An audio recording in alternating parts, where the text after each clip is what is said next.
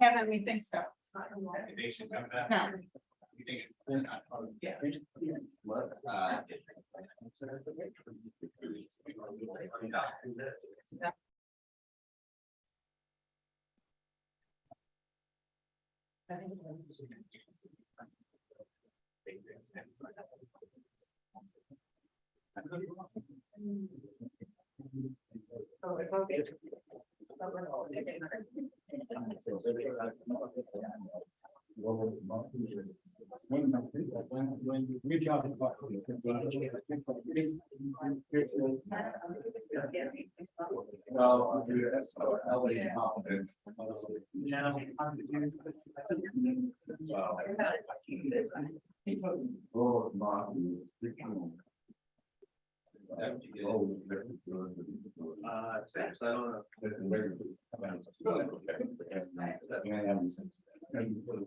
I have to get the night for the other job.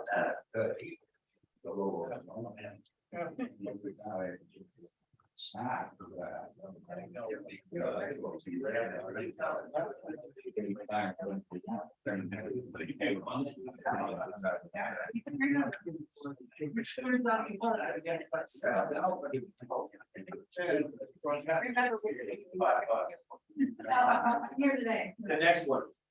Yeah. Yeah. Well. Walk small. He's got an old.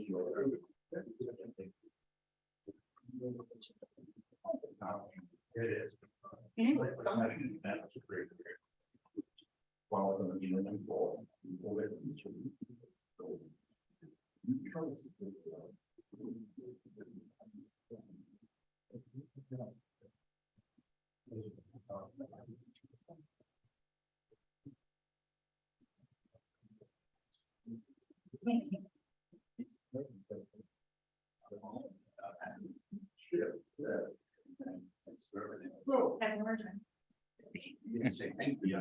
Very much.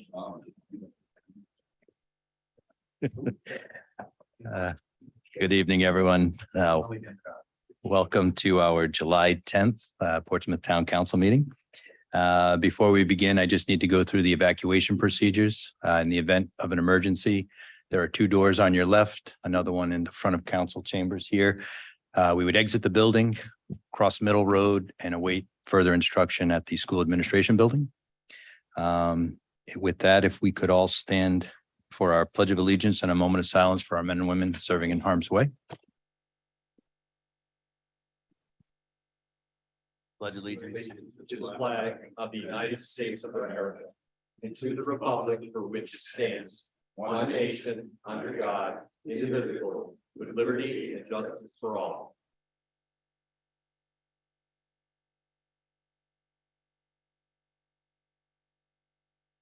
Thank you all.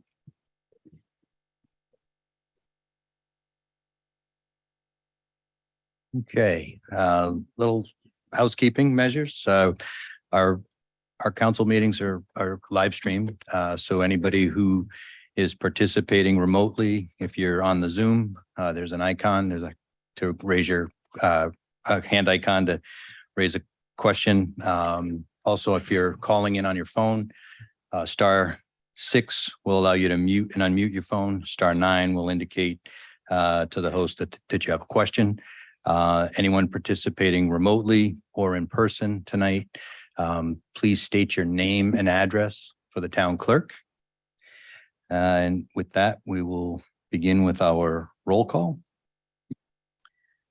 Mr. Katzman, Here. Ms. Abbott, here, Mr. Gleason, Here. Mr. Hamilton, Here. Mr. Levesque, Here. Dr. Ryan, Here. Mr. Aguilar. Here. Okay, President's executive summary. There were no executive sessions prior to tonight's council meeting, so I do not have any updates under the executive summary. We will move on to our consent agenda. Move to receive and place on file. Oh, I'm sorry, to approve is presented. My second. Thank you, Mr. Hamilton. Appreciate it. I gave you time to correct yourself. All those in favor?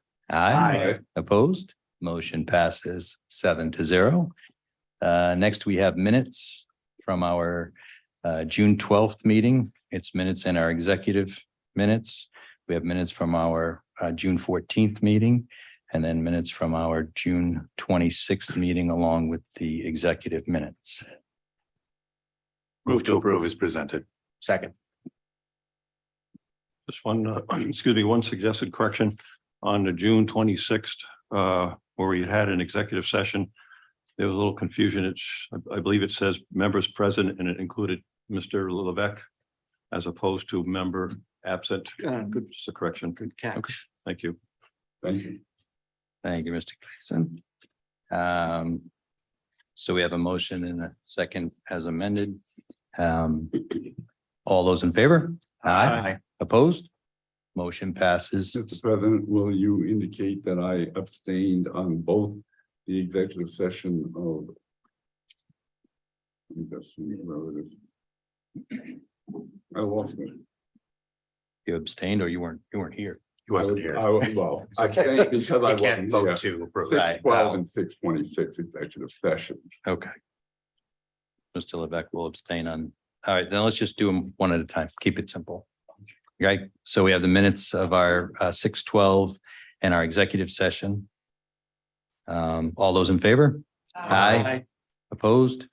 Motion passes. And Mr. President, again, I abstain on the executive session portion of that. Oh, geez. I know. That's fine. Gotcha. All right.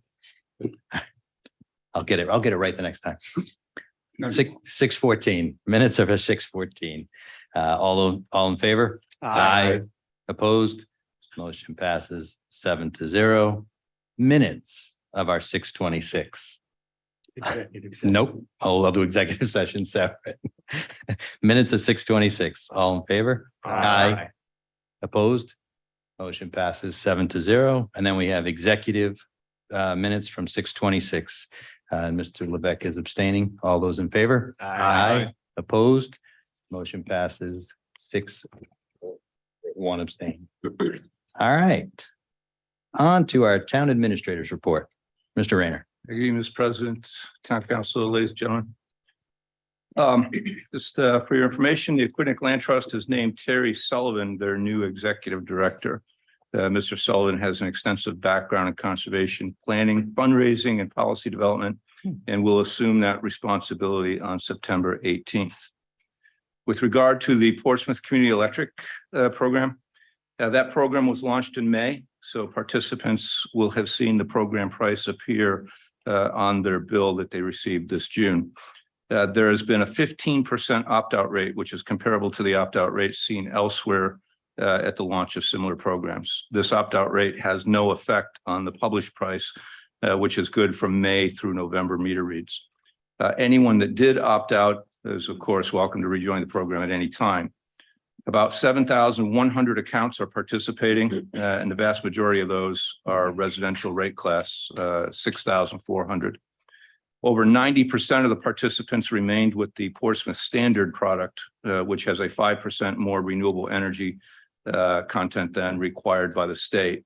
About 8% opted down to the basic rate that just meets the state minimum renewable energy standards, and a little less than 1% so far have opted up to the 54 100% renewable product. The standard residential price offers a 10% savings compared to Rhode Island Energy. So for a typical Portsmouth resident, that means they will save over $30 through the end of September. The Rhode Island Energy rate is only known through the end of September. Savings will be savings will be higher for those that consume more energy, particularly those using AC or charging electric vehicles. The additional renewable energy purchased by the Portsmouth program from the standard product, as well as those residents who opted for more content of renewable energy, is expected to displace over 900 metric tons of carbon dioxide each year. And then lastly, Rhode Island Energy has made a switch that will allow budget billing for those that have been enrolled in that program with Rhode Island Energy. They can now participate in the Portsmouth program. With respect to the assistant director search, we've completed our search and interviews for an assistant recreation director, and contingent upon a required satisfactory background check, we anticipate the selectee will start at the end of this month. With regard to the Learn 365 RI grant program, our application was submitted on time by the close of business on June 30th. This was a lengthy application, and I appreciate the collaboration of our school superintendent, his deputy, and the CEO and educational program managers for the Oliver Hazard Perry Rhode Island organization. We think we put together an exciting program proposal for our youth, and we look forward to a grant decision soon from Rhode Island Department of Education. With respect to summer hires, we are still accepting applications for part-time summer employment in the Department of Public Works and Recreation Departments. Applicants must be 18 years or older and possess a valid driver's license. Additionally, we are still searching for lifeguards, and we do have a full-time job opportunity opening in Public Works. There is more information on town jobs on the town website. With respect to the fiscal year 23 audit, initial work has already begun. The auditors were on site last month and will return in early September for field work. With respect to the Stonewall repair program, we are going to continue that program this summer. And this year's program will run from July 12th to September 8th. The Aquidneck Stonewall Volunteer Corps invites new volunteers to learn the art of dry stone walling and help preserve the stone walls at Glen Farms. An information session is going to be held via Zoom on Wednesday, June 28th at 6 p.m. and details and information can be found at the news section on the town website. June 20th of July. July, sorry about that. No, June 28th. It's past. So there was. It was excellent. But the program does start in July. And if you want to reach out to these folks, absolutely. The information is available via our website, and they're always happy to have volunteers. The last thing I'll put out, the responses to the questions that were posted online at the May 25th workshop concerning the South Coast Wind Project. They have been compiled and they are posted on the town planning webpage under the South Coast Wind Portsmouth Town Workshop heading. There's about 16 pages of questions and answers. Mr. President, that concludes my report. Thank you, Mr. Rayner. Okay. Moving on to resignation and appointments. First item is a resignation under the Parks and Recreation Committee for Ms. Maureen Grecian. Move to accept with regret. Seconded. All those in favor? Opposed? Motion passes 7-0. Okay, moving on to old business. First item is a correction of typos of the adopted budget ordinance. Mr. Rayner? Yes, the budget ordinance as read at the last town council meeting stated the correct maximum tax levy of $61,904,267. However, on the second page, and if you could pull it up, please just hit the link on the backup for number 1. Thanks. Pull up the second page.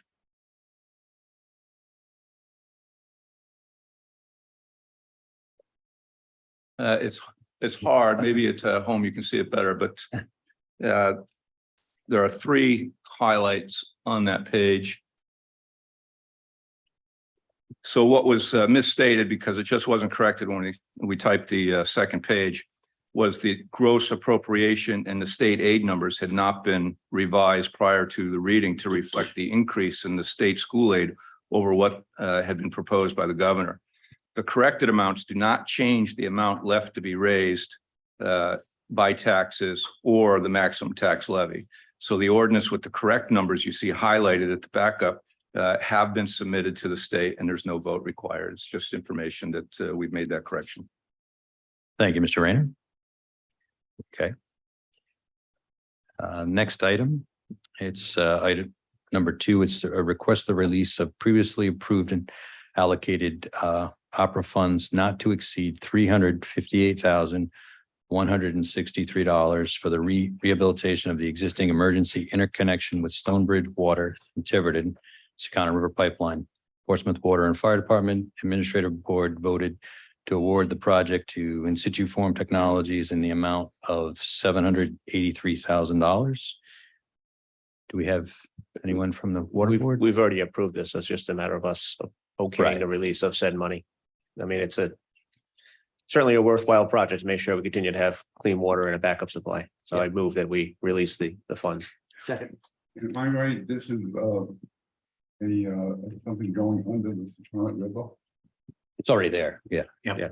But it's gonna dig up and repair it a little bit, right? It's going to be Just repaired making without sure. touching the pipe. What's that? It's going to be repaired without touching the pipe. It'll be a sleeve on the inside of the pipe. Mr. President, I'll be recusing myself because I'm on the board just out of Okay. caution. Thank you, Mr. Gleason. All right, so any further questions? No. We have a motion and a second. All those in favor? Okay. Opposed? Motion passes 6-0 with Mr. Gleason recusing. Okay. Next, it's approval of $50,000 for Portsmouth Buy Local program from previously allocated American Rescue Plan Act funds. Mr. Talipski. Same thing. I think we already approved it. Yes, we did already. The 50,000? Yeah. Yeah.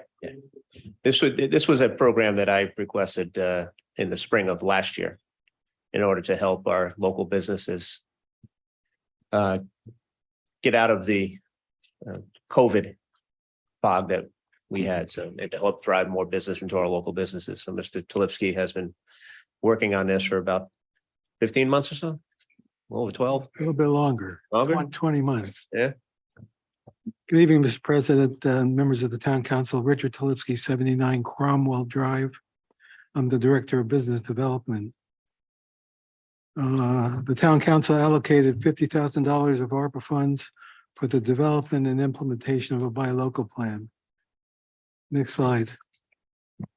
The plan is designed to increase media effectiveness and business visibility, enhance business member engagement, and measure plan effectiveness.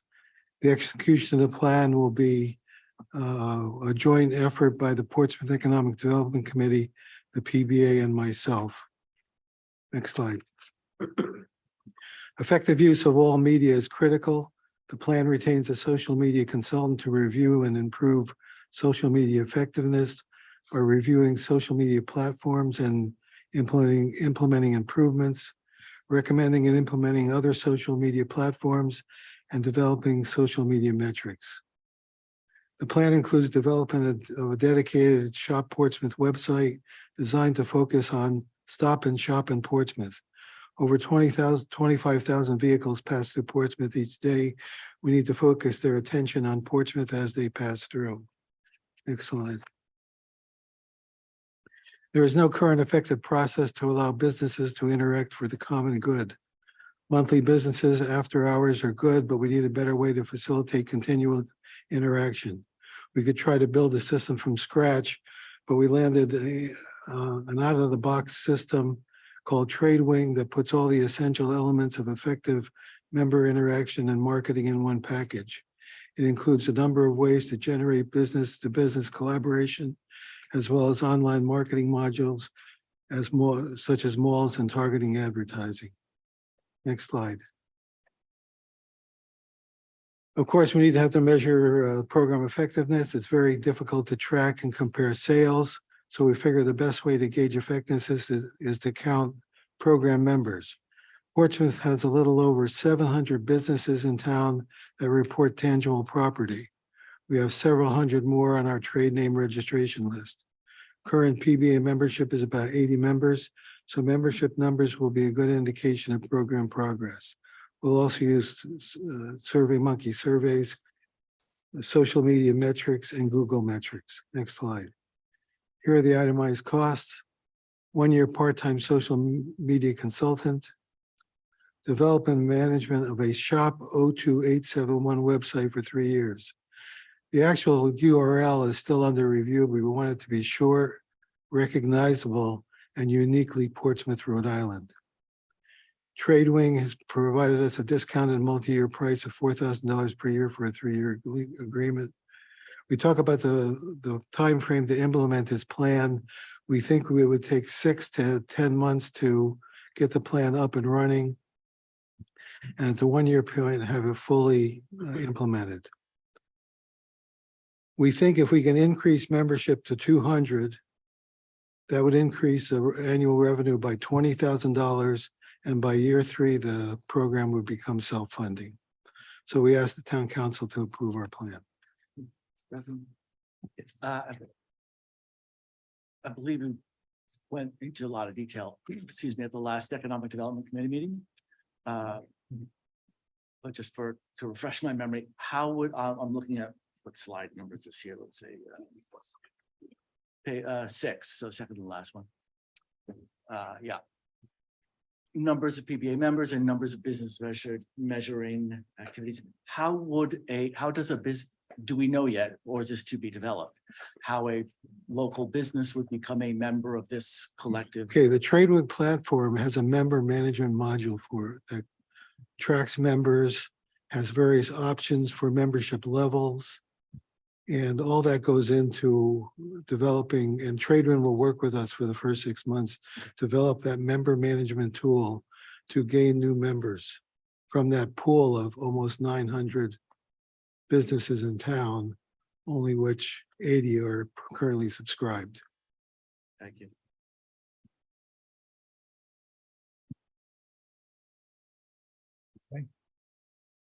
Since we have already allocated funds for this. We have to, same as last vote, we have to vote to release the funds. Vote to release the funds, so moved.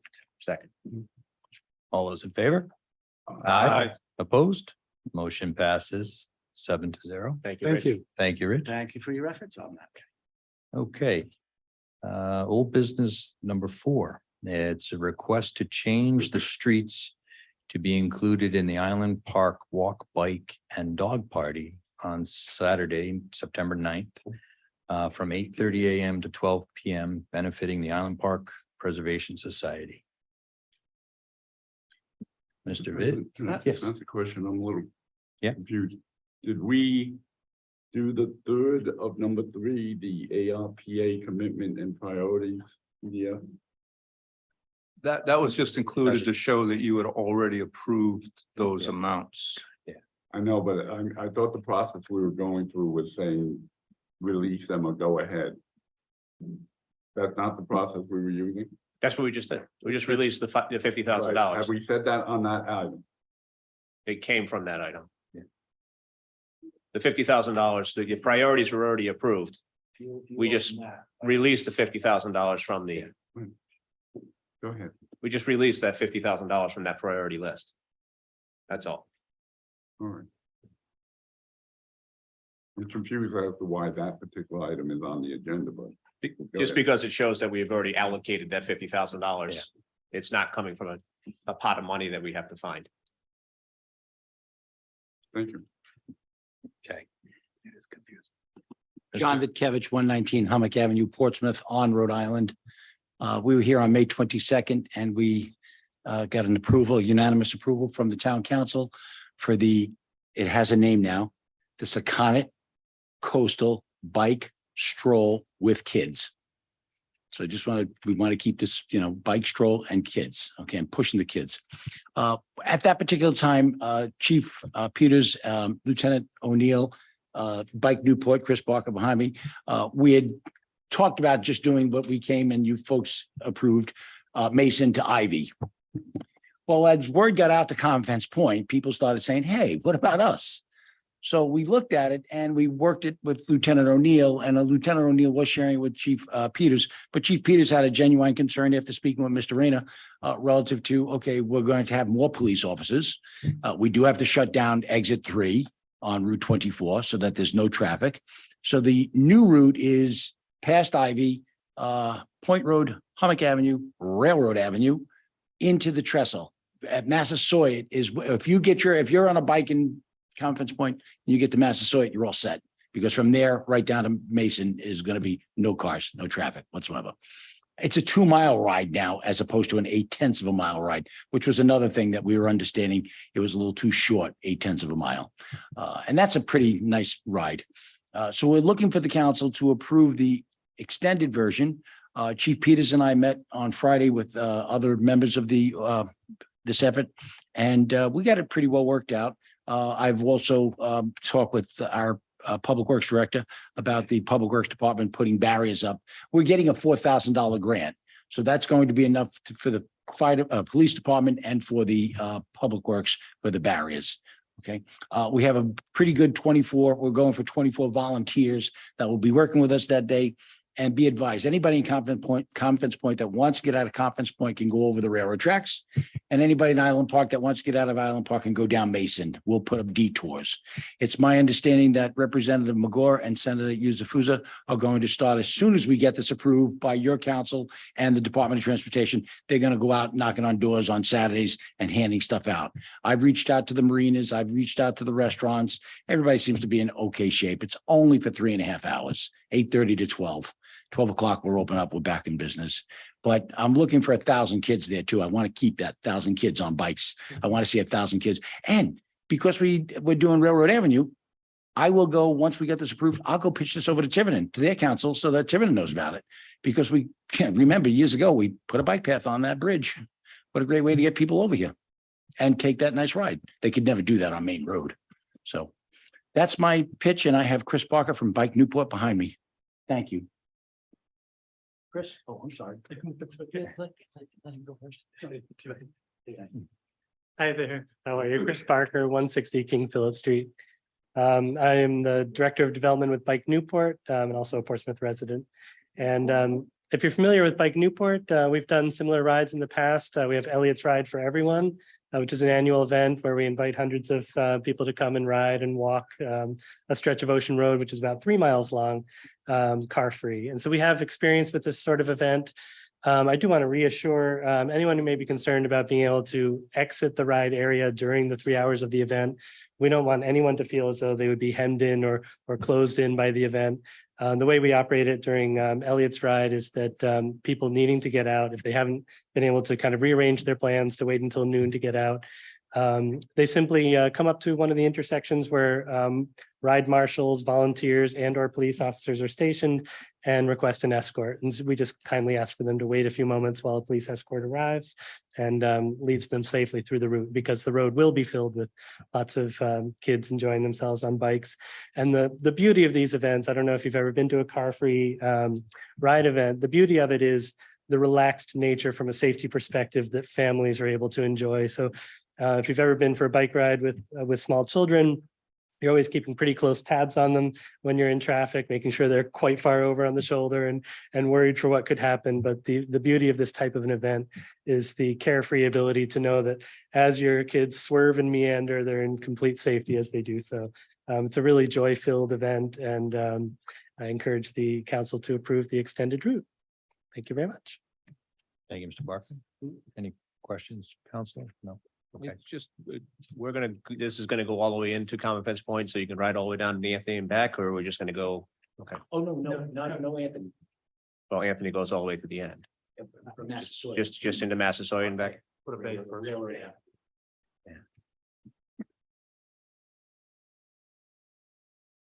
Mr. President, members of the council, I do have a map that I've brought, 2 maps to kind of show what the plan would be.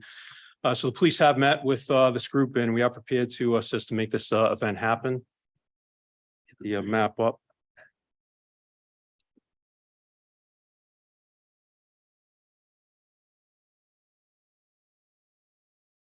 And we've got the approval of RIDOT to shut down and exit. They haven't done that yet. So based on the approval, if the council approves this tonight, then the group will submit the forms to DOT. So the first map you'll see, so the police are prepared to assist and make this happen, but residents should be prepared for a potential inconvenience that day. So if you'll see by the map that we have on the first map, everybody will refer to it as kind of Greater Island Park. So anybody from Cedar Avenue across south and west, all the way up to Russell Ave, all come out Mason Avenue. So anybody that lives in that section of Island Park will all be rerouted through detours, all come out Mason, and then they can head towards Boyd's to get onto the roadways. Anybody that's on across the street, so it'll be on Thorpe and Fountain, will cross at Morgan and go into Greater Island Park and then be rerouted out Mason. And then anybody who's north of that, whereas Ruth, Gould, Edith, Ivy, as well as all hummocks. And if you bring up the other map, B.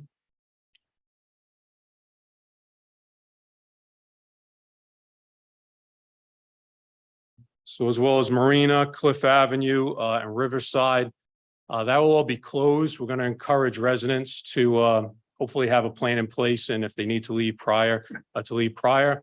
But we worked it out with Bike Newport, and the police will assist in escorting people that need to get out. So the whole goal and my concern is that we wanted to make certain that residents weren't trapped in their house for 3 hours due to it being a one-way in and one-way out. So we have made plans.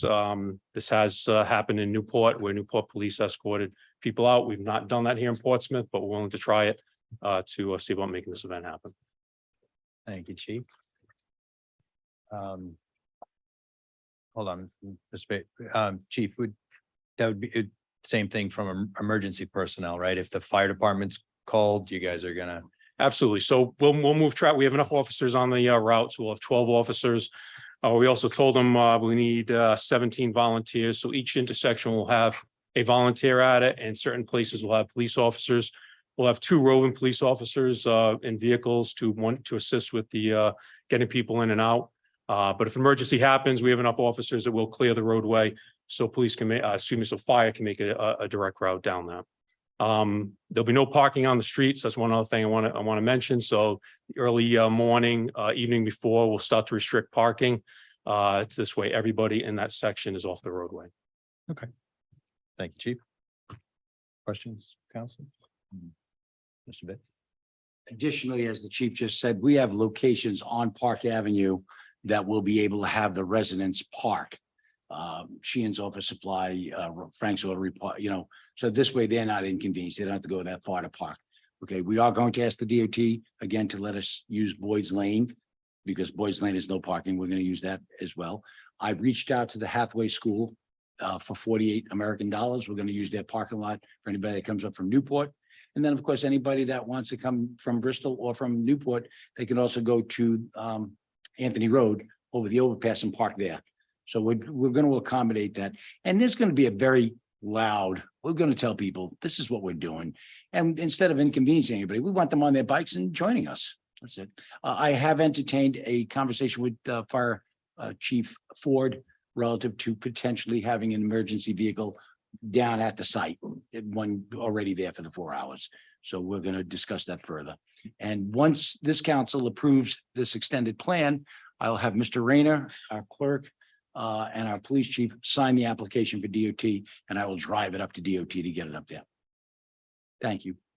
Mr. Vitkevich, about the volunteers. So as Chief Peters mentioned, you have 24. You already have them all lined up. We have commitment from probably 16, 17 of them that he wants. As long as we have 17 or so Yeah, to. right. No, we for will the make chiefs. sure. No, that's the last guy I would disappoint. Okay. Well, that's. Right. So no, we'll make it. Now you're on happen. record. Thank you. He's Yes. on record. No, he knows where I live. So no, we'll make that happen. And again, excuse me, any of the town councilors, the town administrator, the town solicitor, you guys can all volunteer too, Yeah, I was gonna say, you probably only need 10 because you got 7 right up here. What if we're on bikes? What if we're on bikes?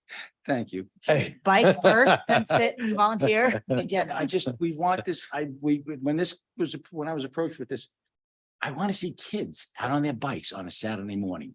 That's what I want, a lot of kids on bikes, okay? I also reached out to a few of my friends that are drone operators now, so we can get drones of it as well. Thank you for the time and the consideration. Okay, thank you, Mr. Vitt. I move that we approve the extended plan as presented. Second. Okay, there's no question, comments online, nothing? We have a motion and a second. All in favor? Aye. Opposed? Motion passes 7-0. Okay. Okay. Before we get on to new business, I just want to indicate the public hearing item number 3 for National Narragansett Electric Company. They have offered, because they have an extended presentation, they have offered to switch to the 4th spot. We could switch 3 and 4, and we could do the item number 4 before we do the public hearing. It's up to the council. Sounds good to me. Just need a, we, So moved. Second. okay, all in favor? Aye. Opposed?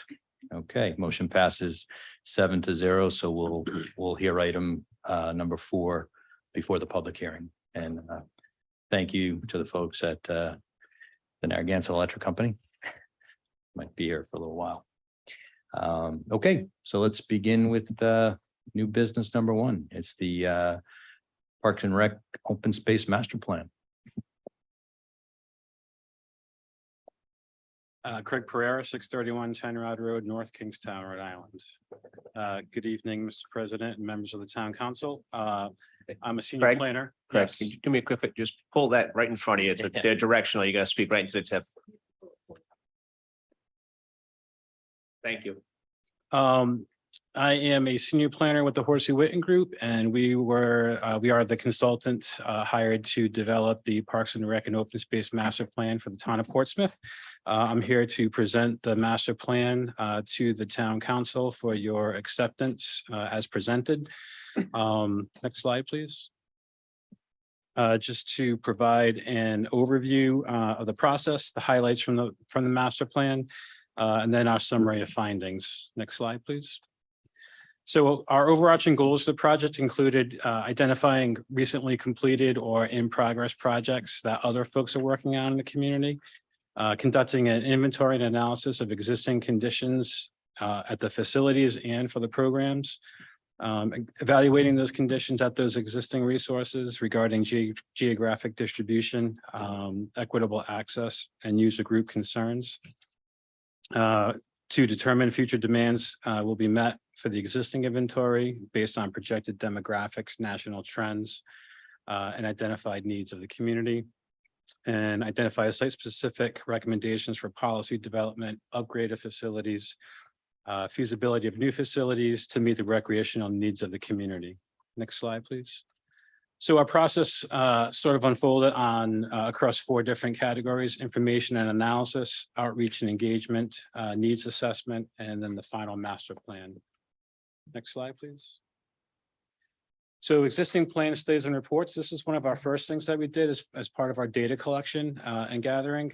We looked at the 2019 facility conditions assessment and the Parks and Recreation Needs Assessment that were developed for the town back in November of 2019. That sort of informed the beginning of our process. We also looked at the Portsmouth Comprehensive Community Plan, specifically the recreation element, which was at that time a progress draft.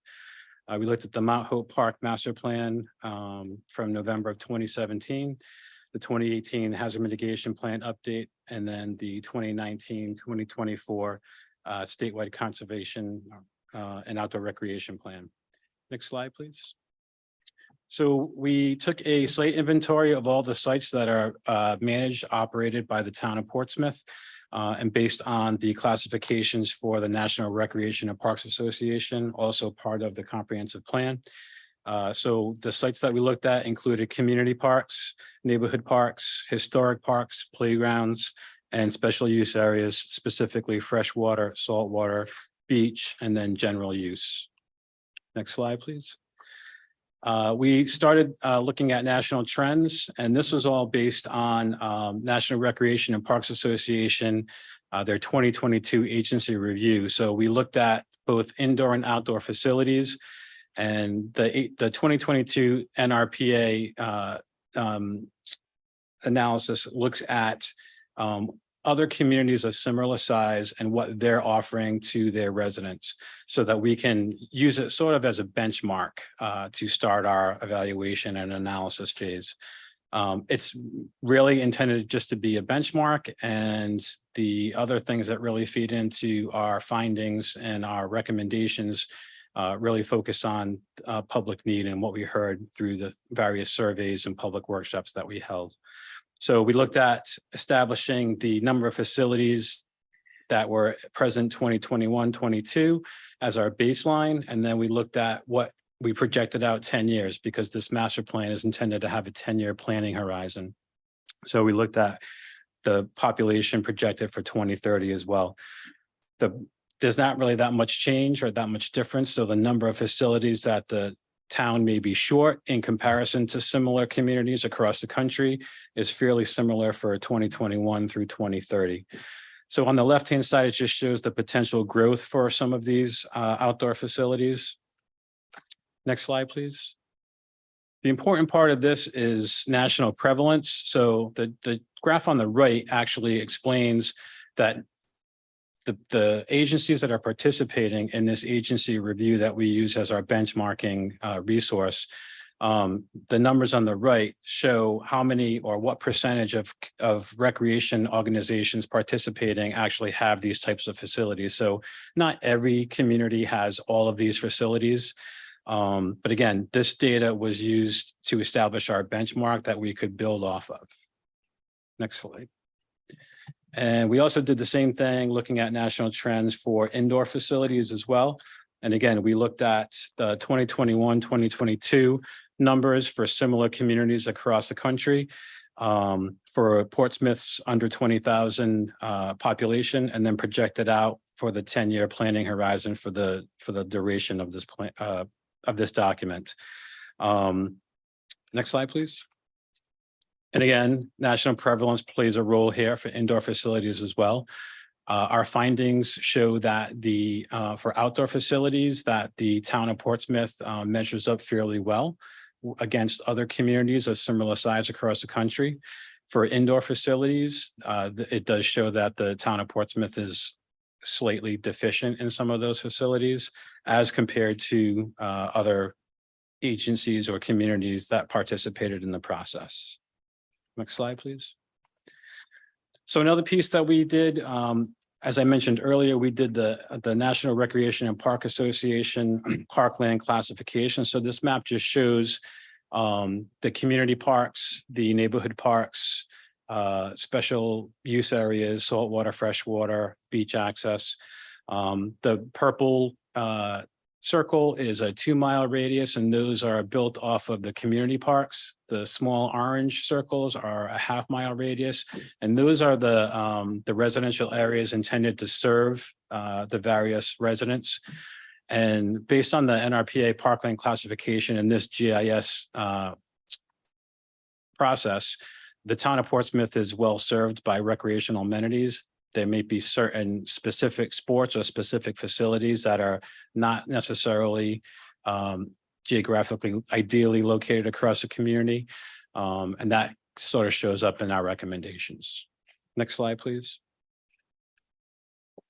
We also did additional level of service analyses. We looked at FEMA flood zones, and we looked at climate change projections for the state, just to identify any sites that we're looking at in the study that could be that are impacted by FEMA flood zones, specifically the velocity zone or the VE zone in the 100-year flood zone. And this is just a list of the sites that are part of the project, the study, that show which sites are impacted. Not all of them are fully inundated, but from time to time they are partially inundated with the velocity zone as well as the 100-year flood zone. And the point of the FEMA flood zone analysis and the climate change analyses is to serve as a tool for the community going forward, so that you can be informed when you're going to make a decision about where you're going to put your investments and where you're going to make your improvements. If it's a site that's a coastal site that has strong impacts from whether it's FEMA flood zone or climate change impacts, you might want to reconsider. Or if you're going to be looking for a new parcel to develop a new site or a new facility, it's a useful tool that you can use when you do those future planning scenarios. Next slide, please. So again, we looked at climate change impacts. So we looked at the climate change for 2030, which is a 1-foot rise in sea level projected by NOAA, as well as the 2050, which is a 3-foot rise. And again, these are the sites that we looked at.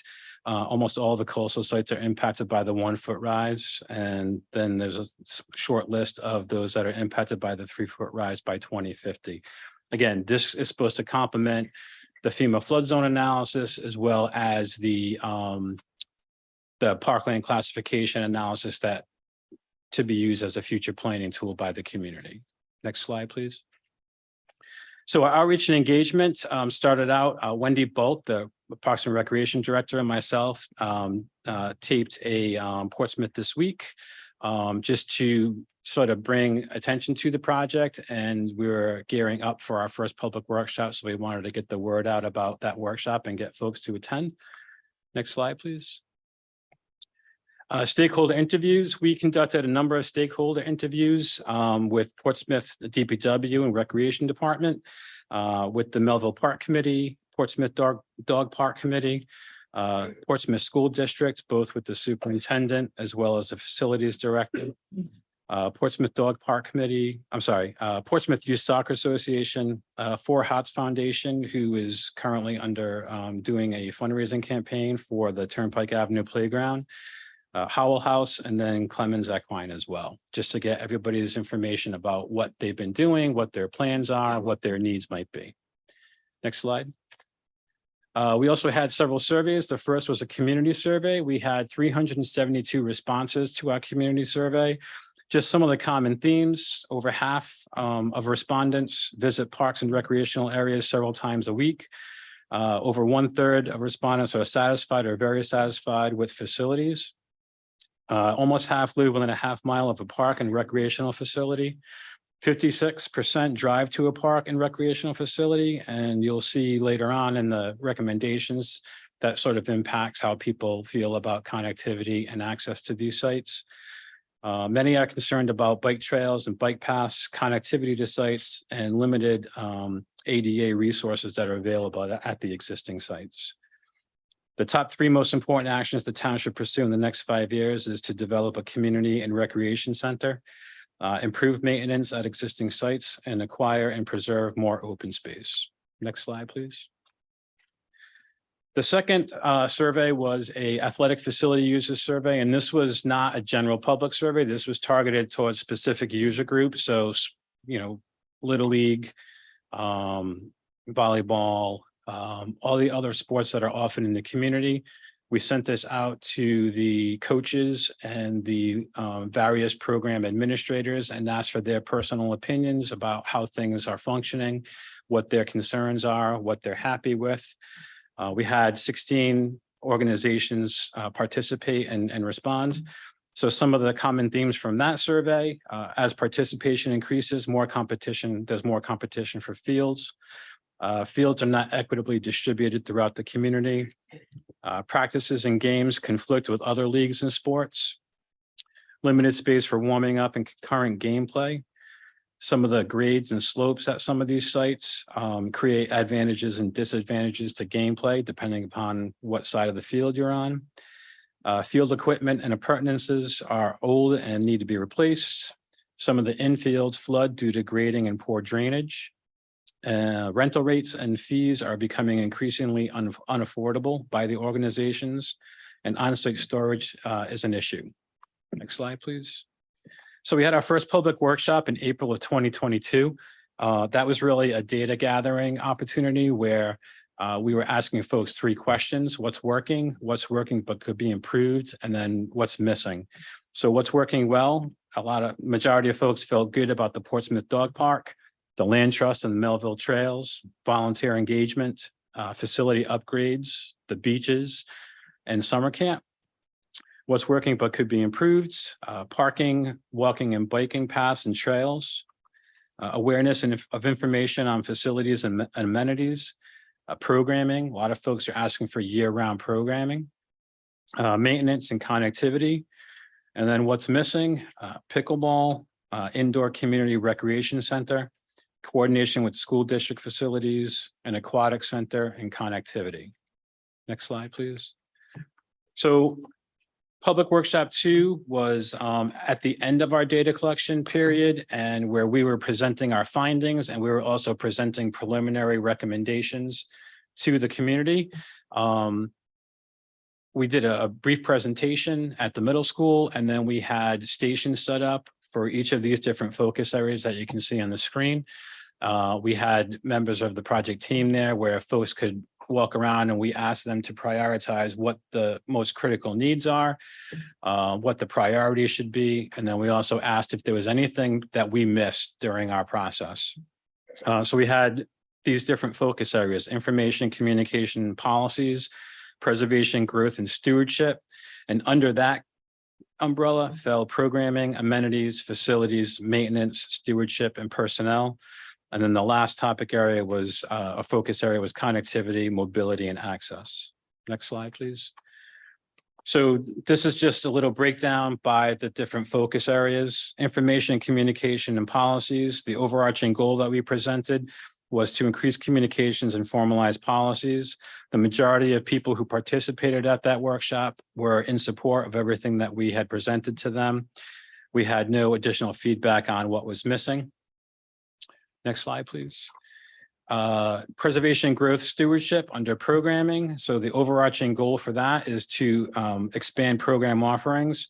We did ask folks to prioritize what the town should work on first. So these are in order of priority: adult and senior programming, more community events, winter activities and family offerings, toddler pre-K sports, recreation programming, STEM learning, youth, high school and college programming, and arts programming.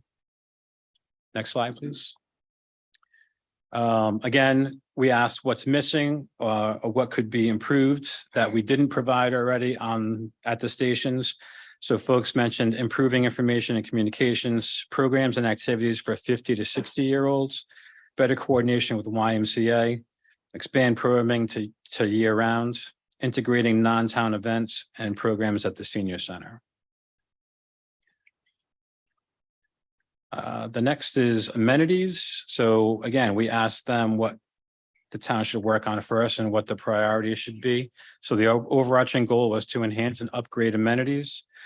The town should work on parking, restrooms, alternative use and play areas, information, interpretive signage, shelter from weather and sun, storage for user groups, concessions, and seating. Next slide.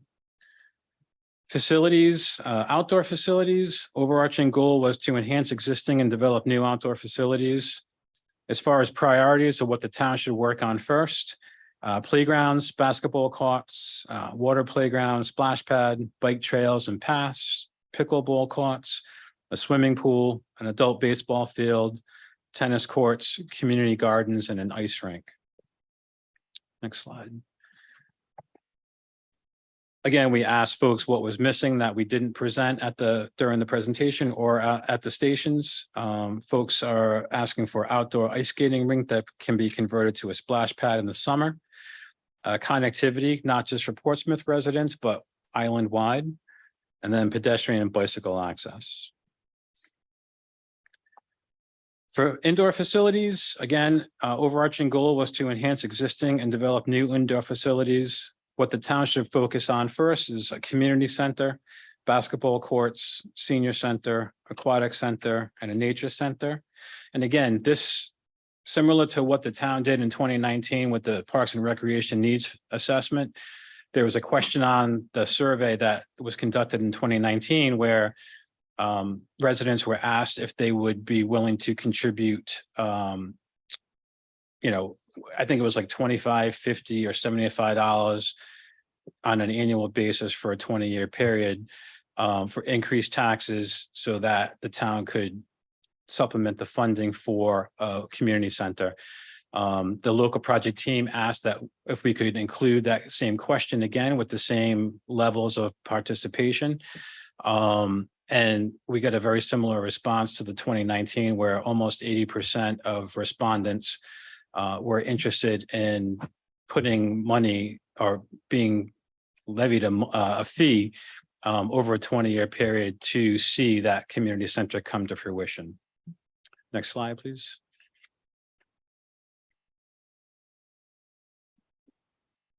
Facilities indoor, so what was missing could be improved. School facilities need to be open and supervised to supervise public use.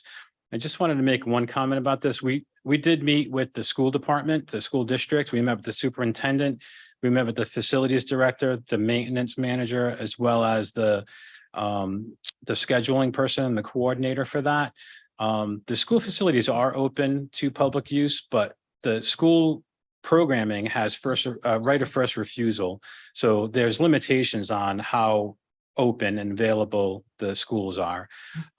So although folks are asking for more of that, we are recognizing that the school district does coordinate with Parks and Recreation to make sure that that schedule is available, and they try to do their best to accommodate various sports groups throughout the community. Next slide. Preservation, growth, stewardship. The last item is maintenance, stewardship, and personnel. So overarching goal was to maintain existing facilities and identify partnerships for stewardship. The majority of respondents were in favor of the recommendations that we provided. I do want to mention that we did do an analysis based on the NRPA standards for Parks and Recreation and personnel, factoring in, and I stated this in the actual final master plan. It's not an exact science because there are personnel under Parks and Recreation. There are personnel under DPW.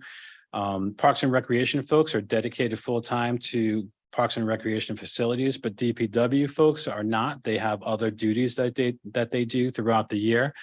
There's also a contractor that assists with the maintenance of these sites as well. So, we tried to come to a reasonable understanding about where personnel should be at and where it actually is at. And it does show that specifically with Parks and Recreation staff and DPW staff, that there is a deficiency of 10 full-time personnel to maintain and upkeep the outdoor facilities. Next slide. As far as what's missing or could be improved, residents are asking to train sports personnel in multi-sports in order to save money instead of just specialty sports. Train all existing personnel in best practices for safeties and standards. So a lot of the organizations that utilize the town of Portsmouth facilities are conducting maintenance sort of as needed or ad hoc, and it's not necessarily consistent with how everybody else is doing it. It's not necessarily consistent with best management practices. So one of our recommendations was that process of the different organizations that are donating their time to upgrade some of these and to maintain some of these facilities, that there's a policy in place and that it's based on best management practices so that there's consistency across the community. Enlist all sports leagues to be trained in proper maintenance, hire personnel and contractors to handle invasive species, and hire more personnel in general. Next slide. The last piece was the focus area was connectivity, mobility, and access. So enhancing connectivity, mobility, and access. The majority participants were also in support of the recommendations as presented. Some of the themes include repetitive themes or priorities, more bike paths and trails, walking paths and trails, improved sidewalks for connectivity to open space and recreation facilities, ADA accessibility and universal access at sites. And in particular, at Gardner 70 complex, parking and circulation was raised as a significant issue. Safety for students. The one-way circulation pattern is problematic, especially when, during peak times, when there are multiple sports going on, whether it's a practice or a game, families are parking along the one-way path. The sight distance or line of sight is blocked by the vehicles. Kids are running back and forth across the paths. I'm sure you've all heard this before. There are some safety improvements that have been happening with RIDOT and the pending installation of the traffic light for access in and out, but it did come up as a repetitive theme throughout the process. Next slide. And then what's missing or could be improved, consider RIPTA or other transit service for youth and elderly. Parking and circulation from Oak Glen Farm Road so biking can be enhanced. And then again, walking paths and trails, especially at Gardner 70. Slide. So after our public workshop where we asked folks to give us their priorities and weigh in on what was missing. We developed some goals, strategies, and actions based on those focus areas again. So for information communication policies, the first goal is to increase information, communications planning, and formalize policies and protocols. First strategy, to expand and periodically update the Parks and Recreation Department's webpage to increase the public's access to information. I know that Wendy Bulk is looking forward to having an assistant director to help her out with a lot of that stuff. Strategy 2, to formalize policies and protocols for facility use. Not everybody, not every organization is held to the same level of effort as far as signing up and reserving fields. I think it was initially in RecDesk, and the town is converting over to Civic Plus. So just formalizing those policies and making sure and holding everybody accountable for the same process. And then ensuring equitable recreation experiences for a diverse community. Next slide, please. Under preservation, growth, and stewardship, goal 2 is to maintain and enhance existing facilities, expand program offerings, and develop new indoor and outdoor facilities. First strategy is to develop and implement a maintenance management plan so that funds can be channeled and directed to investments in tasks that support the ongoing maintenance of existing sites, proactively plans for new sites that are possibly in development. Strategy 2 is to pursue stewardship opportunities and partnerships of parks and recreation facilities to enhance maintenance efforts and foster a sense of ownership and responsibility throughout the community. Strategy 3 is to establish an evaluative system for current programs and the addition of future programs. So future programs just don't happen. They typically get piloted or tested. So just putting something in place where the Parks and Recreation Department has the ability to actually set those pilot projects and set those tests to make sure that it's something that's going to be viable for the community and going to be a positive investment. Continuing on goal 2, strategy 4, enhance and upgrade and develop new amenities at existing sites to improve the user experience. Strategy 5, provide adequate indoor facilities to support active living. Strategy 6, provide adequate outdoor facilities to support active living. And strategy 7, to continue to support the planning and implementation efforts of various user groups and organizations for new and improved outdoor recreational facilities. Next slide. And then finally, connectivity, mobility, and access. So goal 3 is to enhance walkability, bikeability, and universal access throughout the community. Strategy 1 is to to provide safe, universal, and equitable access to parks and recreation facilities throughout the community. Strategy 2 is to expand efforts to enhance multi-use trails, bicycle, walking paths, and trails throughout the town. So we did, as part of the implementation, we also, I worked with the planning department and developed actual specific actions for each of the different sites. So the actual master plan is 2 different documents. There's a master plan that is the primary piece of the report, but then there's an appendices, which is 3 times the size of the actual master plan. We wanted to make sure that we were transparent and that we showed everybody all of the interviews that we held, all of the survey findings, the raw data from the survey, all the information that we received from the public workshops. So that's all part of the appendices. So there's 2 separate documents in that. And we really want the master plan. Again, it's intended to be a 10-year planning horizon for the master plan. It's not intended to achieve anything other than creating a roadmap for the town moving forward over the next 10 years to prioritize where and what your investment should be based on the demonstrated need of the community. I think that that's the last slide.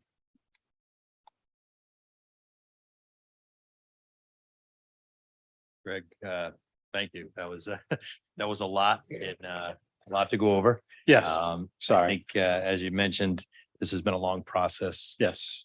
Several workshops, a lot of input from the community. So definitely that was a noble endeavor for the last 2 years. I think you summarized it right there at the end. This is a roadmap. It's to help us organize our efforts There's some very good information in here and some very good things that we should be looking at to prioritize, especially some of the things that were pointed out. I think we've all heard throughout the course of this, community center has always been, kind of at the top of the list of things. Sure. Expanding our bike paths and connectivity, ADA accessibility, walkability around town. Connectivity is a big thing that we'd have to partner with the DOT a lot because obviously they control some of our access roads or our connector roads. But I think this is a very solid plan. Definitely want to thank all those that have participated in it. All the working groups and all the countless hours that have gotten us to this point. I'm going to turn it over to other counselors and let them also weigh in. I think Ms. Abbott.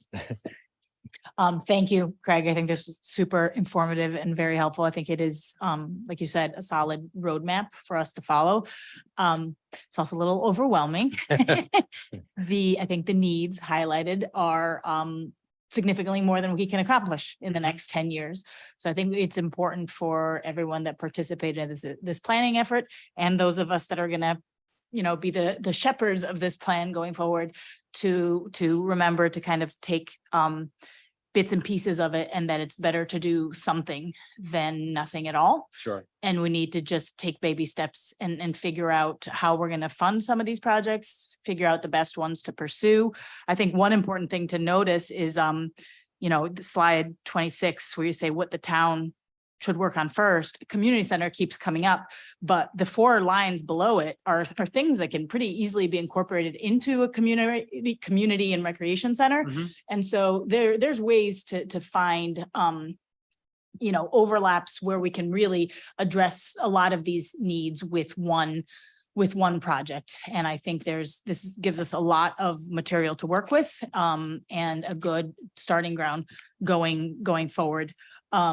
I like that you stressed the lack of access and the lack of interconnectivity. Mhm. That if you look at slide 11, I think it was, we do have great community parks, like Gardner 70 is an excellent facility, a great complex, but because we lack connectivity, we don't have sidewalks, we don't have bike paths. We have a deficit of community parks where there's huge areas of Portsmouth where kids, for example, have nowhere to safely walk or ride a bike to a park where they can play basketball, for example, or throw a ball around. So I think those are some of the things that we can look at in terms of enhancing. I think we have some bigger projects to look at. I think we do still have a little bit of a miscommunication with the school department because you decidedly cannot go into the gym and play basketball on a winter day. Sure. You have to sure. make a You reservation. have to reserve. You have to pay a hefty fee. You have to have $1 million liability policy, which makes it impossible for the average Portsmouth resident. So I think working with our recreation department to come up with a program where your average family can go use the gym when it's not being used for school purposes. So I think there are areas where we can improve and work on developing programming that better utilizes the facilities that we do have. Sure. Because underutilization is also an issue. So I really appreciate your work on this, and I look forward to what our recreation director and the Parks and Rec committee will use this for, and I think it's going to be a very important tool in helping us secure funding going forward and getting something done. So thank you. Thank you. Thank you, Ms. Abbott. Mr. Levesque. I agree. Thank you very much. I'm doing what I always hated people doing to me, which was coming at the very end of something because I didn't participate in any of the things you did, and asking questions.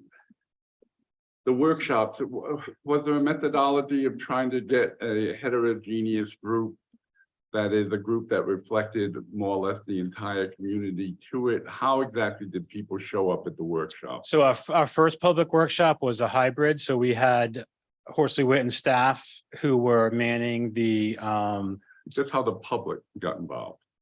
So, yeah, we had a hybrid where we had public people who were participating remotely.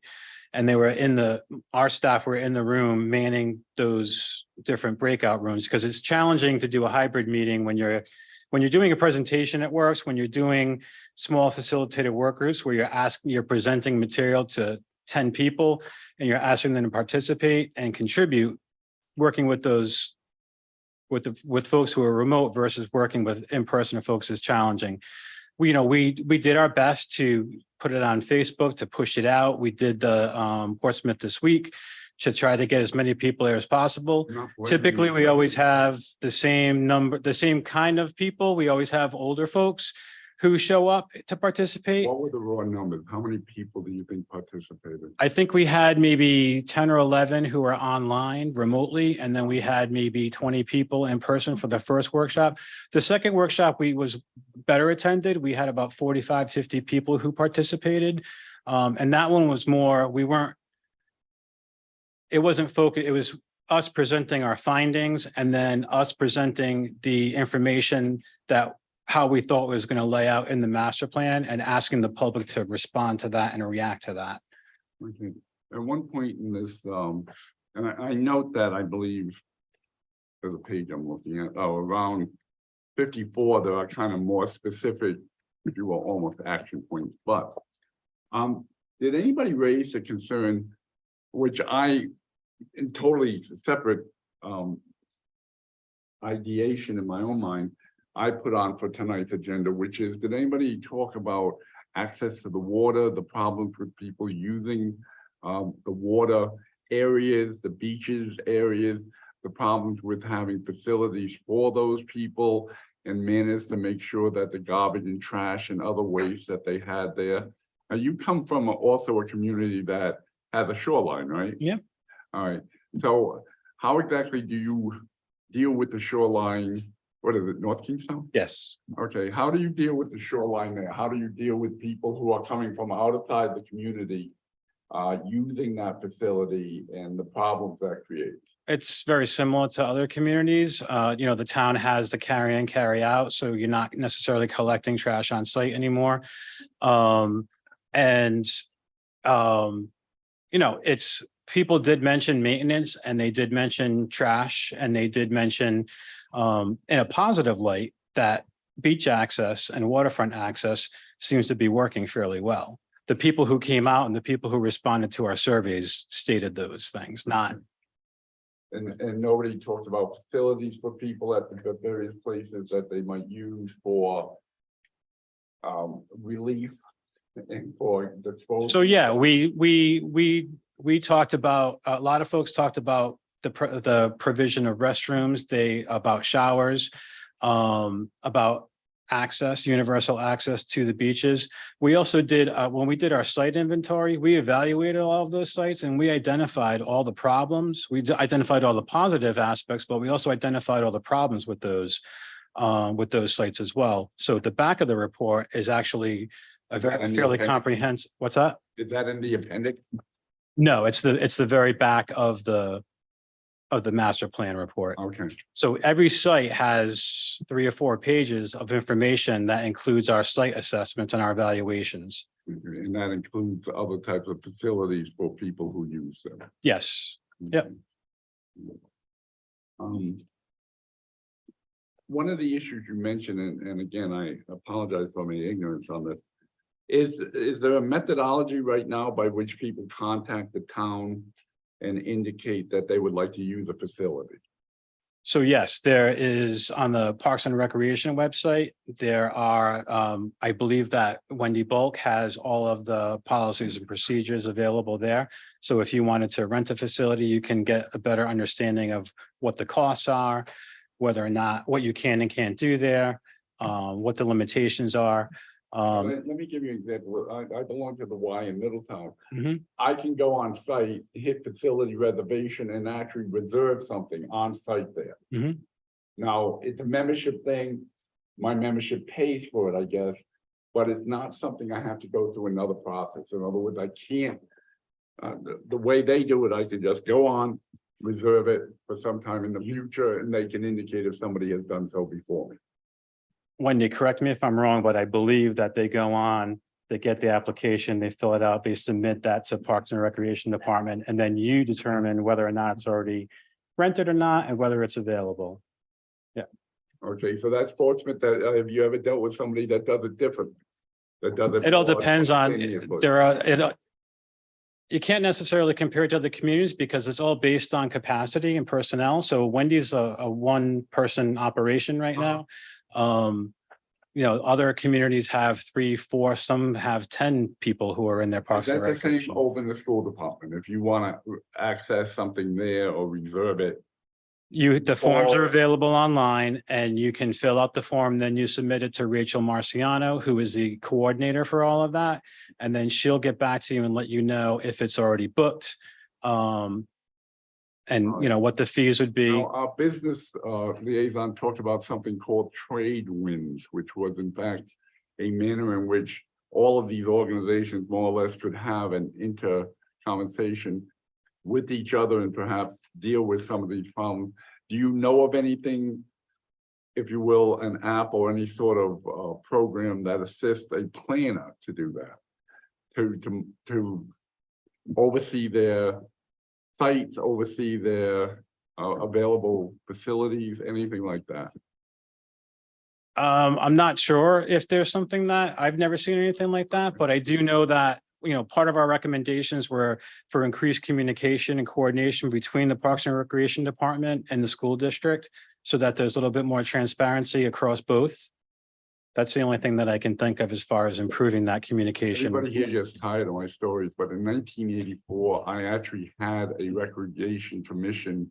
And my idea was to have the athletic director for the school department be the head of it, because they had most of the facilities at that time to make better coordination. Sorry to interject for a moment. We do have a system that the Parks and Rec department uses for reservations. It's the Civic Plus now. That is I heard the name pretty Civic user Plus. friendly. It has a Right. calendar online. You can pick the facility you want and make a reservation. So it does provide that Yeah, user just- interface that I think is what you're getting at. Yes, Well, I think- Civic Rec, it's part of the Civic That. Plus. Civic Plus is our backbone for the webpage. Civic Rec is a module within the Civic Plus that we have transitioned to. Previously, it was Rec Desk, a little cumbersome, but we've made it better with the new program. Okay, so that, the other thing is that I was wondering about, because I think I'm gonna bring up some sort of, we have in Portsmouth on Facebook, All Things Portsmouth, Mhm. which is kind of a convenient place for people to rant. Mhm. All right, and they do. But what I wonder about sometimes in regards to adequately responding to a community's desire, is there any sort of concept of how to do that for a community? That is, have something where people can just come on and rant or come on and ask about doing certain things on a full-time basis. And one of the problems, obviously, is somebody kind of has to monitor it Right, at different points, or at least respond to it. right.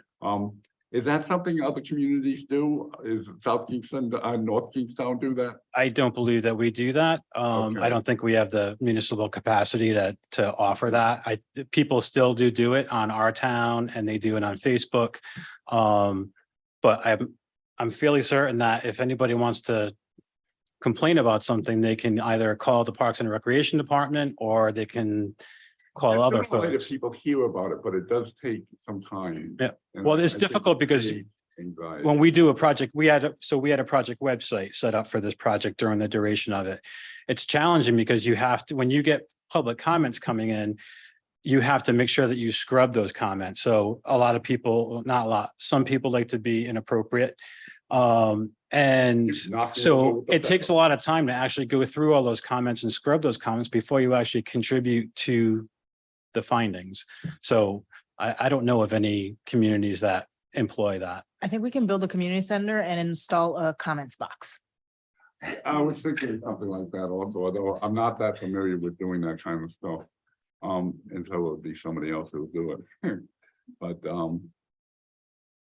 But is that in the context of this robust social media platform for the department offerings? We didn't specifically put in that.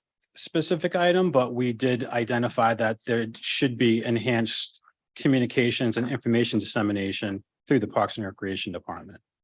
All right, thank you. Sure. You have any, Mr. Gleason? Yes, sir. Just a couple comments.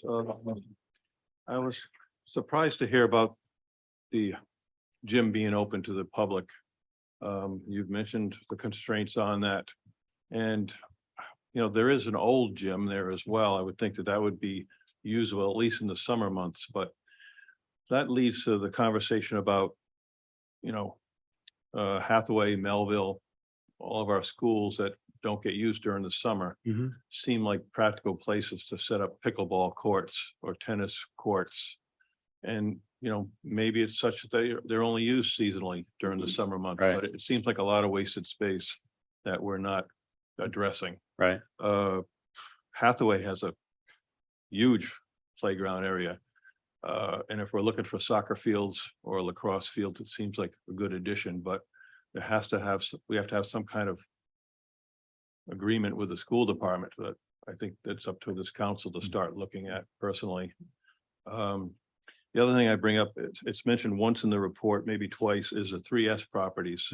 And I just like to see things finished, that we as the town of Portsmouth approved that in 2007 with a rec bond. And we still really haven't made any progress up there. It's space for 2 fields, whether they're soccer or lacrosse. It doesn't have the ideal soil conditions, but you know, I have spoke to the land trust. We have met our requirements of fixing the stone walls. And I mean, the ball's in our court. This whole thing is in our court. You've done your work and now it's up to us to figure out what we need to do. Sure. I think the people deserve to see something up there. And without mentioning his name, there's one person that knows how to grow grass very well in town. And he has suggested that he would come in with equipment and bring that field down to nothing so we could start looking at trying to put some ball fields up there, for lack of better words. But I think we should look at the low hanging fruit. The pickleball courts seems to be something that people are asking for. And we have the space to figure out where to put it. Right. So a community center would be great, but I'd like to see the senior center first. On myself personally. And if we can go for the low dollar items, you know, and spend the taxpayer money that way for starters. But thank you for the report. You did a very thorough job. Thank you. Any further questions from counselors? No? Is there anything online? No? Okay. I think it move and place on file, receive and place on file. I mean, it's a master plan. We could accept it. Motion You to accept accept it? Yeah. And it becomes part of our planning document? I mean, it's been stated multiple times. It's our guiding document. Yep. Not everything in this plan is going to get done. Right. We're going, as Mr. Gleason just said, let's take some of that low hanging fruit, get some little things done. And as money becomes available, we can do some of the big things. Place it on file. Yep. Yep. Okay. I move that we accept it as our guiding document for Parks and Recreation. Second. We have a motion and a I second. can't vote for that. All those in favor? Aye. Opposed? Motion passes 7-0. Thanks, Craig. Thank you. Thank you for your time, everyone. That was amazing. And brightening. Okay. All right, let's move on to our next item under new business number 2. It's a request a resolution to name an unnamed stream in Melville Park. Steve Luce. Good evening. My name is Stephen Luce, address 2 Maple Terrace in Middletown. And I'm the current chairperson of the Melville Park Committee. I'm going to guess that everyone here is not here to listen to me tonight. So hopefully this is going to be really quick and we can get on to all the business. Melville Park is a great asset to the town, as you just heard Craig mention. It consistently is mentioned by the guests who stay at the campground, the new Newport RV Park, for the great trails that it has. The main geographic feature of Melville Park is a stream. It's about 3/4 of a mile long. It runs from the south end of Gray Pond, which is just north of the solar array. And it runs northwesterly to the bay. And as far as we know, this brook has never had a name. And so we think it deserves a name. Most every waterway in Portsmouth and on the island has been named already. We have Founder's Brook and Lawton Brook and so on. We wanted a name that represented in some way the land, or in some way was connected to the land. So I did a lot of searching through a lot of old historic records. One name that did come up that could have been was perhaps Ballston. Ballston Brook. If you know William Ballston, he was the one who first brewed beer here in Portsmouth, and he most likely took water out of that brook to brew beer.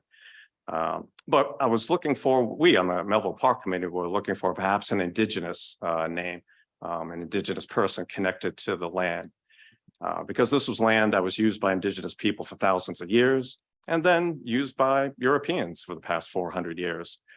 And I think I found a name that incorporates both. So Adam Mott was the first English person to be granted this land. The land specifically is the King's Grant neighborhood and basically the northern half of Melville Park, you could say, which includes the stream. And Adam Mott in his 1661 will mentioned that his land, he gave the name of that land as Mattapercetti. And so it is my request and the Melville Park Committee's request tonight that we name the stream that runs through Melville Park Mattapercetti Brook to honor Adam Mott, the first English settler, but also to honor the indigenous, because I believe that Mattapercetti is a Wampanoag word. And I also believe it's a derivative of Mattapoisett. It's just basically a different spelling. If you ever go through the old records of Portsmouth, for example, you'll find the name Aquidneck for Aquidneck Island spelled, I think I'm up to 33 different ways it's been spelled and pronounced about a half dozen different ways. I did reach out to the Mashpee Wampanoag. I reached out to the Narragansett tribal government as well to get some insight to see if the name does have that origin. And I just wasn't able to get a positive affirmation of that. Yet still, it is definitely still an historic name, historically connected to that land. And so I humbly asked the town council to approve this resolution. A resolution that I might add was perfected by someone, most likely from the clerk's office, I would imagine. Yes. So thank who did that for me, please. They made it much more succinctly than I did. So moved. Second. Yes. Dr. Ryan. After question, Steve.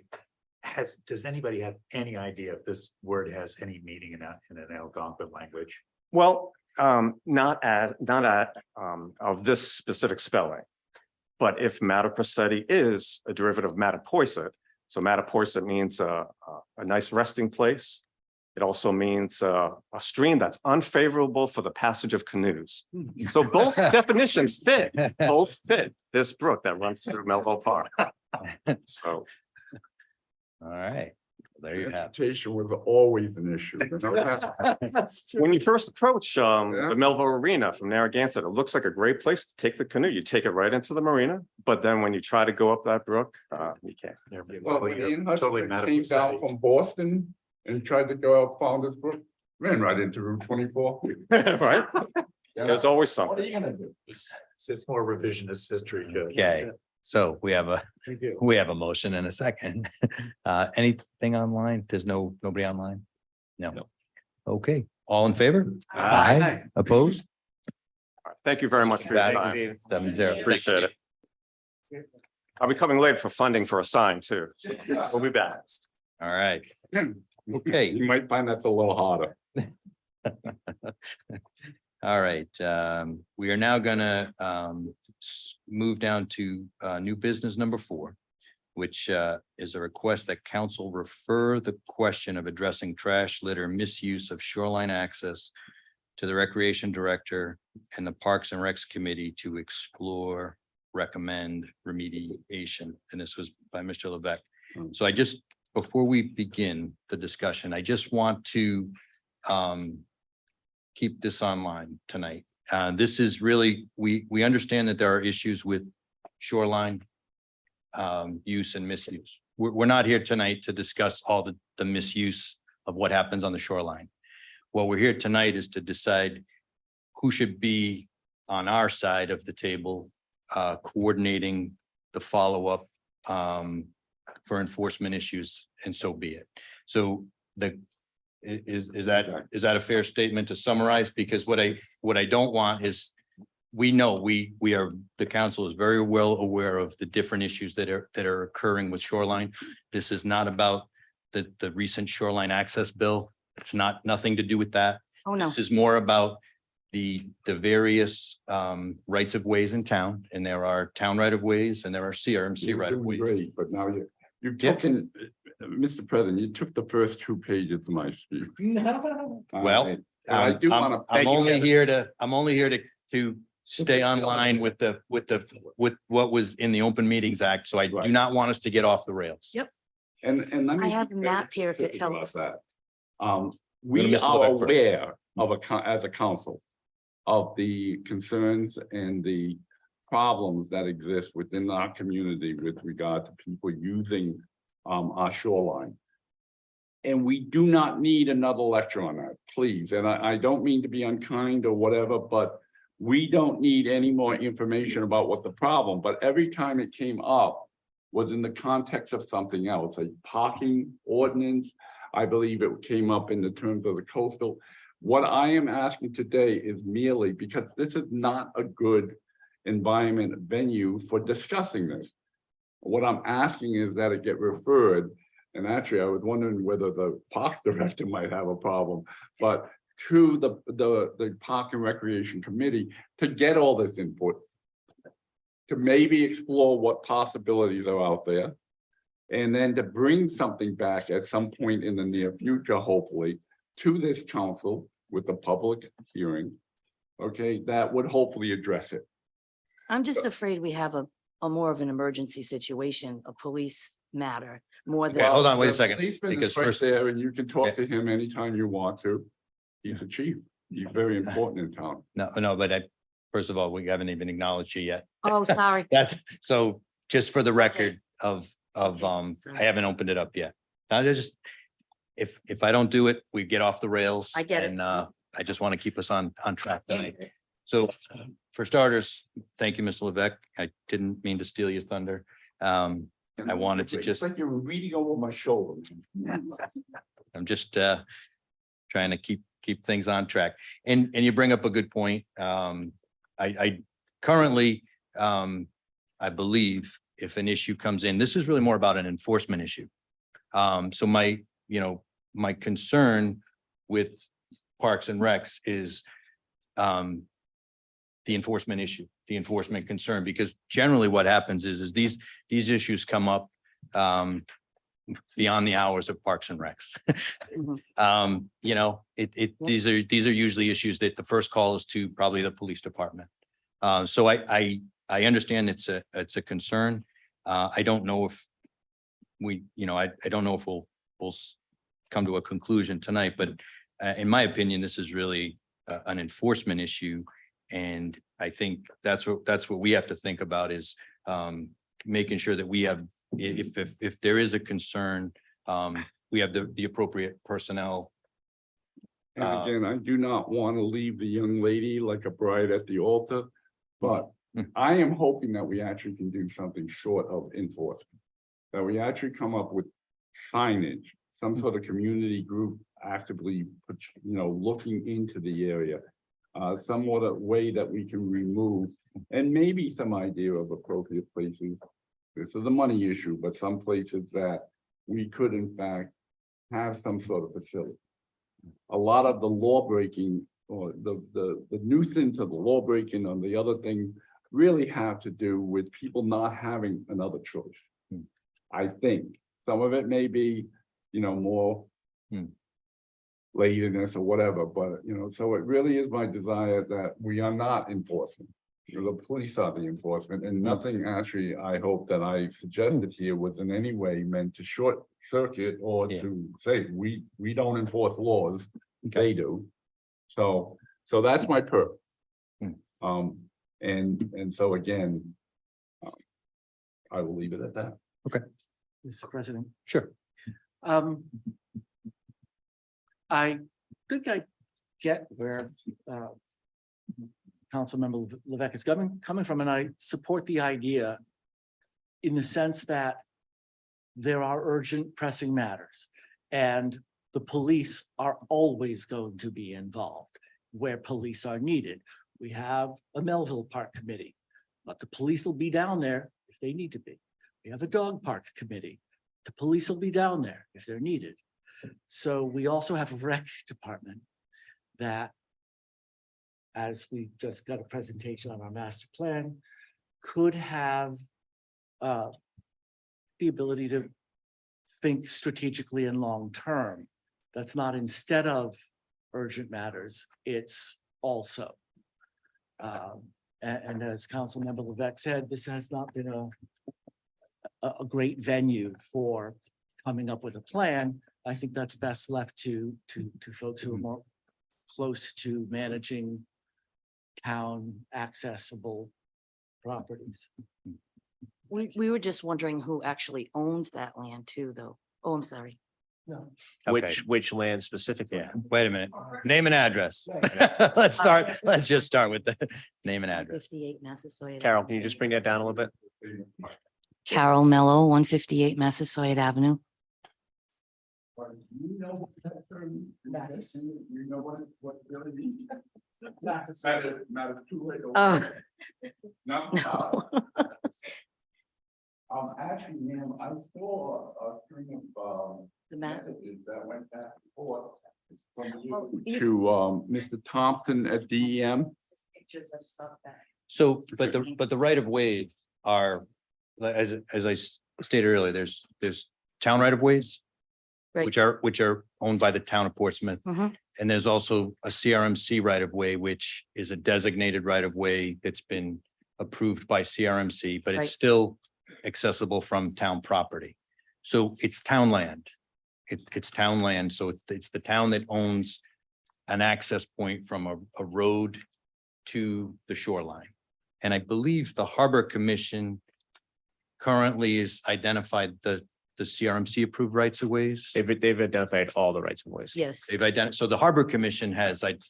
been But responsible for, we the right also of want to make sure we don't stray too far off the agenda item, which was a referral exactly, to the Recreation Committee. right. So that's, Keep us online. there. right. So, I'm on the Harbor Commission. okay, so So what we didn't really know was who's responsible for, so Narragansett, you can see, Narragansett, Electric owns a piece of that, then the railroad. And then, there are That's- several, there are several rights of ways throughout the town. That, who are you? okay, but we're not here, but hold on a second. We're not here to talk about specific issues. We're, ma'am, first of all, I'm not going to entertain people shouting at me from the audience. Okay, that's rule number one in the order. We don't shout at the council. If you come up to the podium, we'll acknowledge you. But right at this point, this issue tonight, it's addressing if this should be referred to the Parks and Recs Committee is what's our agenda item. Right, and I think we need more than Parks and Recs, and the So you're reason, opposed to it going before to Parks and Recs. well, That's Well, a I yes or guess- no. I guess, well, I guess I'd want to know what would they do with it? Like, because if they're not there on the weekends, who's going to take care of the problems? Understood. Because the problems are happening on the weekends, So, in the middle and If I could. and late at night. So there's public defecation, there's urination, there's fires, there's fireworks. Carol, Ms. Mel, Like- we know, Okay, you know all that? All right. I don't know what you know. we know. I don't know what we've- you know. Okay. We've heard a lot. We may not know it all. Okay, I'm not going to claim we know it all. It's but- bad. But we have heard throughout our different tenures on the council, we have heard various complaints about most of the shoreline access points and what some of the problems are. If I may, Mr. President. The matter in front of us from the backup Right. from Councilmember Levesque. Right. Says that this question about mediation would be referred to the Parks and Rec Committee to explore and recommend. Right. So not to enforce. The Parks and Rec Committee is not, the question before us is not, should they be in charge of enforcement? Right.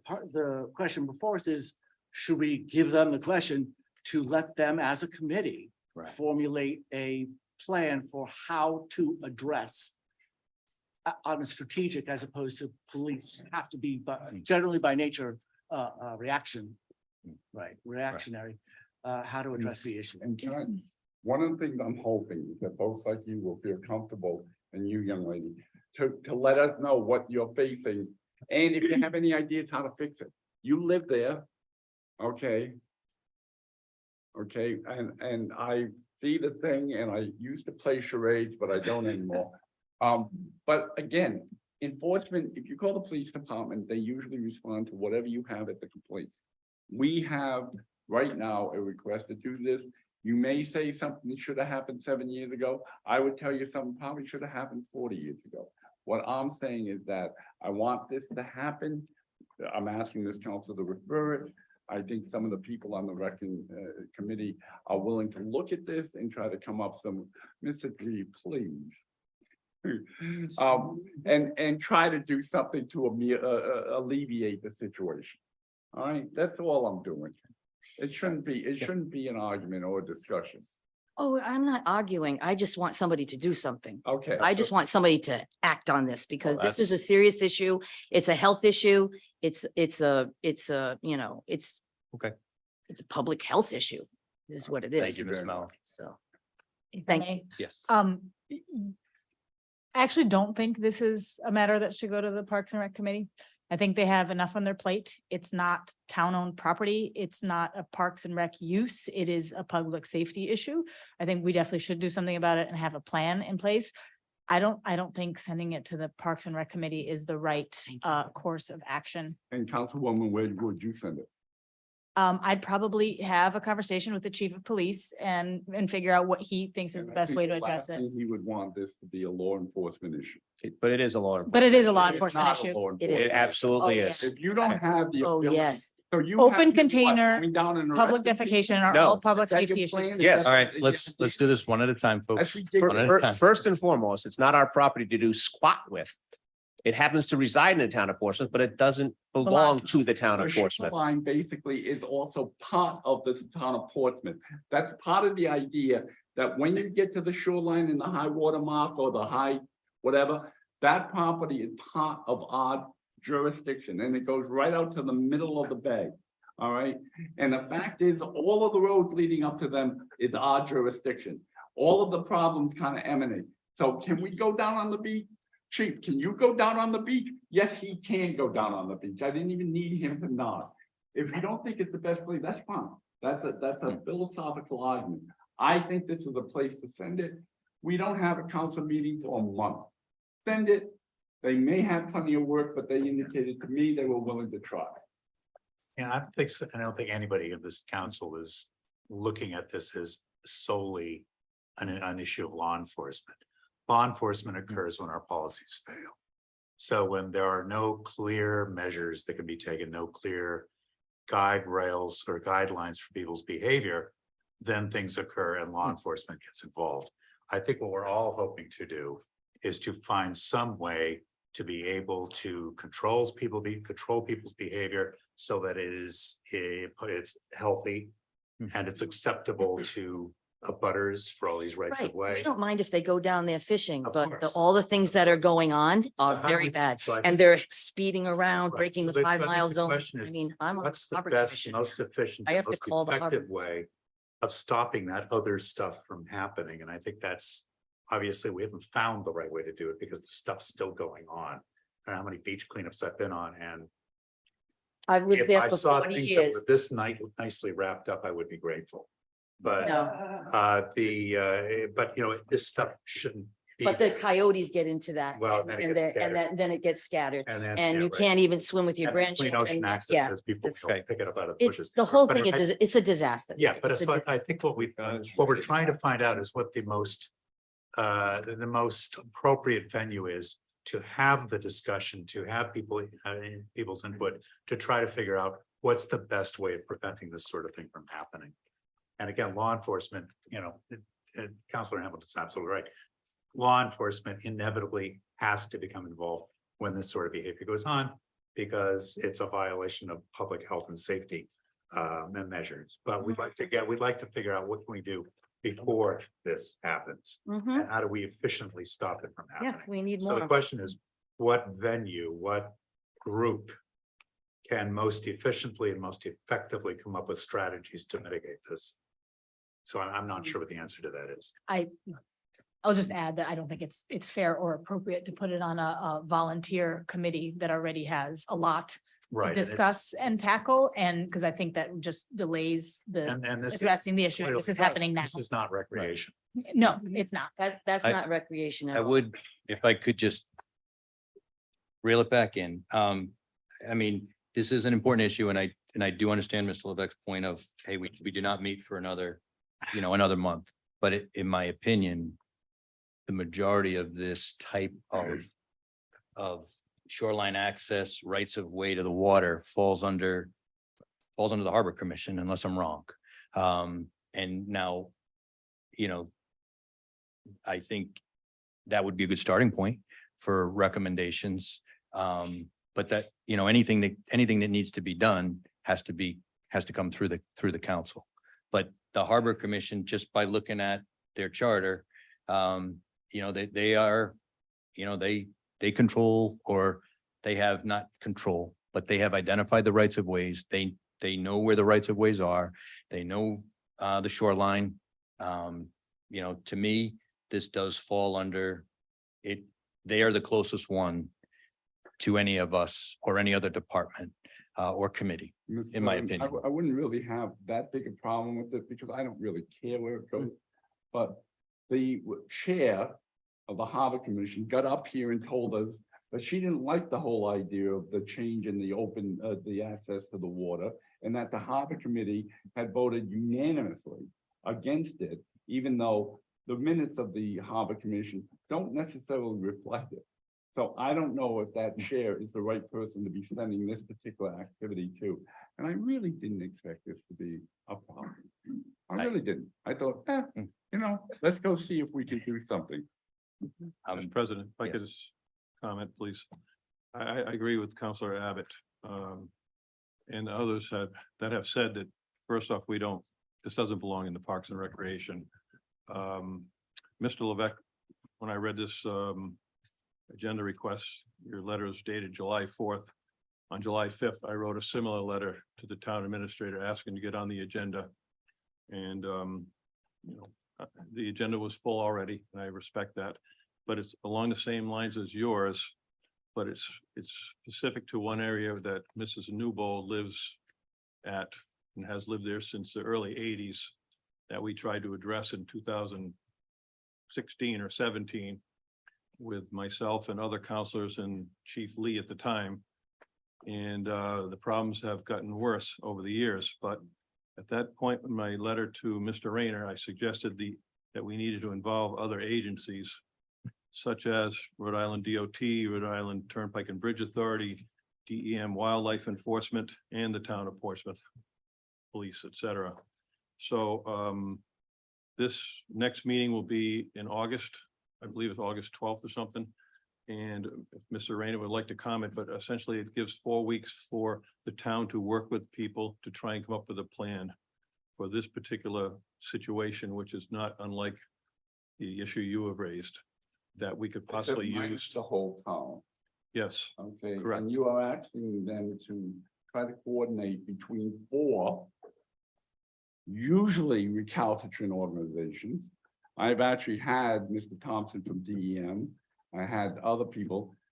They're not going to be in a real hurry because just like us, they don't want to get in the middle of this. So shame on them. your letter didn't make it, mine did.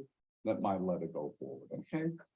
You gotta be. Your letter on has gone time, forward, I just David. can't You support gotta it, Be on so. time. Okay, all right. That wasn't my issue. That's not my issue at all, Mr. Levesque. Okay. Thank So, you. Mr. Hamilton? No, Okay, no. all right.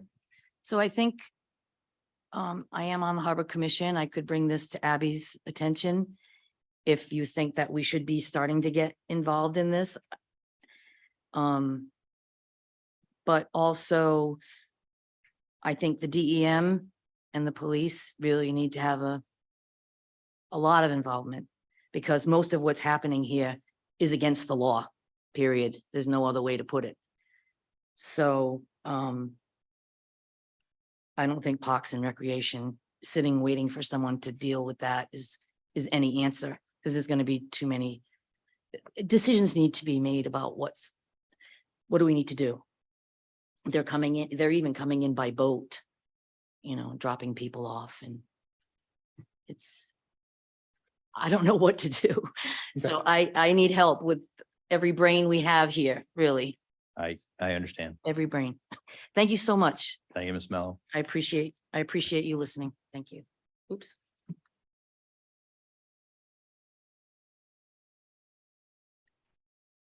Tom Grave, 110 Third Drive.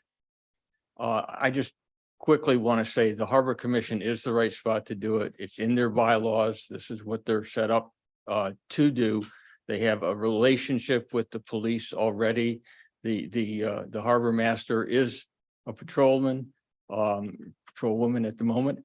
And they can flow back and forth between the civilians that help out and getting help when enforcement is needed.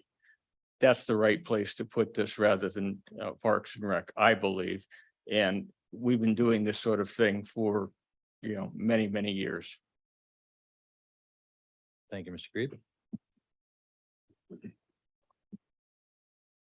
Hi, I'm Paul Willett, 137 Musselbed Shoal Road, Portsmouth. I just wanted to, first of all, thank Councilman Levesque and the rest of the committee for making this a priority. You can tell you understand that it is a big issue in our town right now for anybody that lives by or uses the shoreline. Just a couple quick comments. There was discussion about who's involved in this. DEM is not going to help us. I've been calling DEM for 3 years. They are well understaffed. They will tell you we've got 8 people to do everywhere from Providence to Newport, etc. They just don't come out. So it does need to be town-based. Whatever we do needs to be town-based. And You want DOT's number?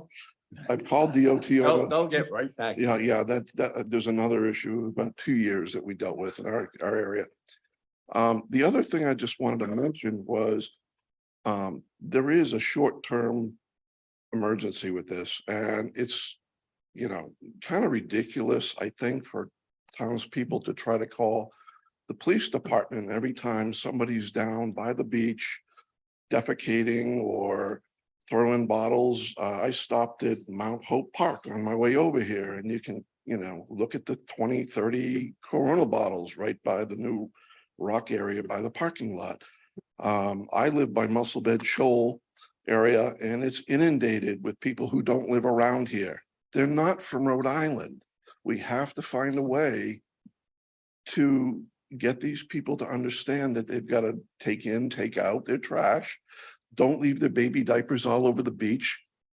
Don't leave the bottles, the cans, etc. I appreciate, but we've got to stay on track, and Well, we know the problems. Just one last point. We were here last, I don't know if it was September, maybe October, having the same discussion. And we've not done anything in this town. And whatever it is, whoever it is, and whatever it is, townspeople will get involved. We just need to know where to start. Thank you.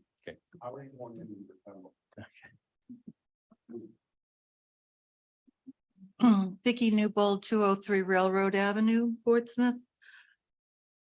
I won't belabor. I know the committee knows everything that's going on down. I live in the hummocks. I'm right underneath the Secundit River Bridge. I would just like to point out, this is a letter that I received from Mr. Rayner back in 2017 that already spells out a list of plans to remediate these issues. None of them have happened. And yes, it involves the state, and that I realize that's the biggest problem, because DEM's involved, Bridge and Turnpike Authority is involved, the town's involved. You call the police, and even the ones who are responsive, the first thing they will tell you is Our hands are tied. It's state property. We don't have jurisdiction, yada, yada. But the plan on here is what's needed. We were promised when they first started building the new bridge that under Homeland Security money or something, there was going to be lights under there. There was going to be cameras under there. And that's. They're Ms. supposed to Newbold, be we fencing. understand and that meeting is going to happen this week. It's already, there is going to be a meeting to address that specific issue. That's really not for discussion tonight. I think what we're trying to figure out tonight is, the question is, does this go to our Parks and Recs committee? Can I just briefly then ask, how did, like, I didn't know anything about this meeting that's going to be happening. Is that something that's on the town It's- website or? It's, I can't answer any of the questions 'cause it's not on our agenda for tonight. I'm sorry. I can't. I don't know the specifics, so I can't really answer that question. Mr. President, Yes. if it is consensus of this group that it should go to the Harbor Commission, even though the harbor chair indicated she doesn't support access to the water. I don't think that is what the harbor chair said. Oh, that's pretty much exactly No, what she said. she did was not say against that. Law, she didn't like the idea. She lives down by the water. All right, Keith. That's not what she said. You're good at defense. Try not on this one. But if everybody wants it to go to the Harbor Commission, knock yourself out. I will agree to an amendment if there hasn't been one, or I will move that this question be referred to the Harbor Commission to explore, recommend remediation. Second, sure. No, I just wanted to say that Abby is not opposed to shoreline access. I appreciate it. Nobody needs to speak for Ms. Brown. That's not on the agenda. So. Nobody needs to speak for Ms. Brown. Yeah. Okay. You're out of order. No, go out of order. Okay, so we have a motion and a second to refer this item to the Harbor Commission. All in, oh. Is it Abby? No, sorry. No, online? Mel could sell it. Okay, hi Mel. Hi, how are you? Good. I've been watching and I agree the Harbor Commission is probably better than the Parks and Recreation. This is a major problem and I've been trying to solve it 25 years, just getting a sign to say no littering. And right now, many residents have been threatened by the people on the beach. And we're just asking the council to get a little bit more involved because we are taxpayers and Portsmouth residents. And we are being unfairly treated by people who don't live here on our beaches. And the other day I thought, my God, what are we going to do? Wait until someone, I say, oh, could you please pick up your trash? And instead of saying, them saying to me, oh, remember my face. Or to another woman, they said they pulled a knife on last year. What's the next thing? You're going to wait till someone pulls a gun on us? I mean, it's really getting Okay. scary down there. So I agree, Parks and Recreation cannot deal with this. We need you to understand what's going on and please help us. It's going on for 35 years, please. We have a motion and a second, Mel.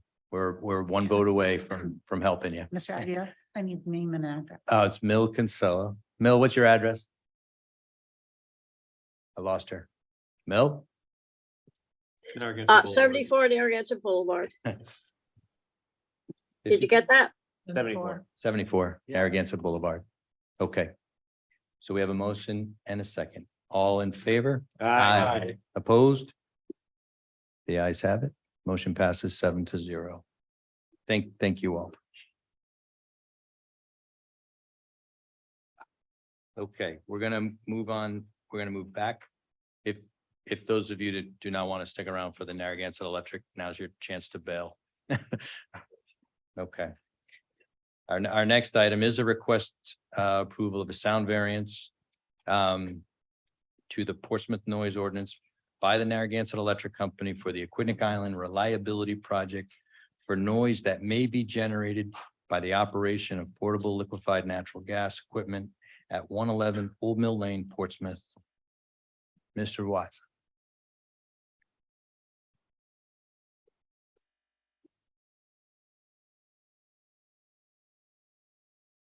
Good evening. George Watson, attorney at Robinson Cole, One Financial Plaza, Providence, Rhode Island. Here on behalf of the Narragansett Electric Company. Again, we're seeking a noise variance for the proposed LNG facility located at 111 Old Mill Lane in Portsmouth, Rhode Island. Tonight, we have two witnesses. We have Mr. Kirkwood behind me and also Ms. Picaro, and there's also a third witness who's available via Zoom. It's our noise expert, Mr. Kogelman. I'm not sure if you see him on the list. We can do anything.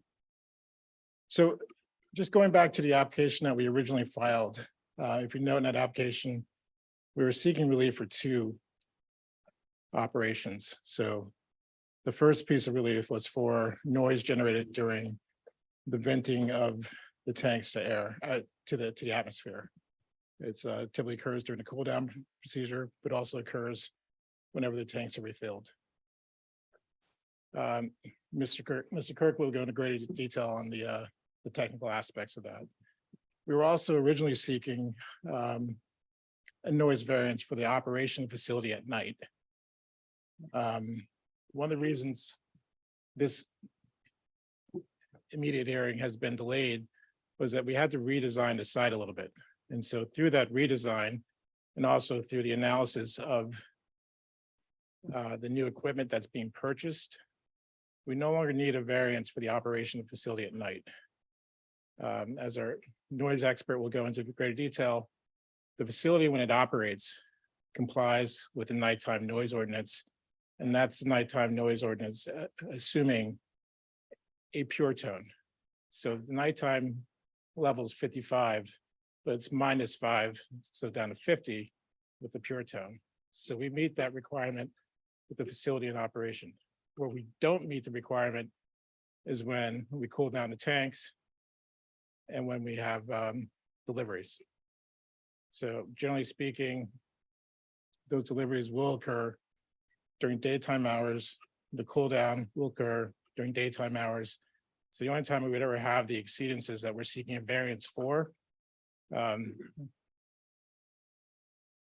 excuse me, the bulk of time that we would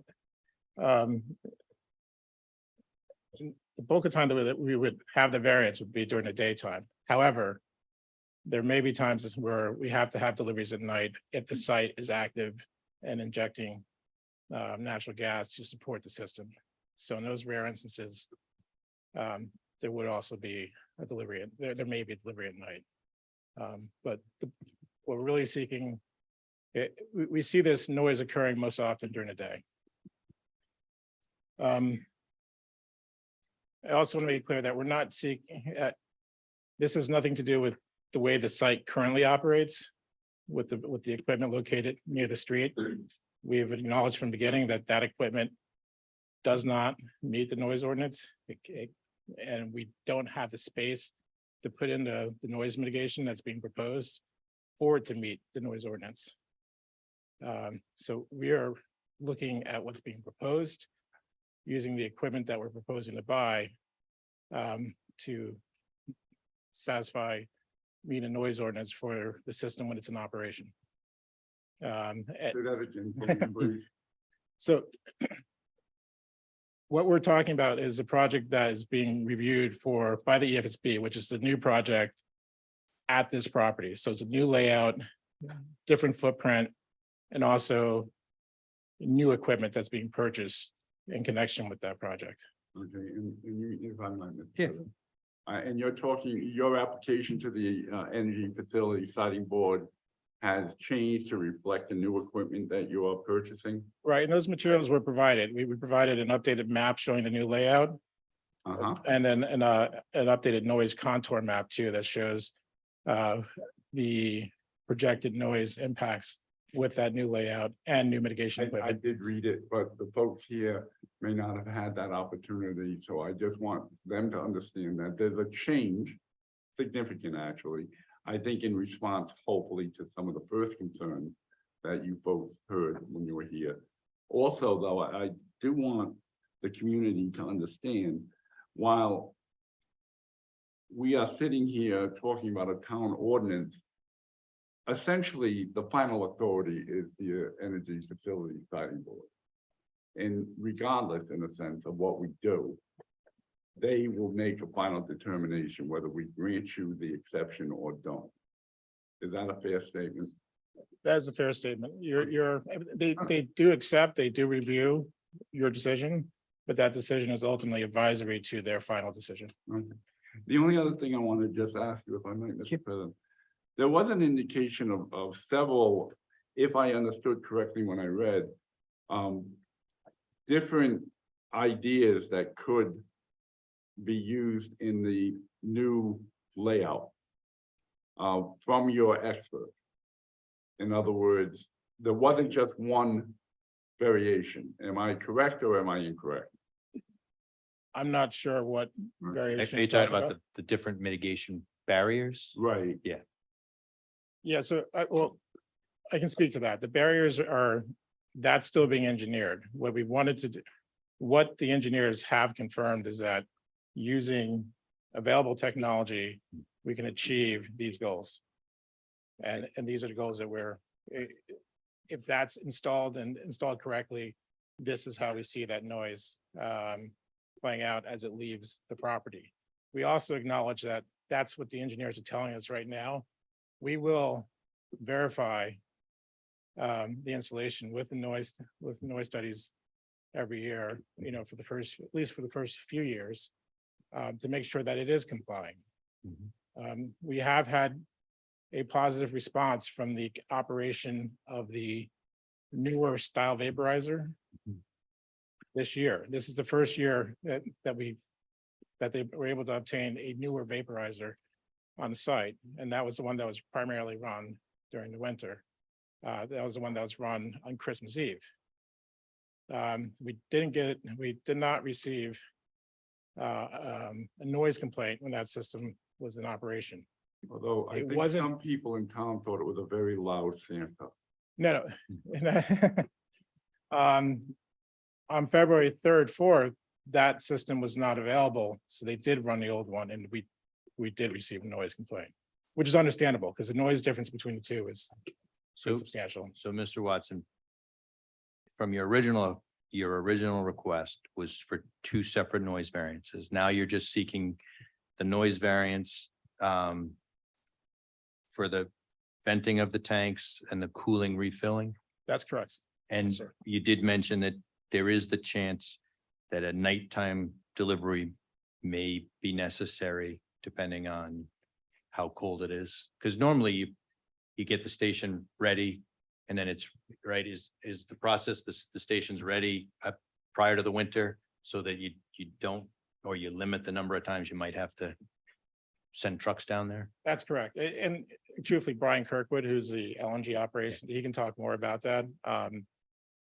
I've shared probably as much as I should But I think what's important for us to understand is that you have made some progress in the redesign.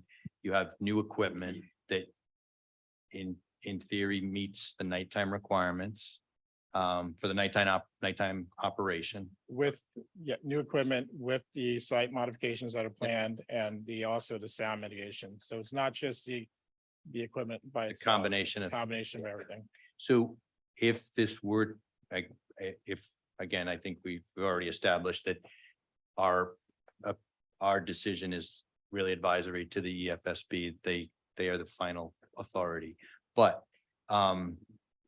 when would this new equipment, when would it be operational? So right now, if it were, assuming we get the approval to proceed by the end of this year, there's a chance that they could build it next year. Again, it's just a matter of scheduling. It's not a small project doing what they're planning to do with the site. It's approximately $12 million worth of site work That's not even the equipment, that's just site work to do it. So, yeah, best case scenario. It would be. What, 2024 winter, but it may not be with the equipment because that needs to be purchased as well. So you might be looking out to 2025. So if everything were in a perfect world and you received your, Okay, right.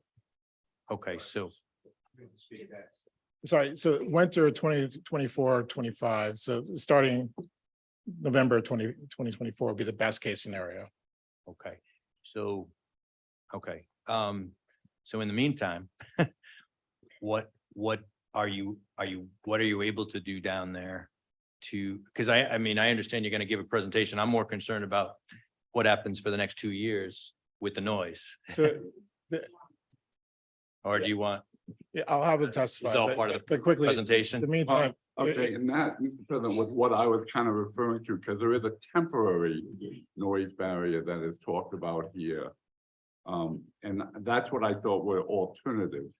There's some sort of temporary noise walls that are gonna be provided. It's a K-rail mounted barrier. Right. And then there's gonna be a more permanent solution. Is that a fair statement? And these are two items that are currently before the Energy Siting Board. that's what's currently being proposed, but that's for the new layout. We do Okay. not have the space to do it in the current layout.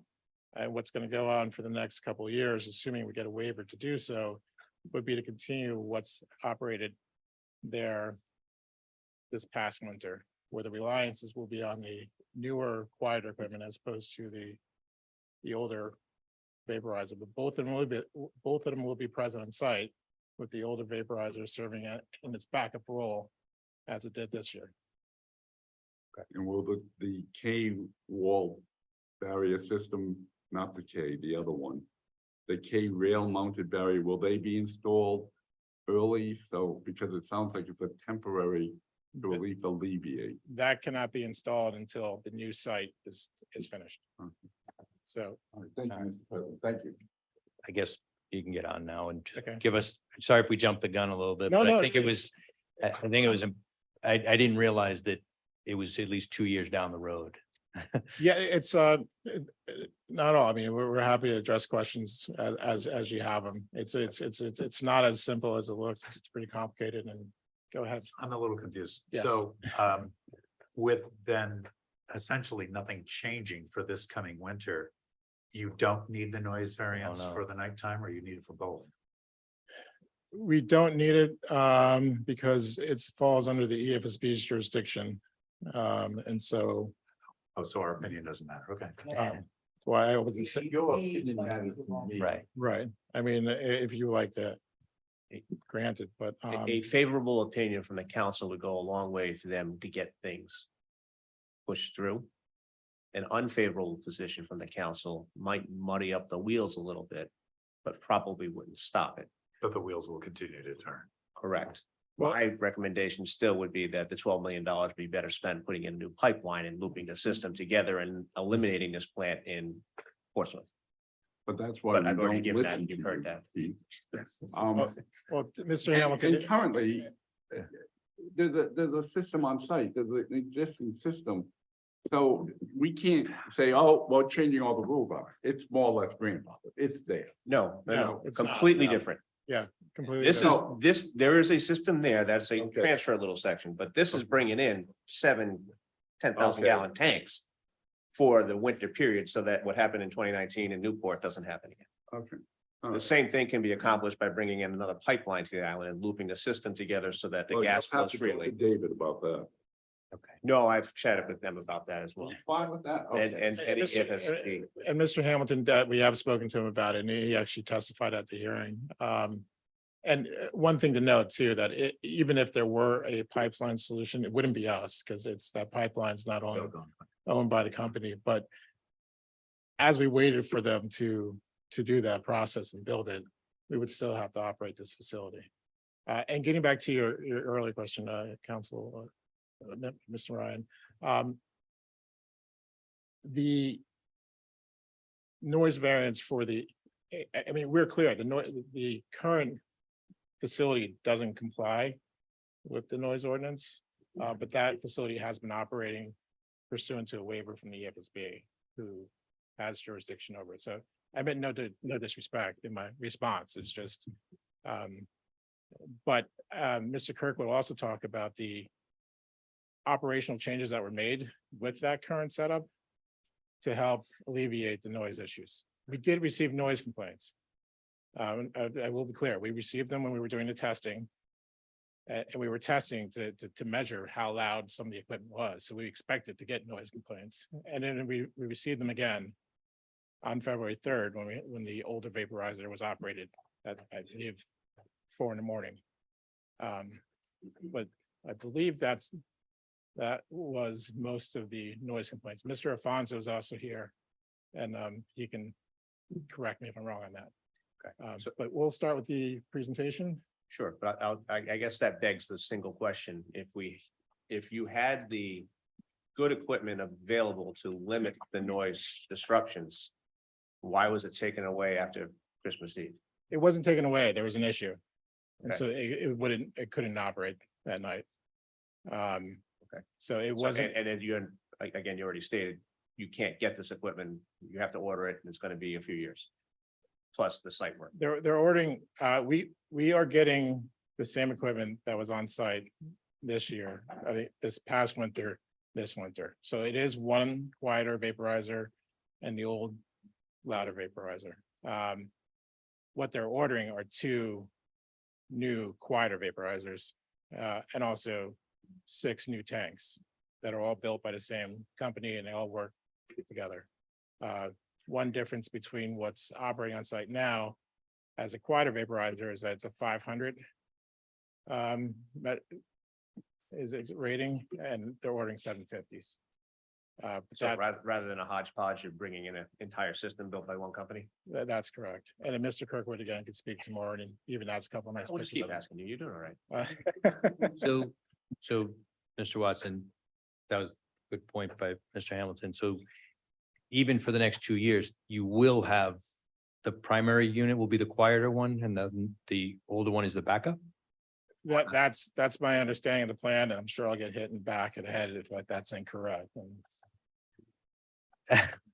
Come on up now. You're in the hot seat. I haven't gotten hit yet, so that is, so that, yes, that is the plan, and we've had really good results. It's dramatically quieter than the other unit, and he has a picture too that will show you why it is a lot quieter.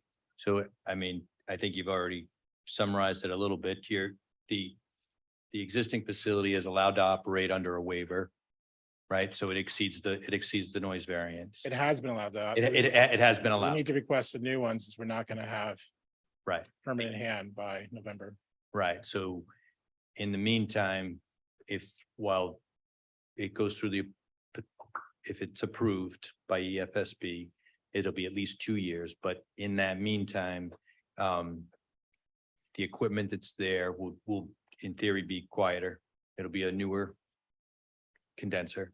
Is there any other improvements? Well, are there any other improvements that can be implemented on this short-term basis to try to further mitigate? I believe at this time we've exhausted that. We put the Okay. solid fence in, and I'm not sure what else they can do. I know it's a limited area Right. because it's currently at the location you're at. The new site is further back and there'll be site improvements. Right. Okay. And one thing to be clear about too, it's not just EFSB that's looking at this process, looking at this application and this project. It's also the Rhode Island Department of Environmental Management. That's one of the reasons why we have a new layout. If you look at what was originally proposed with everything further back, RIDEM asked us to not take as much of the wetlands as we're proposing. So we came up with this revised stacked layout, which reduced the wetland impacts. Okay. But also preserved the noise mitigation that we were looking for. All right, well, thank you. Okay, so I will step back. So now you can give us a condensed version. Do we have a copy of that? What? No, I didn't think so. Copy of This.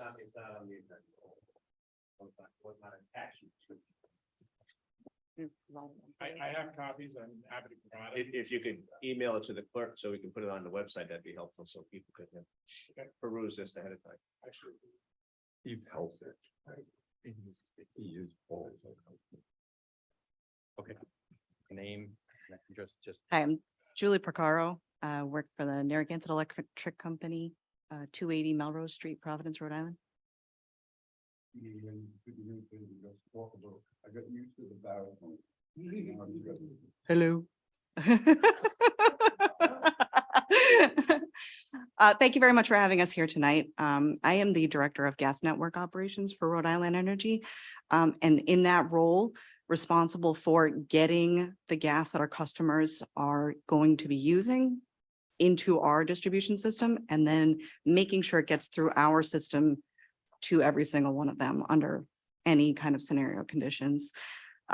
So as we've kind of been walking through here, and Mr. Watson kind of told you most of it already, for the recent years, we've been operating a seasonal portable operation at the Old Mill Lane site property. Our proposed project with the EFSB is to build upon what we have already established there and expand that site to address the visual and noise impacts that have been brought up by the abutters and the neighborhood, the local neighborhood, as well as address any environmental concerns or safety concerns that have also kind of been raised. So that's the intent of what we're looking to do at the facility, just in a nutshell. If you would like to progress. So this is a lot of stuff on the screen, but it's an overview of the site kind of as it's been over the years. 111 Old Mill Lane has actually been adjacent to the take station where we receive gas from the transmission company. And as we've kind of talked about here, it came to light in 2019, the vulnerability of kind of the end of that system, as well as the unique positioning of the island itself, where this is the one point where we're receiving gas onto the island, and it distributes from there. We take it from that point and get it to the other locations. And it goes to approximately 14,000 homes and businesses on the island. What was operated there previously, and you can see it in the 1962 picture, just so it shows all that open farmland. There's really no homes, there's nothing else around. And that's when that take station went in. In the 1972 picture, you can see that horseshoe shape in the middle. And that's where we operated a similar style facility, but with propane gas instead of liquid natural gas. But the intent was the same. It was supplemental to the pipeline deliveries that we were getting. So it was an on-system storage where we would combine the two and provide service to our customers.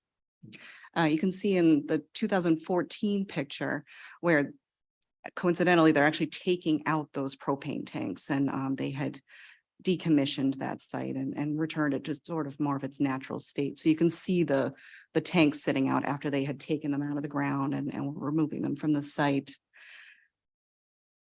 And the final picture, the 2021 picture, shows the site as it looks today during that seasonal time period.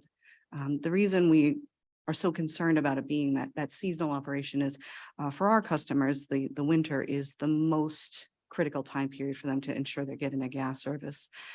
So it was important for us to make sure that we were really focusing in on that time period to make sure that they got their deliveries. And similarly, the incident that occurred was in January 2019, and it was a very extreme sort of situation that happened. We don't see those kinds of events every single year. As you probably know, the weather in New England is not all that consistent. And similarly, we estimate our customers' gas usage and gas demand, their needs, based off of weather forecasts. So as unpredictable as the weather forecast can be, we then on top of it have to predict usage patterns based off of that. So it's a tricky process. As part of our alternatives analysis that was provided in the EFSB report, we looked at a number of different alternatives, ranging from supplemental supplies such as not only this site, but several other sites on the island to site a LNG facility, seasonal LNG facility of this kind, but also looking at reducing the demand. The difficulty with reducing the demand is that it can be unpredictable.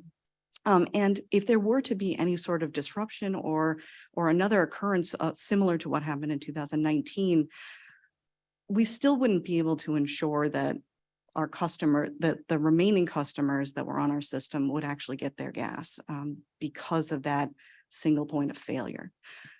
The goal of this project is to get a secondary source so that we have some flexibility in our operation and we have some ability to maintain service to our customers. If you could just go to the next. Did you have any questions before I proceed? I know that's a lot of. Ooh, I got one. Go. You mentioned basically two discussions. One, alternative sites. One was a barge off the coast and implementing into into the pipeline. There's this facility. There was a spot over in the Navy base. There was a couple other ones. There, you mentioned slightly reducing demand, which would be, putting a moratorium or something to that effect on. Yeah, You and didn't just mention to, putting in a new pipeline. oh, well, that would be a supplemental, that would go in my supplemental category. Okay. One of the concerns with that is that there's kind of two aspects to the limitation to Aquidneck Island. One is the unique position that it has of that single point of failure, that one pipe feeding the system. But it actually feeds into the regional limitation of natural gas in the area. Rhode Island Energy or Narragansett Electric is not the only local distribution company that is facing shortfalls in our supply and demand portfolio. I guess what the word is, matchup. So there's a gap there where our customer demand is growing to a point where it's actually gotten beyond what we can get from the pipelines. So in many parts of our system, we do have other LNG facilities, and not just us, but other local distribution companies do the same. So by putting a second pipe or a new pipe locally to feed Aquidneck Island, that relieves some of that vulnerability and that that disruption, that single point of failure. But by doing that, there's no incremental capacity available to us to purchase. So we did approach the pipeline company, and they would actually require a larger project that would take place outside of Rhode Island and would help that entire G system lateral that feeds, I believe, 5 different local distribution companies, among other customers. So we would take a portion of that capacity and we would purchase, buy into that, but it's a much larger project than just the 4-mile section that is a single feed pipe. By 4-mile section, you're talking about coming across. This is a Con-Ed, yep. Well, that, correct me if I'm wrong, that pipe's being replaced anyways. Half of it is. Upgraded. Only half of it is. So the pipe, the section that's directly under the river is being replaced, but there'll still be a 2-mile section that's one pipe. The 6-inch pipe that is undersized. So part of it will be 12-inch, but part of it will still be 6-inch, and the whole thing will still be just one single pipe. Correct.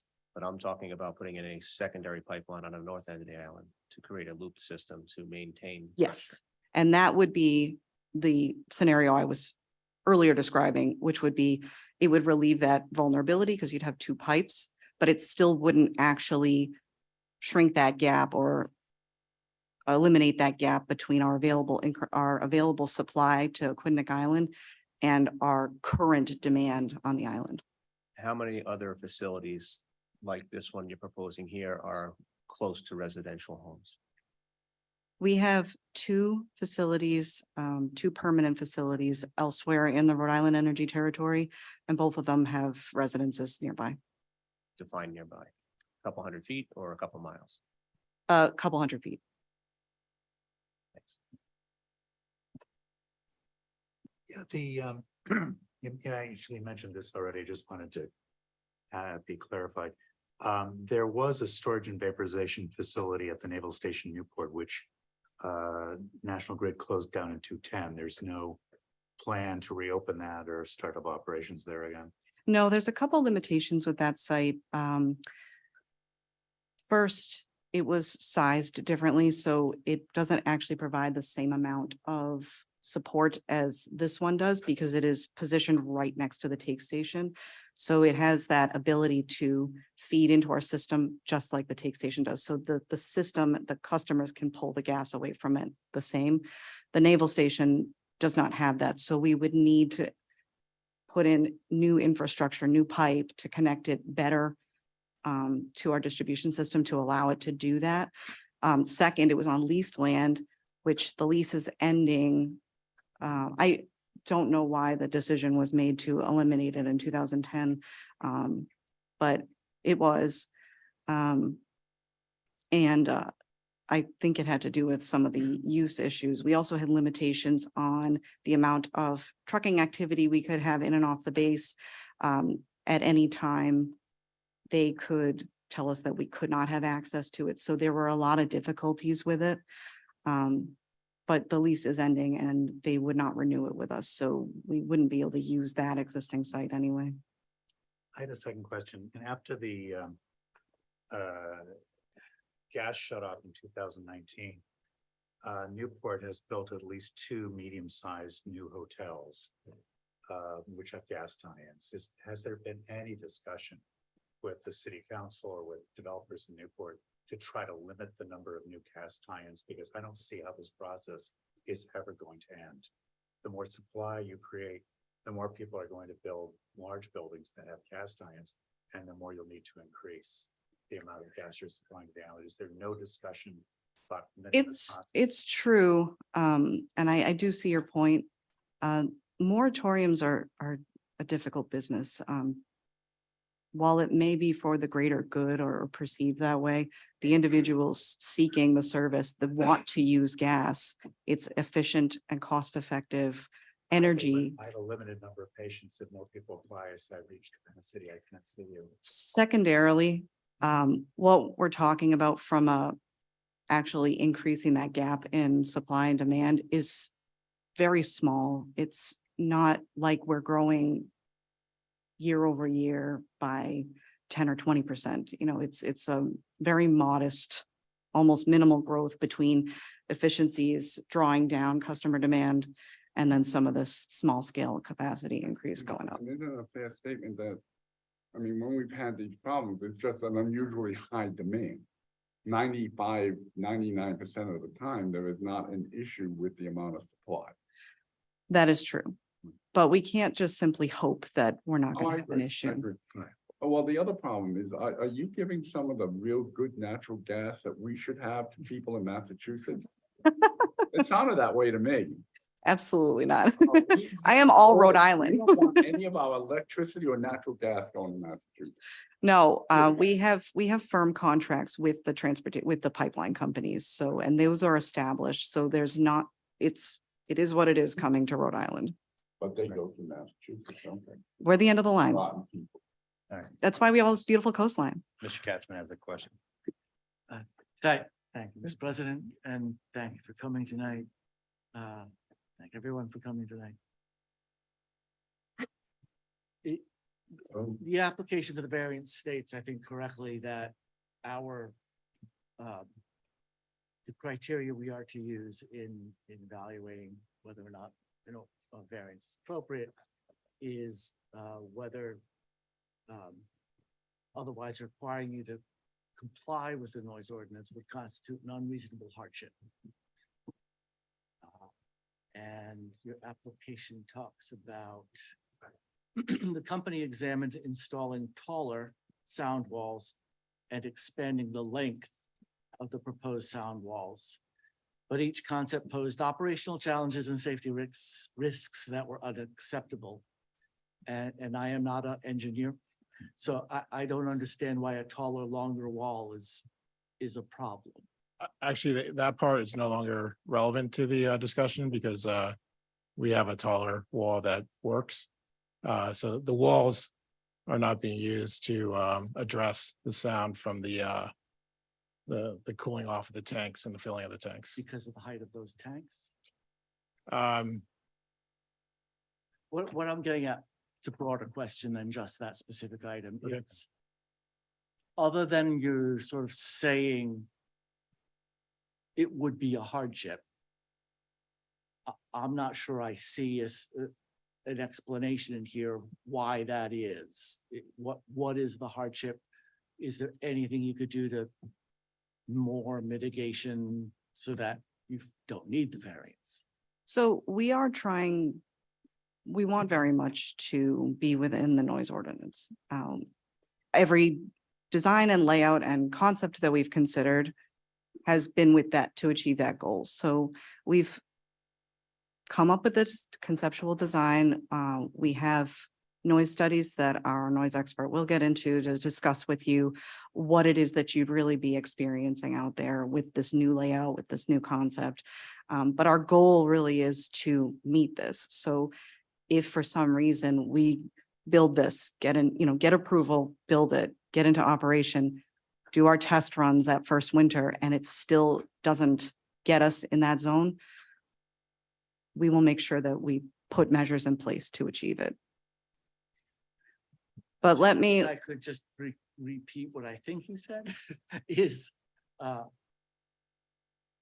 if you're operational to however many years from now, and you are not within the noise ordinance limits, you'll seek to implement further mitigation so that in fact you wouldn't need the variance per se. other than the venting component that we will get to, Okay. we will get to that.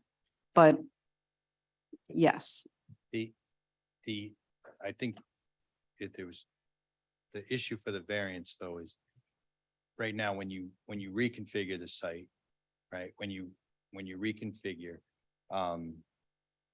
you are able to implement more of the mitigation measures during that site redevelopment that you can't do now because of site constraints. yes, So you're not going to fully know until the site's operational and you test it because it's kind of theory based on where you think the equipment's going to be in the future.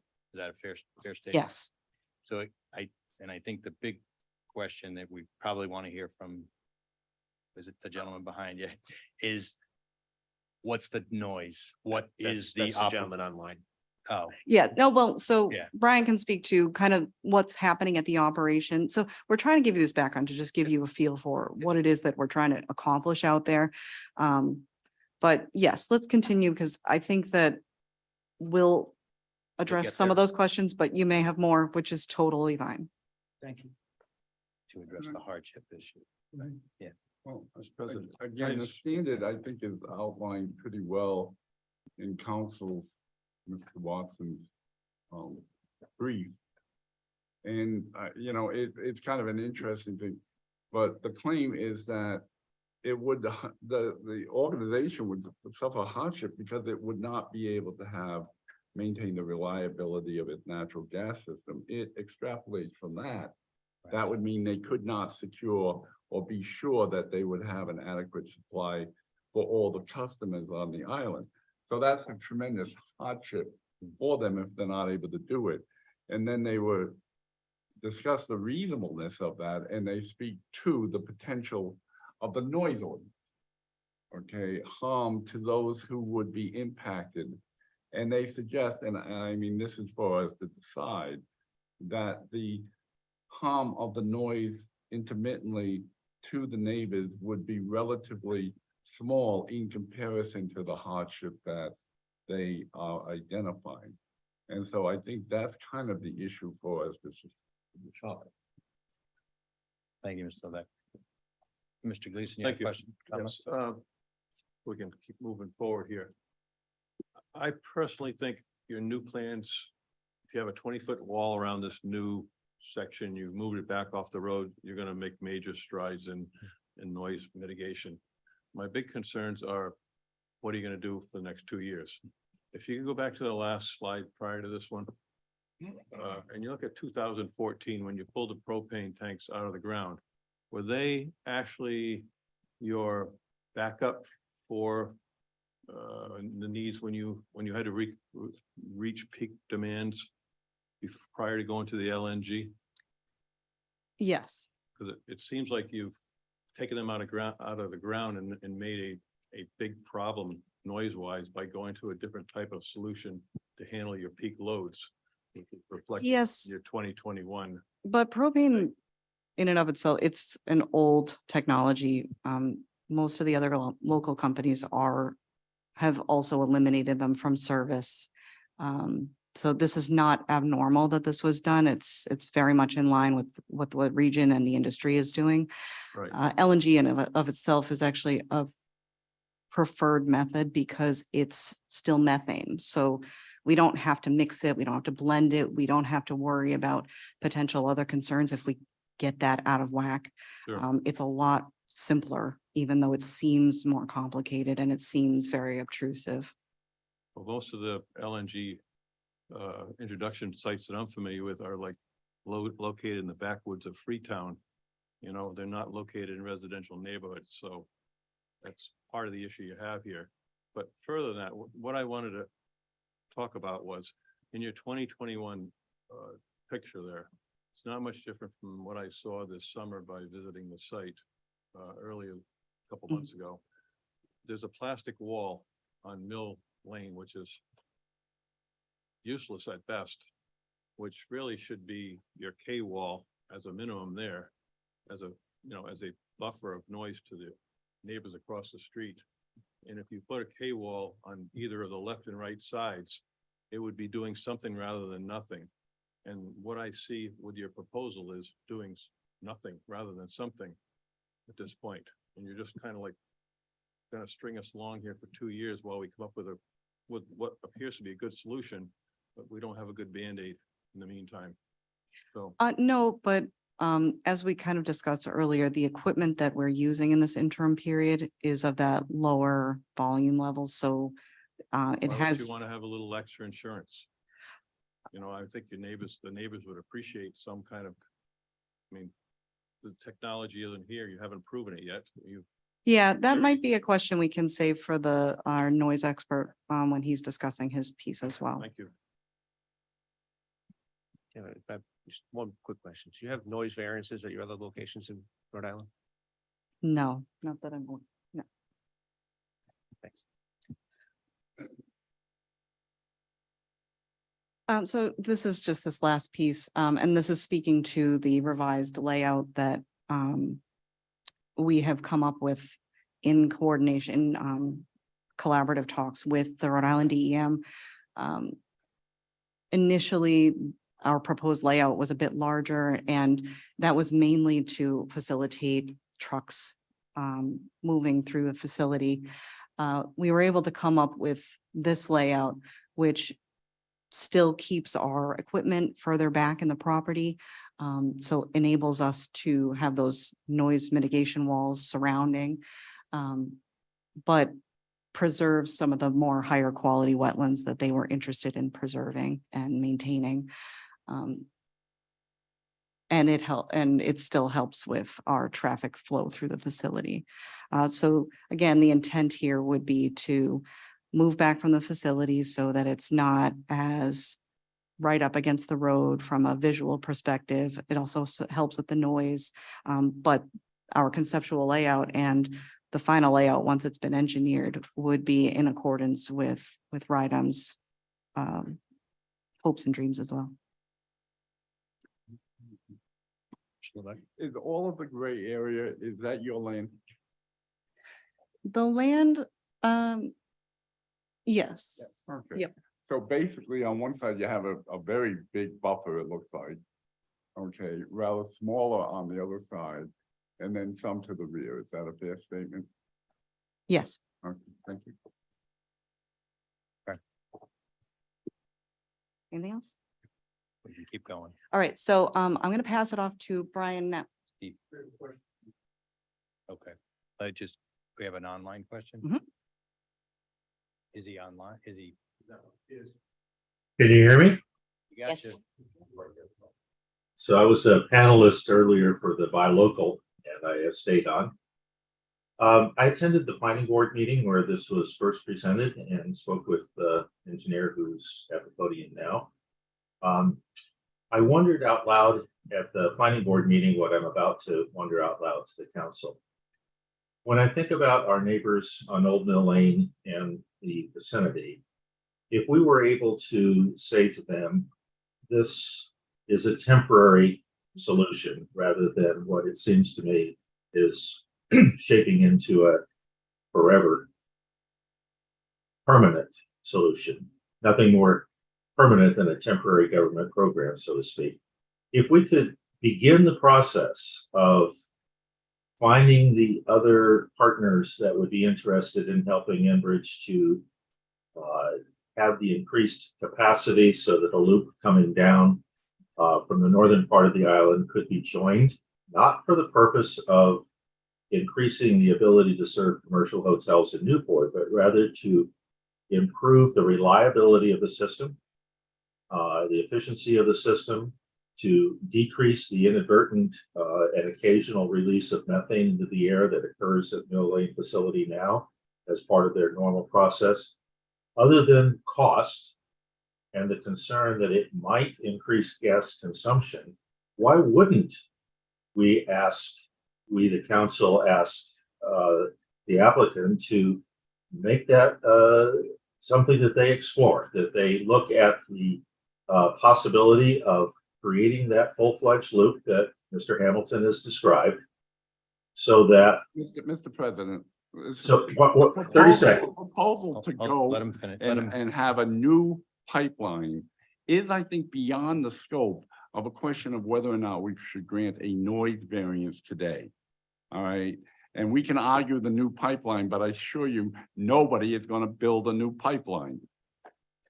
Okay. My comment was simply if we could offer hope to the residents of Mill Lane about the noise variance, that might help it to go down more easily if a sincere effort was made to explore the unlikely but non-zero possibility of creating that loop.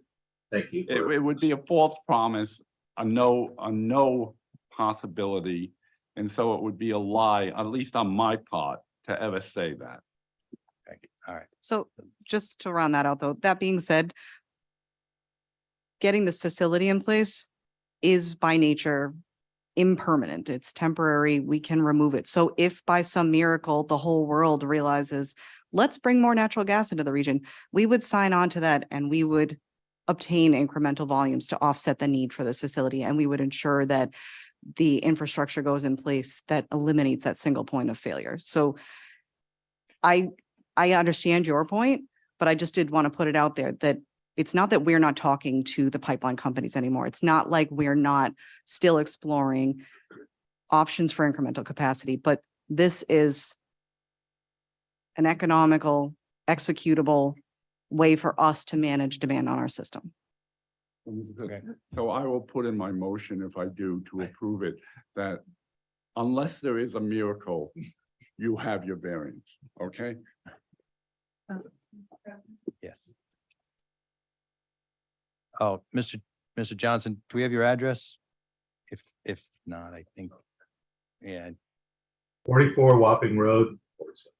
44 Wapping Road. Thank you, Mr. Johnson. Okay. Thank you, Let's Mr. get- President.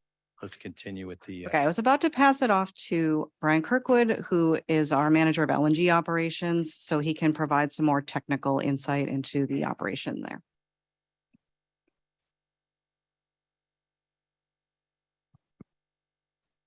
Brian Kirkwood. I work for the Narragansett Electric Company on 280 Melrose Street in Providence, Rhode Island. That's our business name, yes, but we're doing business as Rhode Island Energy. So one quick thing just to kind of summarize too is that the changes have been made over the years. We're not solving all the problems, but we've made improvements. The biggest one we've made is we secured this quieter vaporizer for last winter. The equipment that's available, in response from 2019, it wasn't designed to be quiet necessarily or very efficient, but there's a limited amount on the market. We're currently renting and leasing the equipment and the personnel from a third party. That's what was available. So we worked hard to get a quieter piece of equipment, and we realized that the only way to improve that is to go to the manufacturer. So that's what we're proposing, is by buying this newer equipment. So the biggest reason that we have up here with this layout to show everybody is that we're moving the equipment away from the road. So we've had a lot of studies performed to determine what makes the most noise. Obviously, there is noise from the site. So what you're looking at here on the furthest south, there's almost like a staple. That's the sound walls. That covers the vaporizers, which makes the most noise. The other units that are stacked on top are the storage units that hold the liquefied natural gas. Right now, we do have to operate those units that exceed the noise variance. And we couldn't really put a wall around all of it. It wasn't really feasible. And it only happens a few times a year. So the primary reason we're there is to operate the vaporizers. That takes the liquefied natural gas and turns it into a gas. That makes the most noise.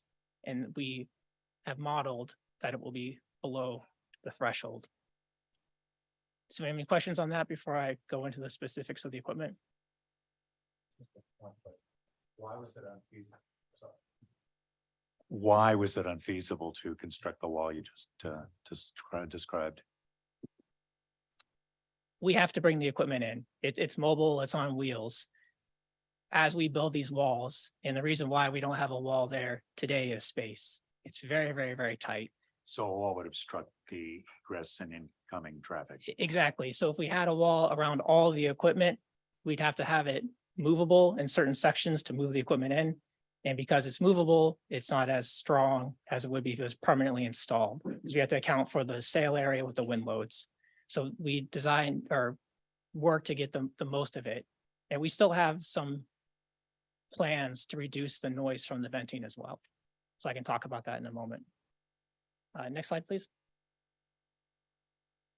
So there's two pieces of equipment that are there right now. And right, what we have today, it's a mixed bag of manufacturers, ages, original design for what it was used for, and it's all working together. It works well together, but if we purchase this equipment, it's designed to work as one unit. It's more cohesive.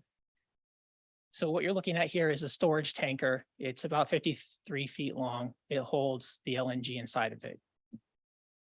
Seasonally, we will mobilize that, and we usually do that in November. The unit's gonna be warm, so LNG is minus 260 degrees Fahrenheit. Before we can put LNG into that unit, we have to cool it down. It's a controlled process because we're taking a large vessel and it shrinks as it cools down. When it cools down, we're taking something very, very cold, the LNG, we're putting it in there. It makes a lot of vapor. 2 years ago, we installed a boil-off recovery manifold or a bog manifold, and that's designed to recover as much of the vapor as we possibly can. There are limitations with that manifold because it operates on a 55-pound system. Right now, the only way to cool down a LNG tanker is to put LNG into it. And the transport trailers that we bring on site to offload the LNG only operate at 55 to 60 pounds. So we don't have a pressure differential to have the flow of gas from that unit go into the boil-off recovery manifold. And we're forced to vent it to the atmosphere. That right now makes the most noise. It's for 1 or 2 days, and each vessel that holds LNG will have to be cooled down. But it's a one-time process. Could I just get you to speak a little louder or push the microphone a little closer? Is that better? Just, I want to make sure everybody can hear. Sorry about that. So I'll just say that again to summarize. The unit, when we cool it down, it happens once a season. Once it's cold, it stays cold. But when we're cooling it down, we have a lot of vapor that's generated.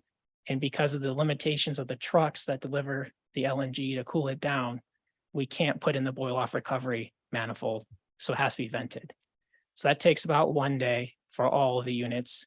We work to do that during business hours. So we're not doing it Saturday night or Sunday morning. We're trying to do it Monday through Friday, 8 to 5, 8 to 4. So once that's done, the only other times that we have to vent and not use the recovery manifold is when we receive additional trailers for to refill the site. So as we operate, we use some of the liquid, we want to replenish it. again, as I was saying, the only way to really transfer liquid is by differential pressure. So the receiving vessel has to be at a lower pressure to receive the pressure from the delivery vehicle. The newer equipment has pumps inside of it and outside of it. The internal pump is designed for vaporization, but the external pump is designed to transfer. Not all the equipment we have has a transfer pump, but with the equipment we're proposing, it's designed to take liquid from a transport vessel and pump it up internally so it can receive that liquid without having to vent as much. So with the newer equipment, we'll have a more flexibility and opportunities to reduce how often we have to vent and to utilize the recovery manifold that we have. When we're using the recovery manifold, it's very, very quiet. No one really knows that we're using it. So that's a huge improvement that we made to the site, whereas previously everything was vented and it was noisy. Does anyone have any questions about the storage units before I talk about the vaporizers? So just to summarize there on the venting, it's done once when you first energize the system? So there's different types of Over the vent. 2 days? Good question. The major source of venting and period of venting is the initial cool down. So warm unit, making it operational, and we actually fill it with LNG. That occurs at 1 day or 2 days. We still do have to vent periodically. We utilize the recovery manifold as much as possible because again, LNG is always boiling off. It's making pressure and we have to relieve that pressure. When it's just sitting in the storage tank, it takes a while to build pressure, but we do have to relieve that. And we can use the boil off manifold without any problems because we can have the unit operate at a higher pressure so it can dump into the 55-pound system. When we're receiving a transport trailer to refill the liquid that we use, we have to vent the receiving unit because the pressure is not high enough. So the concern, the 2 days, the 1 or 2 days, what's the noise? What's what's that noise gonna be? How many decibel? Like you said, you could do it during the day, which is allowed to be a little higher. Do you know what that is, or do we have to? I believe Sam, the gentleman on, has that figure, but it was high. It exceeds the daytime. Is that the one that's 116 or? Was it 90 or? I don't want to quote, actually, I could quote the number. It's the last slide. All right, no, because I mean, at the end of the day, it's all about, it's a noise variance. So what we're trying to understand is what's the noise and for how long of a period? And it's important, like, to understand this is 2 days in November, but then there might be deliveries that occur during the day or possibly at night. That was my question. 1 or 2 days over what time period? A month, a year? No, I think it was 2 days in November. And that's it. If they have 6 trucks there, the storage trucks that are there permanently become empty. Right. Then they're bringing the transfer vessel in. Right. In order to fill it coming in, you have to vent out the gas Right. that is in there. Yeah, my question To is how equalize often pressure. does that need to be done? Initially, hopefully it only has to be done once in November and never has to be done again, assuming that they never had to fill the system with the backup. Our noise expert will speak more to it, but I'm showing noise levels of in excess of 70 decibels crossing the street. 70. In excess of that. In excess of 70. Right. But that's daytime. And what's the allowable? Was it 65 or 65? 65 at the property line. 65 decibel. And he also said that's 70 decibels across the street, which is going to be louder on the actual site. Right. Correct? Yeah, and so we have a map that actually shows the contours and shows you where that's going, and our noise expert will speak. No, I just Do that. for reference, so it's set, when this occurs, it's 70 decibels across the street because the noise ordinance goes to the abutting property lines. Right. Okay. Okay. And I also reserve the right for the expert to correct the. Yeah, no, that's fine. I just, I mean, this is all good. This is good information, but in context, it's a noise variance. So I wanted to understand, okay, it's how loud and how often. Right, and operationally, we have control over that as much as possible. So for the last several years, we've never received, to my knowledge, a truck at night. We're not blowing down tanks at night. In the beginning, when we didn't have the boil off recovery manifold, they'd have to vent the tanks periodically. That was very frequent, on a daily basis. So that would occur on the weekends. But now we can use the recovery manifold on the weekends during the daytime. So we're only talking about whenever we're moving LNG to kind of sum it all up. And even last year, when we had to operate 2 or 3 times, we didn't have to bring in additional LNG to maintain our operation. We had enough on site to do so. The only time we would do it at night is if we are running out of LNG. We're running for a few days and we need to bring more on site. The rest is planned, business hours. So we could, Mr. Gavin, could we put a condition, if approved, that the deliveries would be during the day? I mean, it's a variance, so I'm just wondering, thinking zoning special use, we could put a condition that if approved, those deliveries would be done during the day because it's something you have control over and they wouldn't come at night. As much as we have the ability to plan for it, if it's an emergency and, we're talking about January 2019, we're bringing trucks in. Right. As necessary. But under a normal operating scenario, not an emergency situation, under a normal operating scenario, a condition could be, if approved, that the deliveries for refill be done during normal business hours, Monday through Friday. For fill and refill, yes. For fill and refill. That's fine. We would just want that, we would just want to note that. Yeah. In the event we're vaporizing and we need to refill, but if we're not vaporizing, it's just normal, then yes. Okay. I was just. Well, the concern I have is what's going to be declared, who is going to declare. Well, the emergency was they lost gas, that was catastrophic. This is something that I think if the system is in operation, because I think there have been times where it was not needed for an entire season. Is that a fair statement? Yes. But so these things, when filled, I don't know how much capacity is in there, but there are several tanks. So they would know if the tanks are half empty, they can schedule a refill for a daytime delivery of gas, as opposed to an emergency situation. I'm just thinking of that situation. I know, but if we're gonna put a condition on it, the language would have to be somehow that in the normal course of business, which I assume would actually be their desire, but I hear what you're saying. The normal course, it would be conducted during the daytime. And that there would have to be some sort of statement of emergency, perhaps even given to our town administrator or something, indicating the emergency, we've got to do this at night.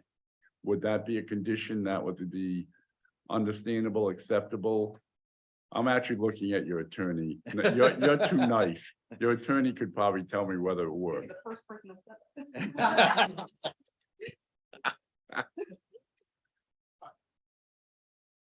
Yes, I mean, we've been, I think the town administrator would agree that we've been in contact with him during all phases, so. Right, but it'd be like an email, like 24 hours notice by email or. Well, we don't like flares there.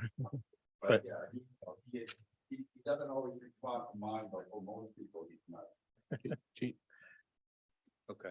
All right, sorry. Quick question about the vent manifold. Does each tank have a vent manifold, or is it one manifold that vents them all down and then recovers it?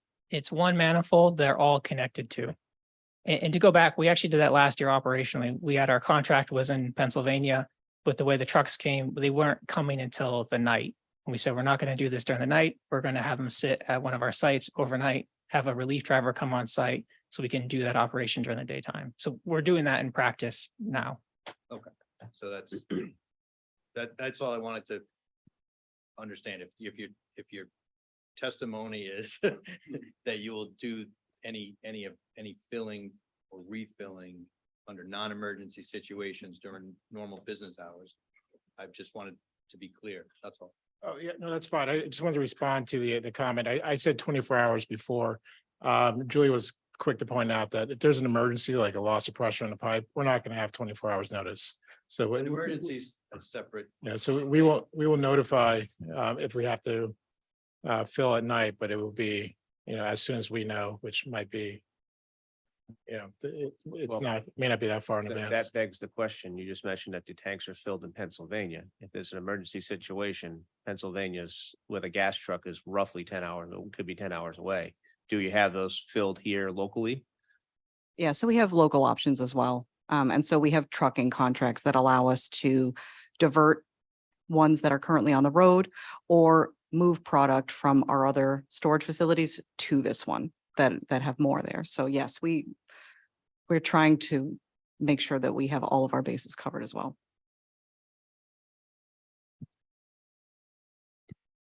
Any other questions about these? Okay, next slide, please.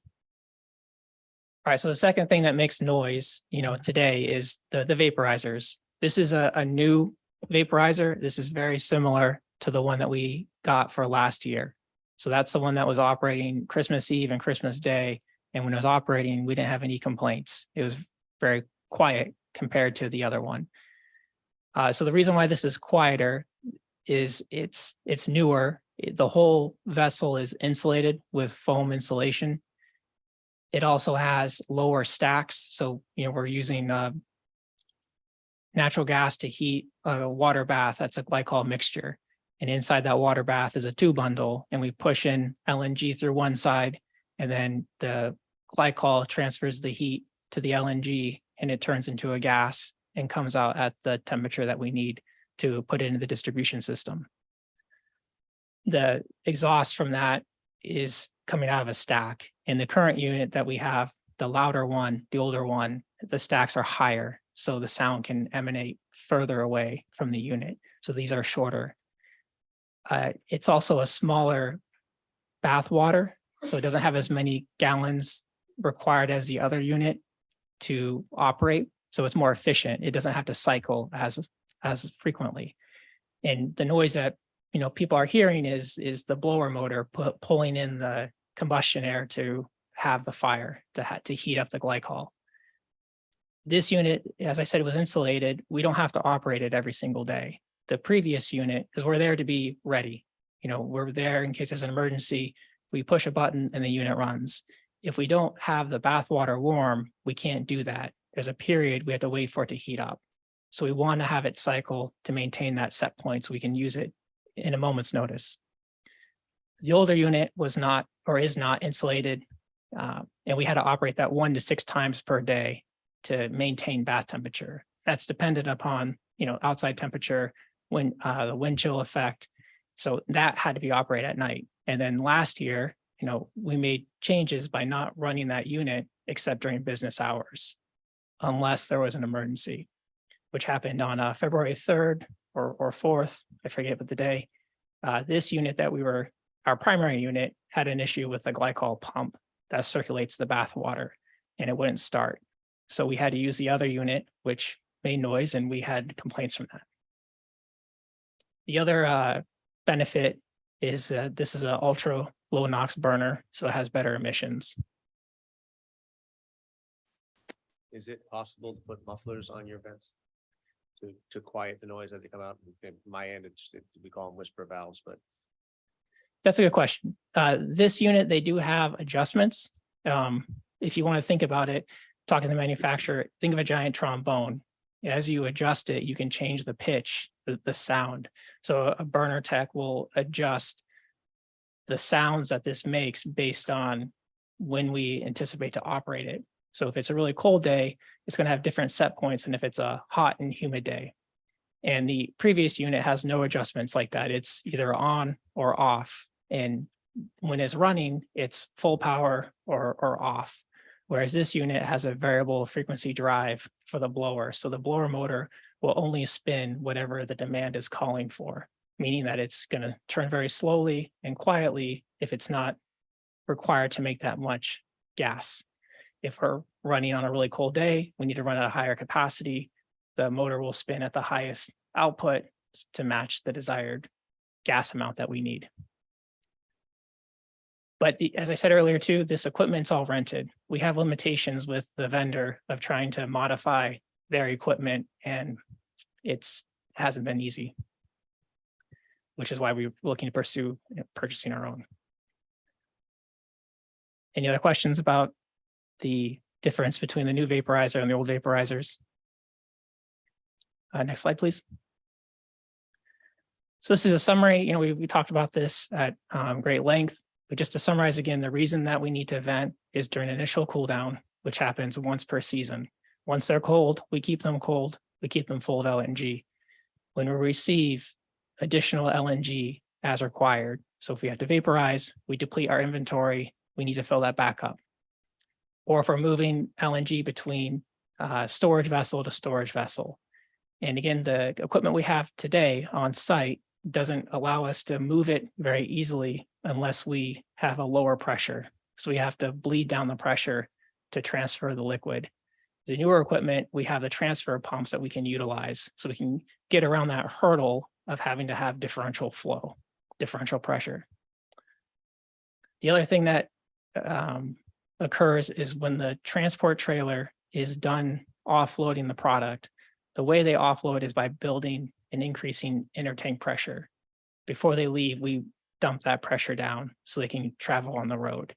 That's also something that we vent. It's done at a very slow rate. So you visually, if you're at the road, it'll sound similar, but not as loud as we're cooling down. The volume is much less. And that again is only done when we're receiving LNG trailers. And just one caveat, which we have not had to do to date, is that there are extreme situations where if you had a very low atmospheric condition, like a very strong storm, it is possible that the recovery manifold is exceeded with its capacity, meaning that we couldn't put any more gas into it at a rate that would continue to lower pressure in the units. We have a huge buffer with pressure. This takes days to build up, not minutes or hours. And we've never had to use that option to vent just to control pressure. We can use the manifold that we have. Quick question. All of these items seem controllable from a scheduling standpoint. Is that a fair statement? Yes. So for an abutter, where a noise variance is a concern, that abutter could be given ample notice, a week, 2 weeks notice, if you're scheduling a delivery. And I'm not talking about an emergency. I'm talking about like in November. We normally get a notice, hey, middle of November, we're going to be standing up the facility. So we know the abutters could be notified. Deliveries, if there were an event where you're going to have a delivery, you're going to know about it a few days ahead of time, possibly. Again, abutters could be notified that on a Thursday or a Friday, they're going to be receiving. I'm just trying to think of opportunities, because I think if somebody knows it's going to be coming, they can be prepared for it versus not knowing about a noise going off. And again, I'm just thinking outside the box a little bit from the noise perspective of being able to provide information to those that are going to be impacted. Well, and there is a list of abutters already. You got them as part of this project that you had to, and would probably a relatively easy thing to just update it. I will tell you that Rhode Island Energy, if they're gonna cut down trees, they knock on the door, they put a little message in the door. They try to let people know that they're gonna be in the area. Those rotten people at Cox don't do anything. But anyway, but if, so I'm just thinking along with my president, if perhaps we ask that you just send out a mail. The only consideration with that is there's a slight security concern with, we don't want to have a lot of notice about when we're transporting product. We do in practice today notify, I don't know if we notify all the abutters you know, that's in the plan, but we do notify when we're mobilizing the site. So the site is, you know, today, there's nothing on it right now. But before we start moving equipment, we give notice and we remind, we listen to the abutters, you know, we make sure that the contractor is not driving trucks on their yard and there's a plethora of things that not related to noise. But we're working with them to give them much notice as possible, and working to make sure that we're not going to be a disturbance and to be, you know, a good neighbor as much as we possibly can. Mr. President, I think you kind of gave two answers. I'm not sure they're complementary. One was a security issue, and I can understand that. That might be a problem. But the second was that, in fact, you do participate with some of your abutters to let them know what's going on. For certain operations, yes. Okay, so I hate to say it this way, but which is it? I mean, is there a security problem? Or I would think with the neighbors, you wouldn't have too much fear. No, it's nothing like that. It's whenever we're mobilizing the site, we're not talking about the transport of LNG. We're talking about just staging the site. You know, everything is trucked in. We have an office trailer, emergency generator, several trailers. We're pulling cable out to hook up to our transformers. So all these things that we have to do, we give notice to the abutters that, you know, we're going into our operational season. But in that window, you know, the flexibility is we need to have that to be able to schedule deliveries. And we don't always have a lot of notice from the companies. There's a lot of logistics involved, you know. Does that kind of answer your question or? I can understand that it can't necessarily be specific for any number of reasons. Your own logistics might be one of them. But so I mean, the problem is that with goodwill, there's not a problem. But if you have a group of people who are not confident of your goodwill, we're supposed to represent them. And we want them to know as much as possible when they might have the disturbances that make their living less palatable. I would say that, and to the response to that is in the past, when we were doing testing or other activities, we would give as much notice as possible to the abutter saying that, you know, we're doing noise testing. You know, we've even asked if we can sample their property line to get noise data to make, you know, the plans that we're working with as well. Yeah. So I think one way of addressing your concern is not to be specific to what's being delivered, but let them know that we may have some noise generating activity occurring over the next week. And that's something that's been done in the past. Jock Afonso is also here, so he can speak to the outreach that he's done to the abutters. But I think that's probably more along the lines of just the ability to notify the immediate abutters that would be most affected by the noise. Right. So Just to be able to give them as much notice as possible that on a certain day or two, there's going to be some operation. Well, when we used to have keg parties when I was in college, we always used to go knock around on, you know, hey, we're gonna be blowing it out. Let's keep it on track here. We're already at 10:18. But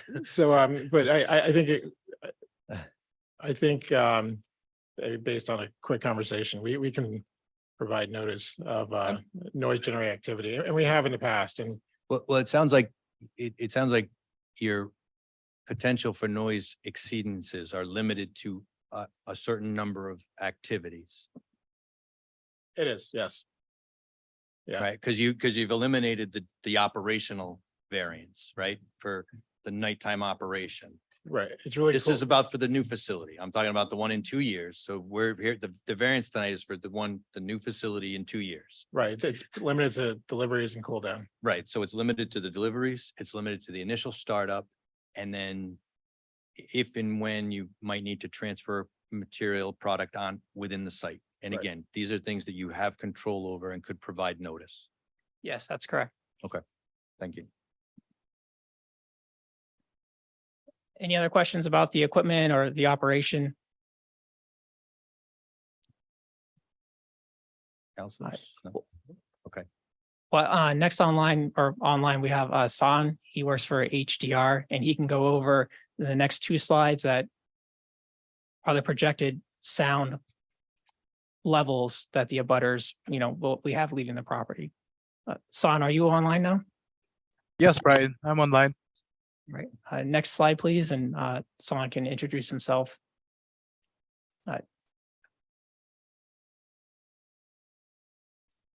Absolutely. This is what we kind of talked about. This is just a summary of what we've said. So I go over the slides again, but I Just think need we're his okay. name and address for the clerk. It's all yours, son. All right. Name is Sanvisna Kogalan. Business address is 1601 Utica Avenue South, St. Louis Park, Minnesota. I think George is going to help out with that. 426. Absolutely. Thank you. Okay. All right. All right, that's us. Okay, so in December of 2022, HDR traveled to the RIE site and we performed a series of measurements of the equipment that operate on site. And that process was, we took measurements of the 500 vaporizer in the north, east, south, and west side. We took measurements of the top face and also the 2 exhaust stacks. And then we also measured noise from the pump trailer on the north, east, south, and west sides and the top. We then brought this data back home and we loaded this data into our 3D noise modeling software.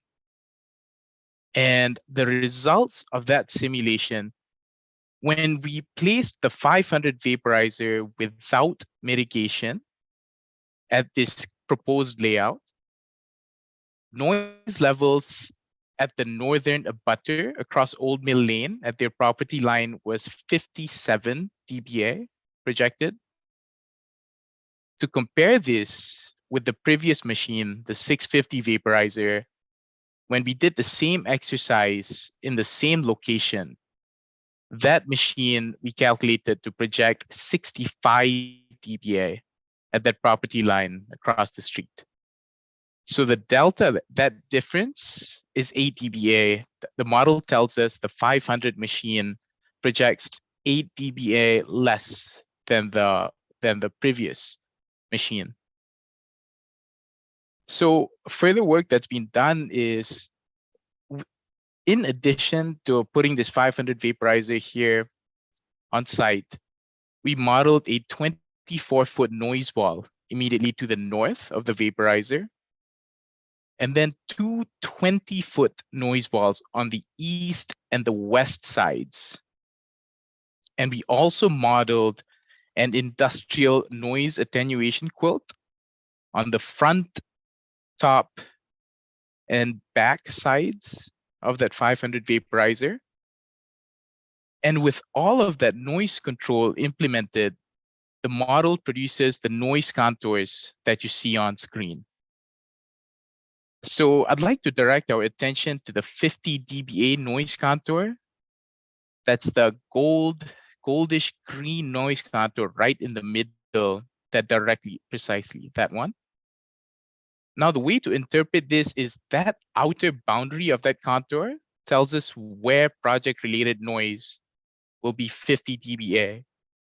So everything outside of that contour will experience less than 50 dBA in project-related noise. That's what the model tells us.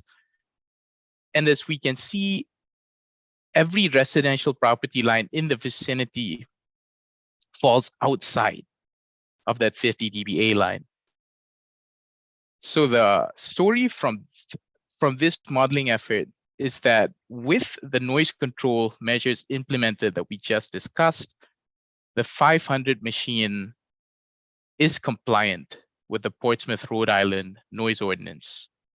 And I'd also like to clarify that 50 dBA includes the 5 dBA pure tone penalty in the ordinance. And with that, we can pause for questions on this slide. Just, Sergeant, what direction and what was the speed of the wind the day you did this? Because based on your mapping, it looks like it was a northwesterly breeze and the primary breeze around here is southwest. So could you realistically flip that chart upside down if the wind's blowing in the other direction?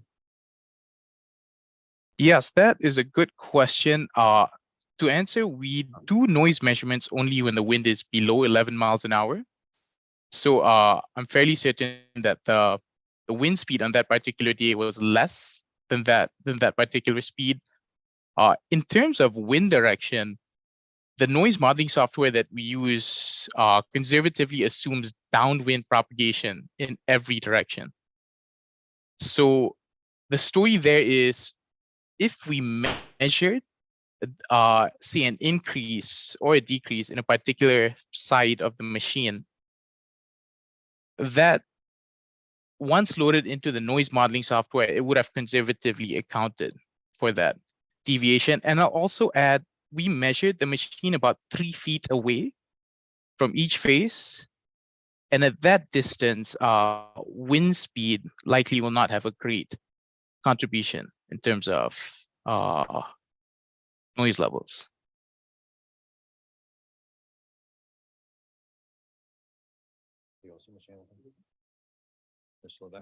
Thank you, Chuck Lebeck. Could you give us an idea? We actually have a chart that the good doctor gave us, but give us an idea of what those decibel levels that you are referring to, the 50, what that might be comparable to in normal experience. Absolutely. So 50 decibels is comparable to an urban soundscape in the daytime.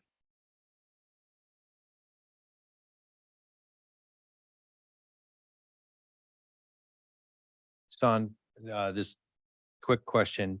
So the figure that you're showing, this is with the noise mitigation wall to the north and to the east and west. So there isn't anything to the south, right? So that's why is that why you're seeing the extension of the readings to the south? Yes, that's absolutely correct. The noise barrier is placed on the north, east, and west side, and the noise is reflecting off of the wall and then bouncing back, which is why you see that little spike. That's not a wind influenced phenomena. So there are some operational challenges with enclosing it in 4 sides. yeah, no, I understand. No, I was again, I'm thinking more along the lines of the residential properties and where the impacts are. So I appreciate that. I think he said earlier you had some operational challenges with trying to enclose the site with the wall on 4 sides. I think you said that, or I think that was provided testimony earlier. Is that correct? Earlier, I was speaking to about enclosing the whole site. Right. There's limitations with that, but San can also say too, from earlier, that if you have 4 walls, or actually San, can you say why from a sound perspective, we wouldn't want to do 4 walls necessarily? Yeah, absolutely, Brian.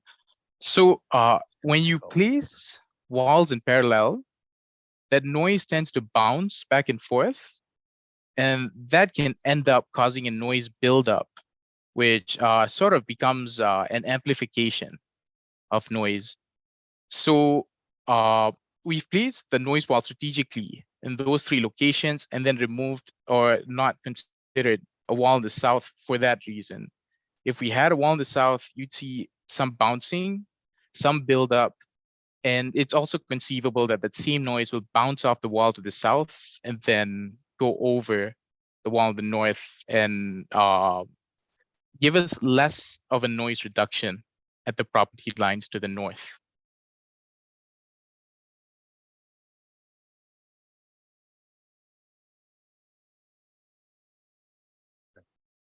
So this is daily operation, no variance necessary. Is that fair statement? This is modeling the vaporizers in operation, not venting. Right. Yeah, The exactly. vaporizers. Just the This is vaporizers. Daily operation.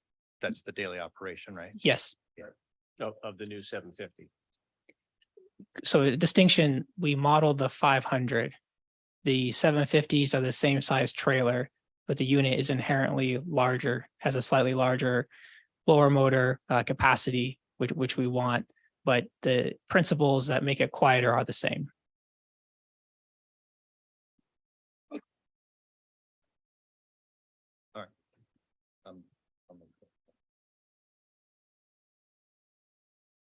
Son, I think we can go to the next slide. Okay. So on this slide, you see a similar noise contour map where we've done a similar exercise, except the machine you see here is the storage tank performing a cool down operation. So these measurements were done during cool down. They were brought back into the office and then put into the software. And the result of that exercise are the noise contours on screen. And as you can see, George mentioned earlier that we see in excess of 70 dBA at the property line to the north. That 70 dBA contour that sort of just juts over that property line can be seen. It's blue in color and extends quite well into the yard. So that's one observation. And another observation we can make is if we pointed out the 65 dBA contour, that's that red band that was just outside of that 70 we just looked at. Anything inside that red contour will experience higher than 65 dBA. And as Just you a can see, quick point of clarification, the red on his screen is brown on I was ours. gonna say. Yes, yeah. You should Yeah. let Son know that. That's the Thank you, brown George. contour here. Sure. Okay. yeah, yep, it's the brown one there. And as we can observe, several residential property lines are within that brown contour. So the takeaway message here is the storage tank, when it's cooling down, is not in compliance with the Portsmouth, Rhode Island noise ordinance.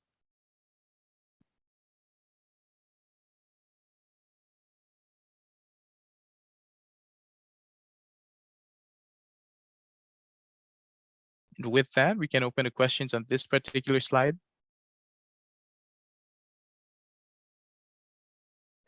This map you're showing now is when you're filling the tanks initially or having to vaporize.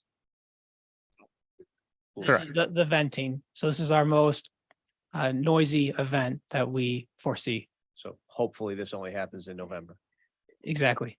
Yes. especially once the other pipeline goes in.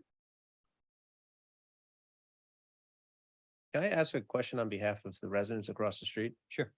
Has Rhode Island Energy offered the homeowners any upgrades to their houses, including possibly new windows, arborvitae walls, and things like that, that could help limit the noise and exposure to them? I'm asking you folks, not the residents. We have not. There is a, the EFSB required us to put a purchase plan into our application to them. But we are also looking at doing, targeted residential efforts. I forgot what the exact term was, but it was Remediation efforts or something like that. mitigation for the abutters. When we originally asked that question of the noise expert, it doesn't solve the noise ordinance piece because it's measured at the property line. But B, we were told that if you put the windows in, that's great, but what about the rest of the wall? Because the walls, the noise not only goes to the windows, but it goes to the walls. But we have Walls since, walls have insulation. You could insulate them Right. properly more. There's other ways to limit that as well, but agreed. And we had that discussion earlier today on the call about that. So that is being looked at. thank you.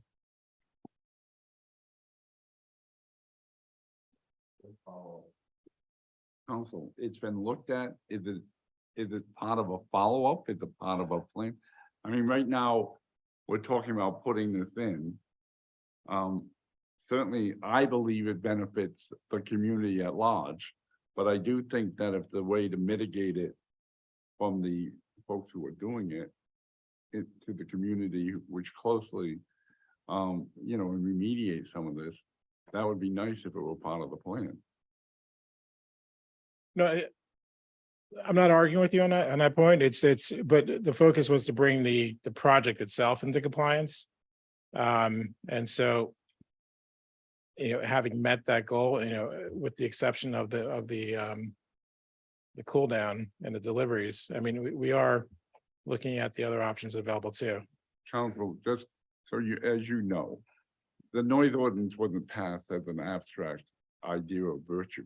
A noise ordinance was pulled so that one person's household didn't interfere with the beneficial use of somebody else's household.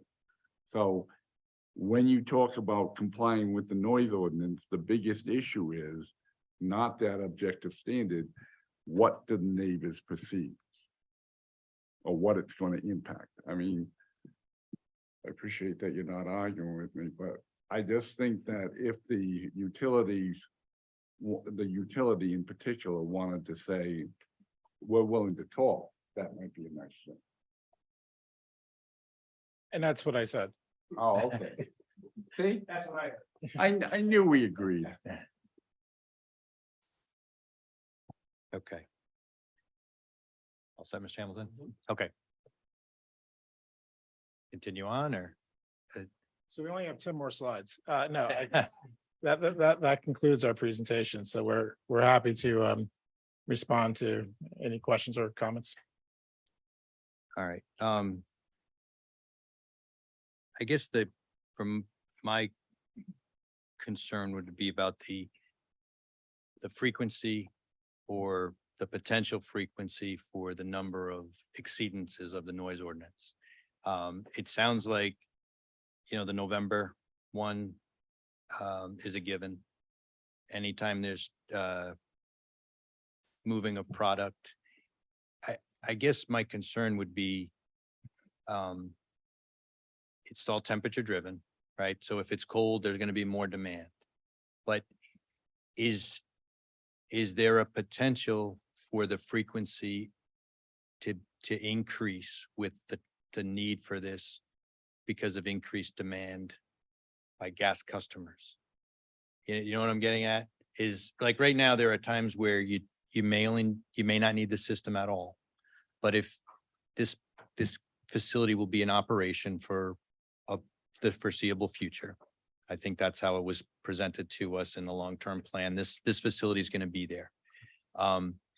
There are years where the situation's not needed. Do you know how many times that facility on average runs? Once, is it once a year, 5 times a year on average? I can tell you the last few years. So, and what we do every year is we test the equipment. They want to make sure everything works. It's trucked across. So we do that. Aside from that, the only time we've run in the last 2 years was this past winter. So that was on December 24th and 25th and February 4th. So just to put it in perspective, at least for a few years, you know, this is just past history.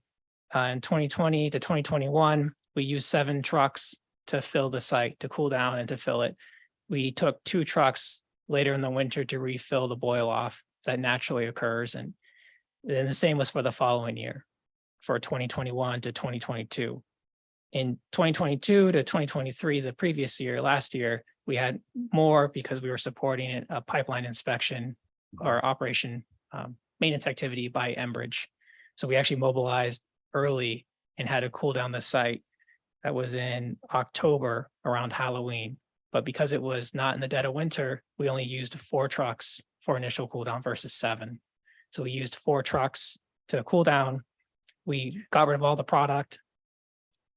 And then we had the site just staged, but we didn't have any LNG inside until a month later at the end of November. And then we brought in our 7 trucks that we usually bring in to cool down the site. And because we ran 3 days, instead of 2 trucks, we had 5. So you have your startup in November and then your demobilization sometime in like April or May? At the end of March, at the beginning of April, depending on what's going on, the weather. Kevin, I think one thing that we shouldn't overlook is that the failure in 2019 was not solely because of supply and demand. It was because of an equipment failure further on down the stream that cascaded down and caused this. Yeah. So it's not entirely a supply and demand issue. Yeah, Right, no. yes, just but thinking- since that 2019 incident, there is now a gap. We have a contractual limit specific to our Portsmouth station that we have to maintain that we were not adhering to in 2019 and no local distribution company was. So there's a new kind of nuance there that's different. I did want to also provide the clarification that we ran this past winter because of variability in weather, not because of growth and demand. It's not that this winter we had more extreme conditions. It was weather conditions that drove more demand. Just wanted to provide that clarification. But I think from what I've heard so far, the noise variance exceedance may be at most 10 days. Yes, even less than that, I Uh, would say. 10 days or less. Yep. I'm just trying to understand. And I wasn't able to get it when you had that figure up with the projected worst case where your decibel reading was into I think it was the second to last slide. What was that decibel chart? The last slide during the cool down. Cool down. And what was the rest So of your I was trying question? to understand what was that decibel reading at the home, at the projected at the property, not the property line, but the home. At the home itself, Was it 70? 65, I believe, like at 65 the to home s- itself. There's, I don't know if we can bring that back up. We can provide this to you. I'm afterward. just trying to think, but the duration of the noise, what is the Is it duration possible of to even that? zoom in? So if it's a 70 decibel, is it 65? Yeah, so there's the brown, that's the 65 to 70. Right, 65? but to then 70. right as you get to the houses themselves. Aren't those the houses? So see, Son, I don't know if you want to provide some clarity on this, but it looks to Absolutely, me yes. like they curl kind of around the houses themselves, and It's around 65. Yeah, At the so- homes. we'll have Son just confirm. Absolutely, yes. I'll step in here. Yes, it is around 65 on the yards, and it appears to be around 65 at the thresholds. And as pointed out, the footprints of the buildings were modeled, so that's why you see the contours sort of wrapping around the buildings. So that's where that visual effect comes from. But otherwise, to answer the question, it's between 63 and 66 at the first two homes directly north. Now, what would the duration of this noise be? So for a cool down, each trailer that receives LNG for storing purposes is 2 to 4 hours per trailer. That's that one-time initial condition. When we're transferring liquid between units, it's about 10 minutes at most, 10 to 15 minutes if it's I'm just trying to think of different scenarios. I'd say about 10 to 15 minutes. And then when we blow down the delivery trailer after it's offloaded the LNG and we're going to have it leave the site, that's also about 10 to 15 minutes of noise. So the 2 to 4 hours is in November. Yes, The other times would be whenever we receive about 10 to 15 minutes. about for each Yeah, but 2 to occurrence. 4 hours per unit, so a total of 12 to 16 hours. Yes, and we do the units, the cooling down, we do them simultaneously. So we can't do all of them at once, but we do a couple at a time to minimize the duration of time that we're exceeding the noise variance. Okay. Or limits. Trying to understand. Okay. Thank you. Welcome. Any other questions from counselors? Len just stepped out for a couple minutes. He'll be right back. It's getting kind of late, 10:45. All right, we have some as well. Do we want to? I know, no, we have the public. I know it is getting late. Are there members of the public that, yeah, okay, and I want to give everybody an opportunity.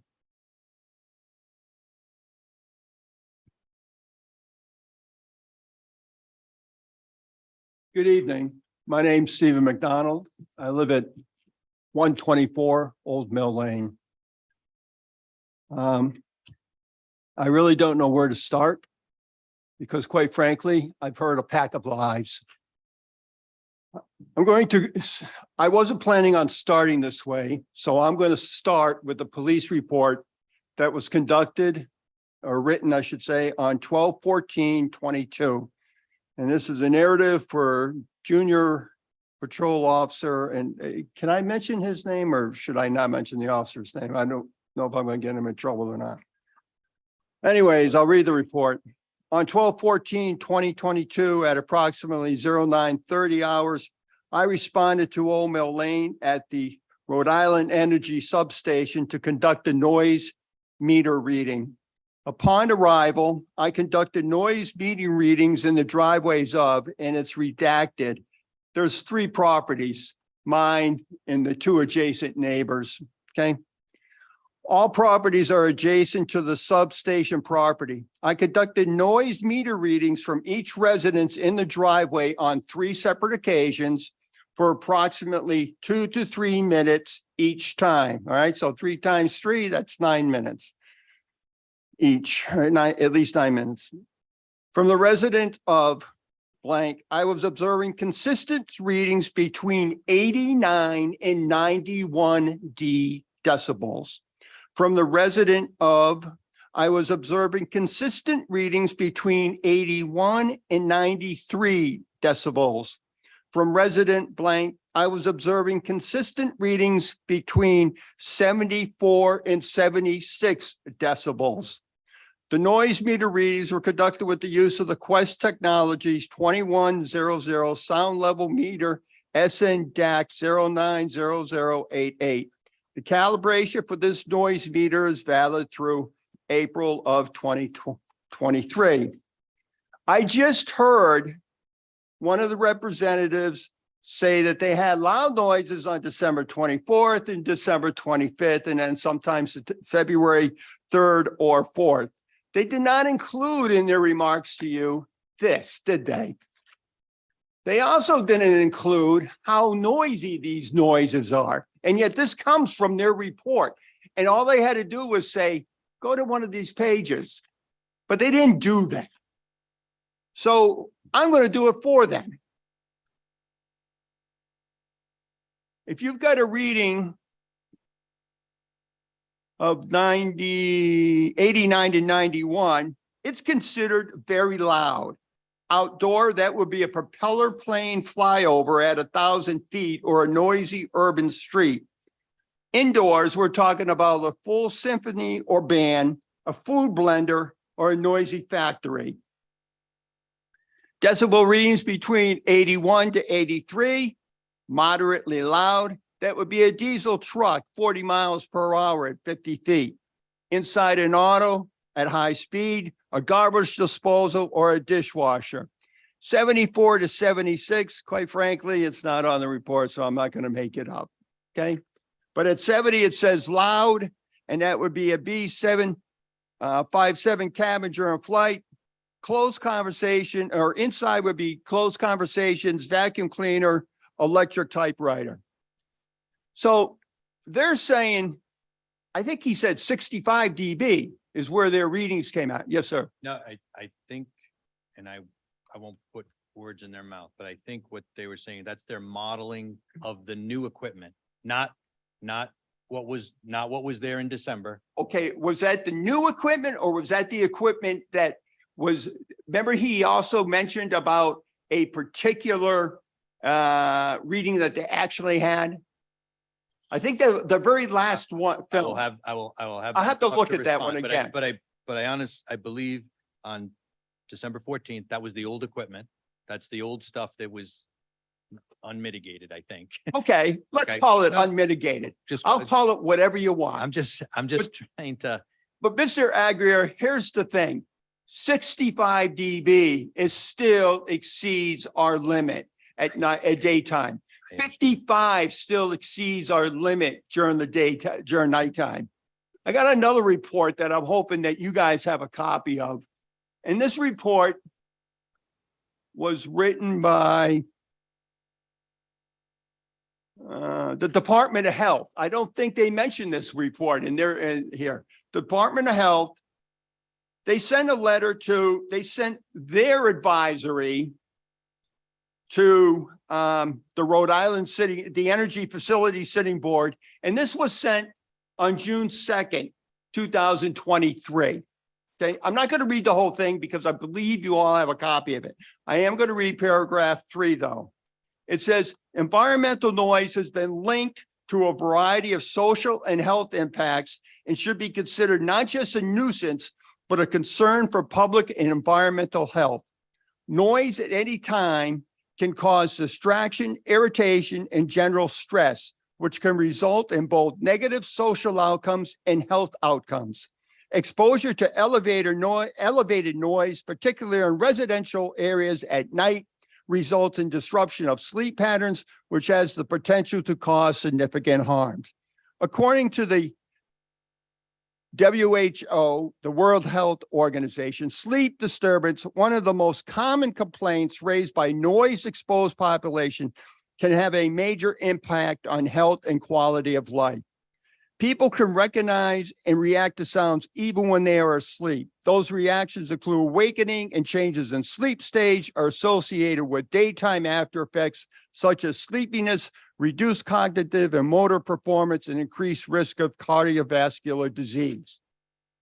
And on page 5 of this report, I'm going to skip some of it. It says, if the modeling of the noise following mitigation is correct, which Rhode Island Department of Health is not able to independently evaluate, noise from the proposed facility should not adversely impact public health. RIDOH recommends that follow-up monitoring be performed to ensure that the engineering controls are working as designed. Further, any deficiencies identified through monitoring should be addressed. As long as these controls are in place and operating as described in April 2022, Rhode Island Department of Health does not have concerns about the public health impacts of noise from the proposed facility. My question is to you, quite frankly, I think that's the kind of question you should have asked this group. Are you going to ensure that your noise is going to be at the level that you say it's going to be? If it's not, they don't get anything from you. If they were going to do what they say they're going to do, quite frankly, they wouldn't be here for a noise variance. They're here for a noise variance because they know they can't meet it. It's as simple as that. They haven't met it for over 4 years. This will be the 4th year. 2019, I'm going to give them a free ride on. I'll give them that one. 2020, the winter of 2020, not really, but they started to work on it. But 2020, 2021, and then 2021, 2022, there's no free ride on that. And quite frankly, I'm upset that we didn't take action. When I say we, I mean we as a town didn't take action against them. Were there complaints then? Yeah, there were. Did the complaints go unheard? No. Why? Because I know the police department tried their best, but they're understaffed. And as that poor woman that was up here talks about her garbage issue, the police, by the time they get there, what happens? They're gone. Well, that's what happens with us. They're gone. So what happens with us? We're left holding the bag. In November 18th of 2021, I spent close to 30 minutes testifying before the Rhode Island Energy Sitting Board. And essentially, I said the same thing to them that I said to you, that I'm saying to you. All I really want is be able to enjoy my property. I don't want to have to hear their noise. I don't want to hear their lawyer come up here and say, we have to have this because of some sort of silliness. quite frankly, it's a multi-billion dollar company. They have the money to make the mitigations. They just choose not to do the mitigation. Do I have the money to sell my property and buy the same kind of property within Rhode Island or within Portsmouth? I don't. That's why quite frankly, I'm stuck there. I live on a piece of property that's 1.56 acres of land. It abuts a piece of property that can't be developed on. It's fantastic, especially in the summertime. I love it. But in the wintertime, between December and March, I hate it. It's horrible. Why? Because of National Grid and their noise. And I'm not the only one. It's the other neighbors also. These guys have options. Their options, you got them. They got quilted mass loaded vinyl drapes they can put on. They got noise walls. They got all sorts of sound barriers. I didn't hear one of them say how they were going to build all this stuff and how they were going to do it now. They're talking 2-3 years down the line, which means I got to put up with this next winter, this coming winter, starting October. And when they say we didn't complain, that's BS. When that policeman came in December, I said, the town knows about it. Guess what? They know that there's an issue. There was noise coming from that facility every single day. Now, was it at the levels that they're saying it was? No. Did I call the police every single day? No. Did my neighbors call the police every single day? No. Why? Because quite frankly, you get tired of it. You get tired when you know that if you're going to call someone, nobody comes and answers. Okay. Do I blame the guys that were making the presentations? I don't blame them at all. They're doing the best they can. They're like everybody else. They go out and they're trying to make a living. Who do I blame? I blame their corporation. Their corporation knows that they can turn around and they can wear us down. They've worn me down. I'll be frank. I'm worn down. How worn down am I? What has this thing done to me? I'm going to tell you what it's done to me. March 2021, I was diagnosed with a heart condition. Over the course of the next 14 months, I saw 4 specialists. I've been on drugs, and I've had 2 stays in hospitals. My condition's been stabilized since May of 2022. But the problem is, we don't know what happened. We didn't know why. Based on my prior health, my lifestyle, doctors couldn't come up with the probable cause. And quite frankly, I didn't give it any thought until I read that June 4th letter that came from the Department of Health. And I said, holy crap. When was I having my problems? I was having my problems in the wintertime. I was diagnosed March of 2021. When we were having most of our issues with noise? In the wintertime. It's as simple as that. And I said, wow. Now, do I hold anyone responsible for it? No, quite frankly, I can't. Am I going to live with it? Well, I hope so. I hope I don't drop dead over it. I mean, I'm not going to lie about it. But I will say this. You cannot give them a variance. Under no circumstances is that the right thing to do. Thank you very much. If you have any questions, I'll be more than happy to answer them.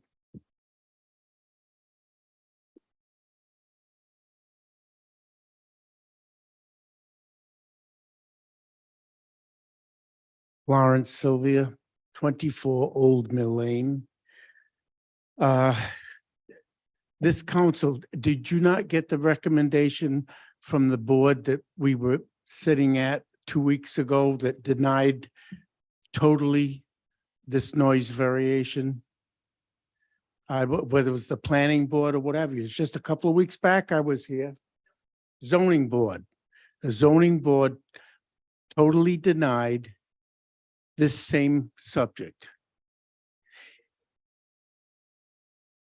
The board does not have the noise ordinance. They had a different matter before them. And we didn't, they have their jurisdiction, we have ours. It said noise.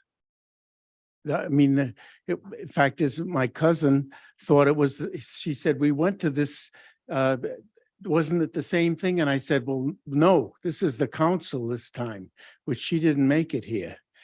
That could have been when the zoning board makes a decision, they determine whether or not something is not amenable to the health, wealthy, safety, and they may have mentioned noise in that context. But this is really a different issue. Well, they definitely voted 4-0 not to recommend it. And they brought up some very interesting facts. The facts that now that they've set this thing up, let's say we have a pipe break at Secundit River tomorrow. They'll be down there so fast, you won't be, and it'll be permanent. So, I mean, they're asking for a variation. Oh, it's only during the winter. But it's any time they need it. And so far, they started this to save money. They injected propane. This goes back about 6 years ago, because Algonquin charges them the maximum that they use all year long. So if they can mitigate it during the winter by injecting something, then their whole year's price is dropped. And that's how it started. And now it's just built up. Then fortunate for them, they had that problem in Newport where they lost it. Well, then everybody had to agree. I mean, you don't want to see people's houses to freeze. However, they've just turned their back on everything. They knew when they went there, they were going to make noise. They knew what the noise ordinance was. If that was me, I don't know, within a week, I have a policeman there and I'd be in jail. But they just do it and get away with it. And it's been not a year or 2 or 3, it's been like 4 years. Now, my cousin, she made this tape.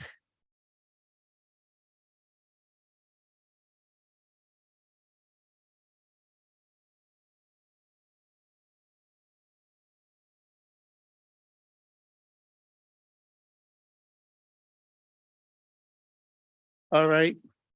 And this is what it looks like. You know, they're shooting it. They're seeing it. At any rate, that was Catherine Hatzberger, my cousin. She lives 3 houses down. She does not live right across the street. She actually lives 3 houses down. And, you know, and that was standing on her front steps. And she was shouting to make that. And that's what goes on. But like I said, they're going to, I suppose, do it anyway. However, we don't have to agree with them. So I would deny them and let the state take it then. Thank you. Thank you, Mr. Tony. Mr. President, the item in front of the zoning board was a special use permit. Special use permit. Not noise ordinance. Right, but I think under special use, we have our town planner right here. Ms. Hitchin. Good evening, everybody. The zoning board did review the application on June 26th, just a few weeks ago. The standards of review for a special use permit, which is what the applicant asked for, are the following. It will not, the desired use will not be detrimental to the surrounding area. It will be compatible with the neighboring land uses. It will not create a nuisance or hazard in the neighborhood. Adequate protection is afforded to the surrounding property by the use of open space and planting. Safe vehicular access and adequate parking are provided. Control of noise, smoke, odors, lighting, and any other objectionable feature is provided, and solar rights of the abutters are provided for. The proposed special use will be in conformance with the purposes and intent of the comprehensive plan and the zoning ordinance of the town of Portsmouth. The zoning board did vote to deny the special use permit. Thank you. I know they take it into consideration, but it's not. Okay. Could I say one more thing? They also brought up the fact that there was no traffic report done. Now, these trailers are 55 feet long. You put a cab in front and you put it down Wapping Road, you got a school bus going the other way. There's a problem. In Old Mill Lane the same way. Just making it around the corner, because I'm on the corner of Wapping and Old Mill Lane. And just them to get around that rock is not a good thing. And then, of course, they're doing it in the winter. Thank you. Thank you, Mr. Stone. Okay. Any further comments or questions from abutters? Okay. Residents. Felt like it was on the zone, but I don't know. I'm Laurie McDonald. I live at 124 Old Mill Lane. I would like you just to consider the fact that the site may have to be operational during the summertime. It was brought up that, should we have a substantial hurricane, it's possible that that pipe could be lost.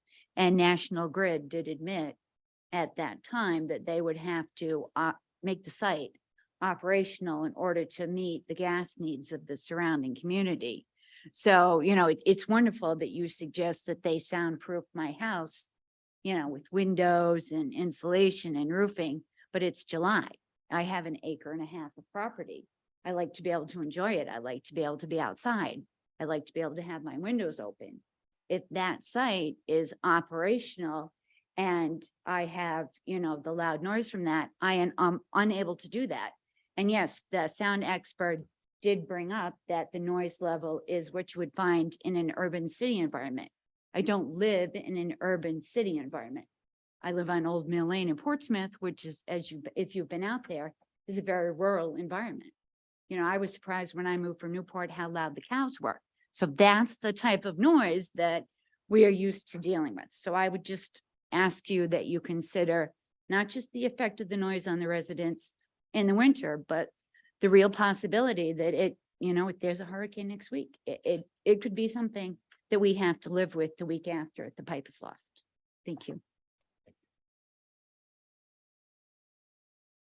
Dr. Murray Norcross and 94 Fieldstone. I'm a 30-year Navy veteran. I've had to be around noise for my 30 years, jet aircraft, machinery, gunfire, cannon fire and such. And as a member of this community, as a physician, I feel compelled that I want to make the recommendation that this variant should not be voted on favorably. My concern, as you've seen already from some of the people who stepped forward, noise is a health issue. It's a public health issue, and it gets people excited. It can cause your blood pressure to get raised.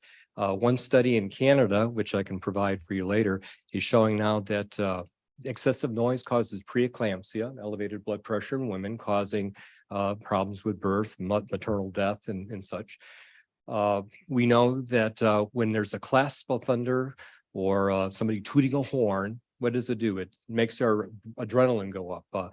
It makes our cortisol levels jump. It makes our endocrine things change so that it can make changes in our body.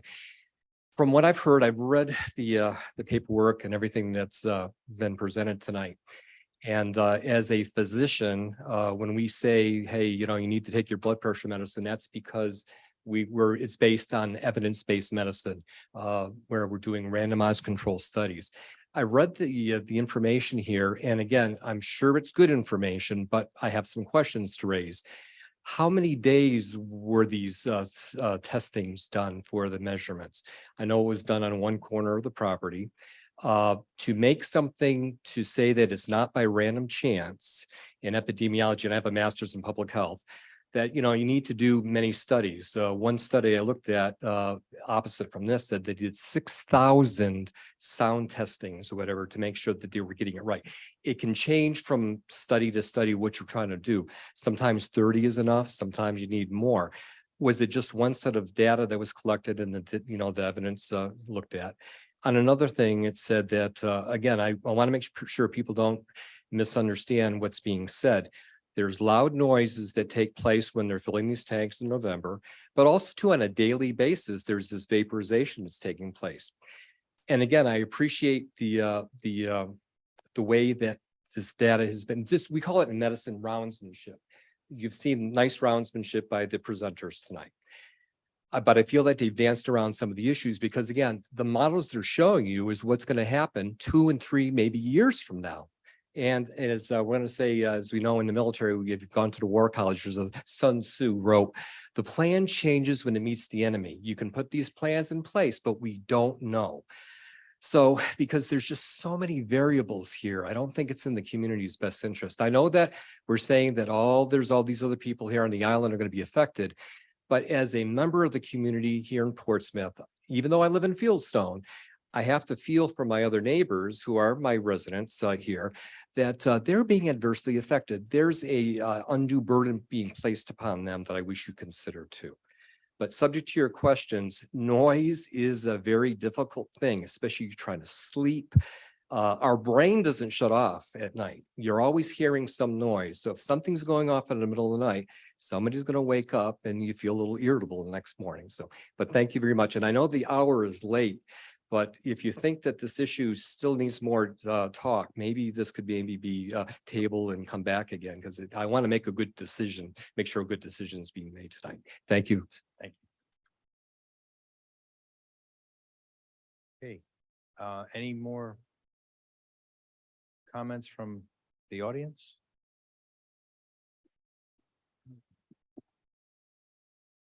Hello, I've been here before. Michael Richardson, 162 Old Mill Lane.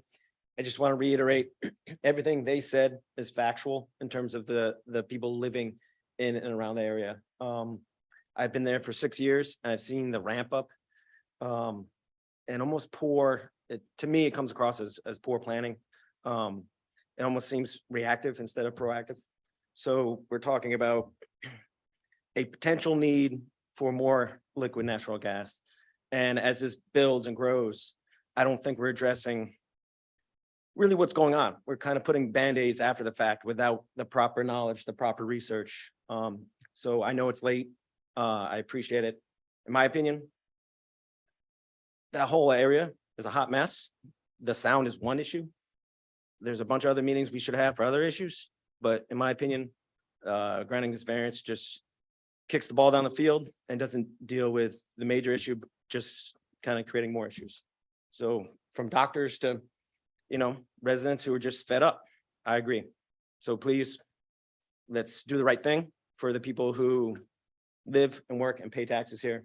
And literally, I'm concerned for my safety, my health, and my family. Questions? Thank you. I do have, I was gonna move that we close the, I have a question. oh. I have a question for the applicant.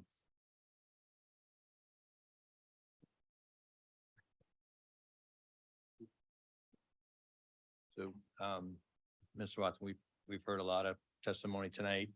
Your team has been able to provide a lot of information. And I think one of the things that kind of stands out a little bit is you were able to bring the noise readings down and eliminated the need for one variance to data the operation. And I know it's hard for some of the folks because they live with this on a daily basis, and this is another 2 years down the road before they would see any type of improvements. So I think a lot of what we're hearing tonight is just built up from the frustration that they've been living with.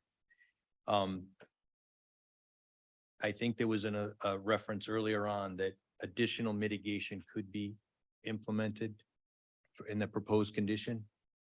Is it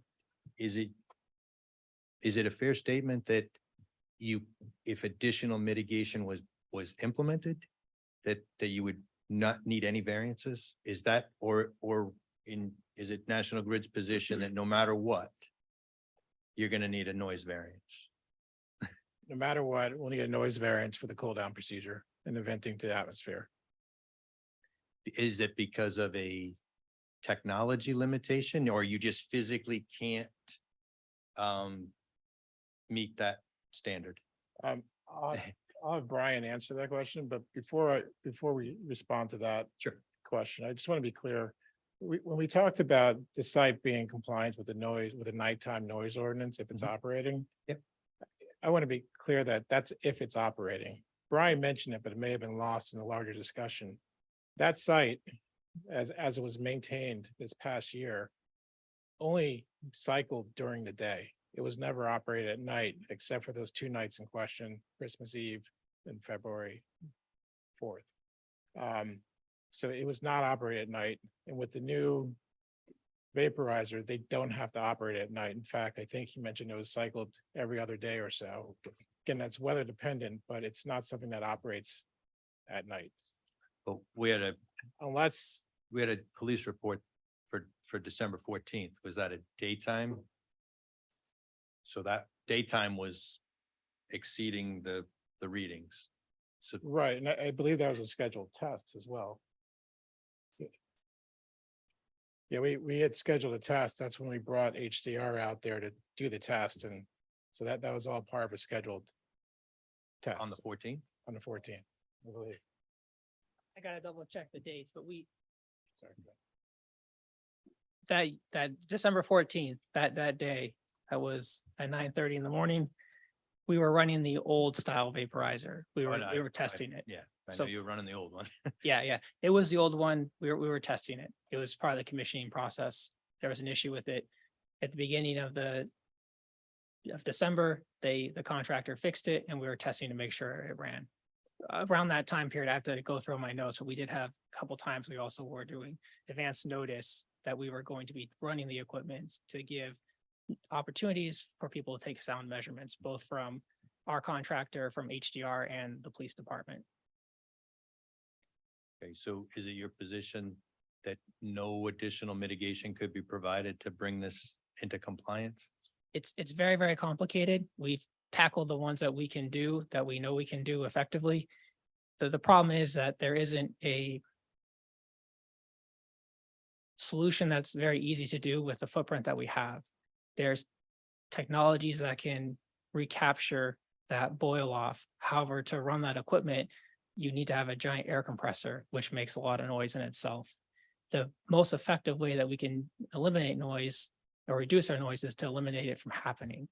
By purchasing this equipment with those other pumps I was talking about, we were able to reduce the frequency that we need to vent each tank. Cool down will have to occur, but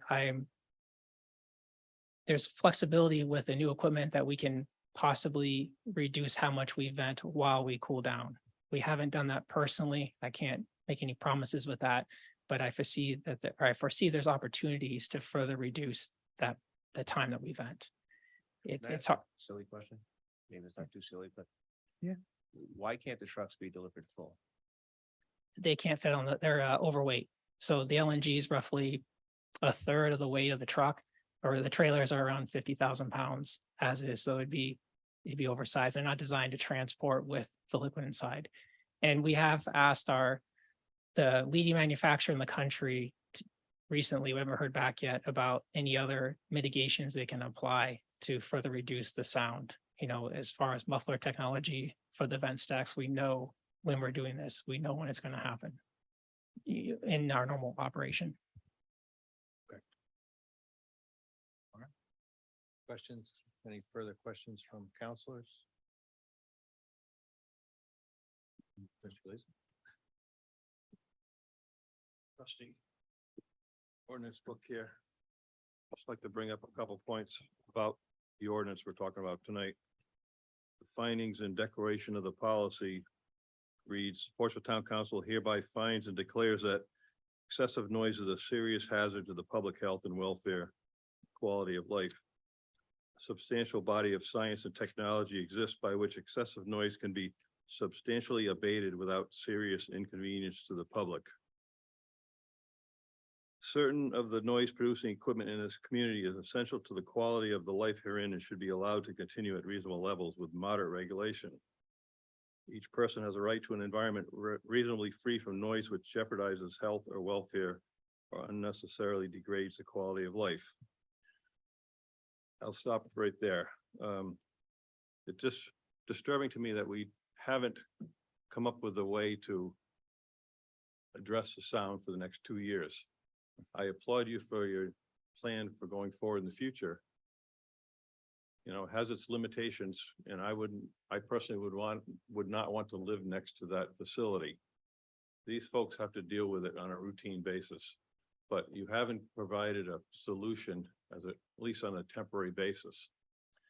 To me, it's almost like a waste of our time here, because this ordinance right here for your penalties will fine you $100. Is $100 really worth it for us to employ the police department to go out there and take these measurements? I mean, we should just set up an honor system that says when you exceed the noise levels, just send us a check for $100. It really wouldn't hurt your pocketbook that bad.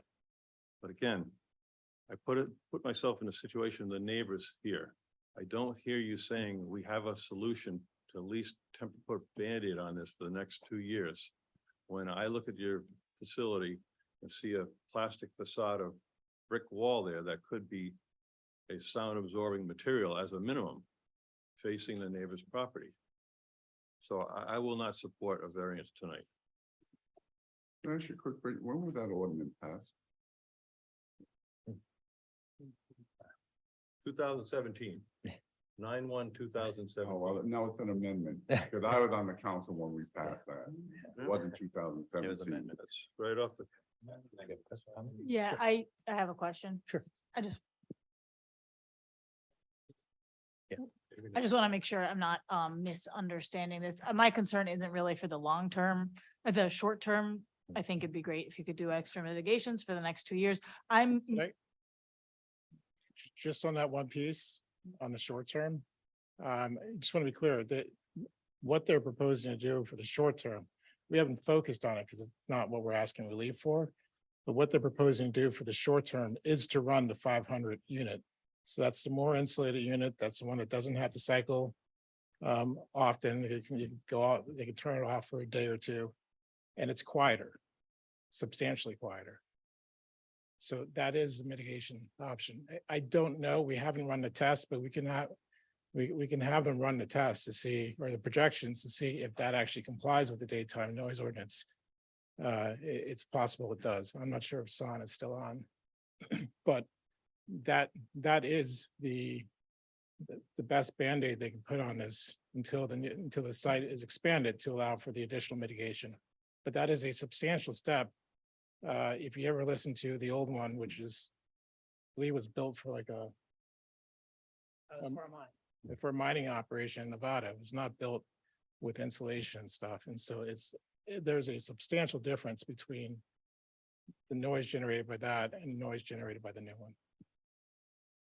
I mean, you hit the magic word here. It's insulation. You're insulating that sound and traveling across the street. We still haven't talked about insulating with some type of barrier, which you're ultimately going to be buying within 2 years and putting on the southern part of your lot. You could buy that material now and hook it up around the fence area, and then reuse it when you do your actual installation. Still going to be a 20-foot sound wall. Correct? And I believe for that, there's not sufficient space, but I can have Brian talk to that. It might not be on all 3 walls, but I think looking at your diagram that we looked at, to me, it looks like if you really wanted to do it, you'd find a solution to do that. No, and we've gone through. We can agree to disagree. I know, and I actually asked this question of the noise expert earlier today about what if you put a wall further out? It wasn't in relation to the current setup, it was in relation to the proposed as a way of mitigating the just as a different design for mitigation. And he said you need to have that close to the equipment. You can't just have a wall that's further away. It's not effective. He can speak more directly to that point.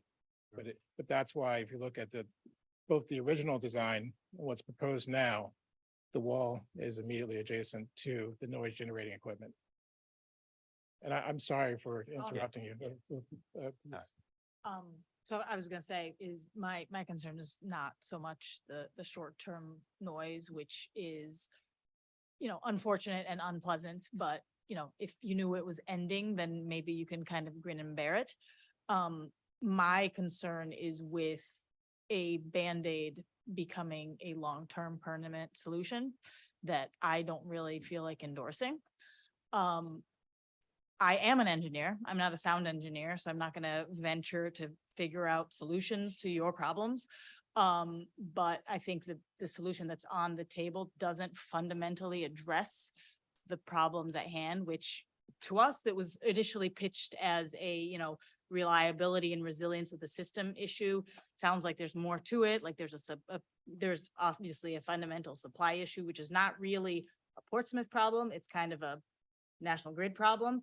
That I don't really think is fair to put on our residents in a residential neighborhood to have to bear. So with the information presented to us, I'm not inclined to support a noise variance either.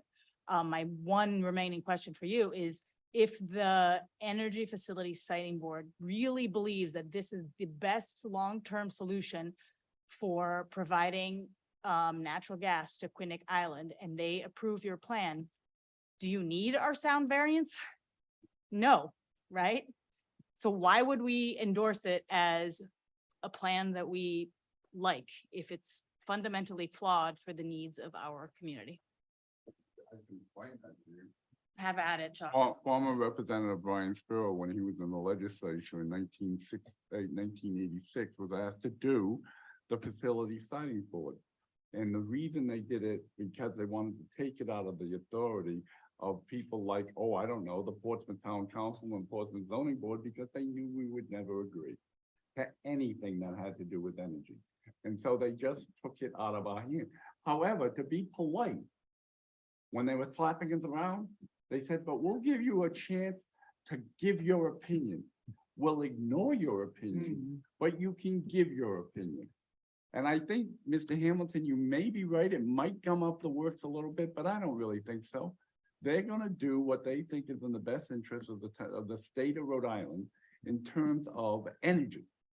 All right, and quite frankly, the fact that we have qualms isn't going to matter. My point exactly. They're probably more qualified and more well-informed to make this decision on a holistic way. And I don't see why we would support it. Because I think that, and I don't know if you're gonna buy my language, but I believe that President Hamilton, President Hamilton, said, hey, here's a Same couple of- thing. Here's a couple of problems we are concerned with directly, and that is actually a virtue, which I would never give it. But it's like, hey, can you let us know? All right, facility siting board isn't gonna really consider. Can you let us know when there's gonna be some noise so that people can gear up? Can you let our administrator know if it's gonna be an emergency and that you're gonna be coming down making a lot of noise, so our people will know about it, so we can tell them this is going on, so they can at least be prepared for it. Okay, I can't think of, and by the way, I also think in this process, when this gentleman appeared before us the first time, there were pitchforks and torches out there, and they started working on mitigating the problem. They did. I think we just worn people down. This plan is significantly different than the original plan we looked at, and I believe, and I do want to say, it is designed to mitigate an existing problem. If, for instance, this whole thing shut down, the existing problem would be there not only next year, but the following year, and the year after that, and the year after that. This plan is to mitigate that, to alleviate that, even if it's not perfect. If I may, just to add to that, well, I do understand your concerns and your position. The real value of this forum is for you to hear what we're proposing and for us to try to meet the ordinance. I mean, the Energy Facility Siting Act, yes, it does end up having jurisdiction over the town's property and does trump the town's decision, but the board must look at the application to make sure that they're doing all that they can to have something that integrates into the neighborhood as best it can. I mean, we went through this with the Jepson substation. If you've been down Jepson Lane, there's a big substation there, and there's a lot of effort that went into that. It may not look like that when you see it, but there's a lot of effort that went into that. And so not only to the construction of that, but also into, design and layout and working with the abutters. This has been a long process. We originally came here in 2018. We thought it was just going to be a quick backup. And then 2019 happened, and now we've been back every winter.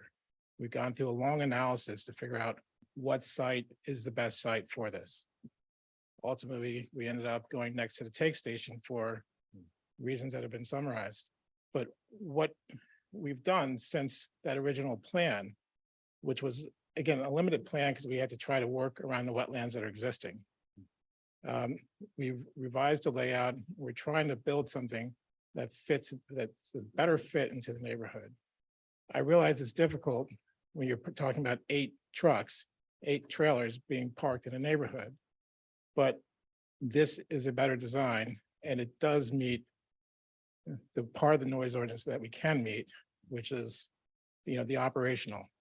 The existing site does not at all. Yeah, so I think you brought up a couple of things that are important to know. I think the first time you were here 2 years ago, I don't remember exactly what my comments were personally, but I think they were something along the lines of, I disagree with this as a long-term solution to this problem. I'm okay with it as a temporary measure. I don't think this is a good plan for Portsmouth and for a long-term natural gas supply to Quinnic Island. My opinion hasn't changed on that matter. And I think, there are others that will trump us. And, to repeat what I said before, I don't see why we would But I would have. endorse it But if, your endorsement can be with conditions too. And you might say, we don't endorse it, but if we do put it in, please do the following. Because that's also, something you can do. So as far as the conditions we talked about earlier, as far as notifying the neighbors, notifying the town about stuff. so that is, we could say, we don't want to give you a noise ordinance, a noise variance, but we would like notification. There's a lot of a different list, but I don't think 11:30 PM is the time to hash those out, frankly. I agree. Lack of sleep makes me Right. crankier than noise, What's before us is an application for a noise ordinance. variance, variance. noise ordinance. What's not before us is any draft variance, right? I mean, what would we be saying? Yes, okay, that, To what? so to your point and to others' points of They have Conditions. requested variance in the memo. understood. But rather than at 11:30 PM. I don't want to come back and do this. Let's do it. Let's push it. Come on. These fair folks enough. have been here. They I have a get- right. I I mean, get it. quite If I frankly- may finish, Mr. Levesque. Just tell me you're gonna do this. I'll go home really. I would love to tell you I'll do this when this is clear. And right now, it's not. So I'm happy to stay here until 3 in the morning. No. Mr. Ray I'm may not. disagree, but right now, I don't have clarity to just vote aye on, I don't know what. It is advisory only, and so it is an opinion. And so if the EFSB wants our opinion, let's give them our opinion, which is criteria. That have, conditions. This is what we are expecting. Because you've indicated, the petitioners are indicated they have aspirations that they won't need the variance. Well, I think we have aspirations too. And so let's make them part of the conditions of whatever we do here. I think makes more sense than maybe doing nothing. Thank you. I don't think we do nothing. I think we take a vote and I can make a motion that we deny the variance. Well, as you always point out to me, I make a motion that we close the public hearing. Oh, you got me on that one. All right. Wait, I second. right. We have a motion to close the public hearing. Seconded. All in favor? Aye. Opposed? Okay, so the public hearing portion is closed. Now, what I think we have to figure out is as Mr. Watson just mentioned, regardless of our if we vote to approve it or vote to deny it, I think what's important is that the items that were discussed tonight be included in our advisory opinion to the EFSB, which is, you know, if this thing is to move forward, ample notification, you know, to the abutters. Actually, as I say sometimes, we're gonna plead guilty or not guilty with an explanation. That we're gonna say, hey, no way, no day. But Well, I think. if you insist, But I think what I heard tonight, and I think the applicants have done, I think it's come a long way. I think the evolution of the site, they're doing a lot. They've eliminated the need for a variance. They are close with the other variance. The concern that I have is you grant a variance, it goes with the property. So it becomes the frequency. It becomes the frequency of the exceedances. And the uncertainty is right now, it might be 10 times a year or less. But the potential is if there were something to go, we can't predict what's going to happen. This facility is, by all accounts, not going anywhere for a while. So what I think we have to be wary of for our citizens that have to live next to this facility is that inconvenience, that potential for the disruption. And it may only seem like 5 or 10 times a year now, but that could increase for reasons that we're not even thinking of tonight. And I think that's ultimately, I think that's what we have to think about for the citizens is, you know, what's best long-term. And I think we've all kind of said the same thing tonight. The application has come a long way. The more mitigation, the better. I guess that's really the message to the EFSB is, you know, we can agree to disagree that we don't want the facility in Portsmouth, but if it's gonna go there, we want as much mitigation as possible for the folks that have to, you know, live near it. And I know that's a challenge. You inherited this facility. It's not an ideal location. It's at the end of the line. It's the only one onto the island.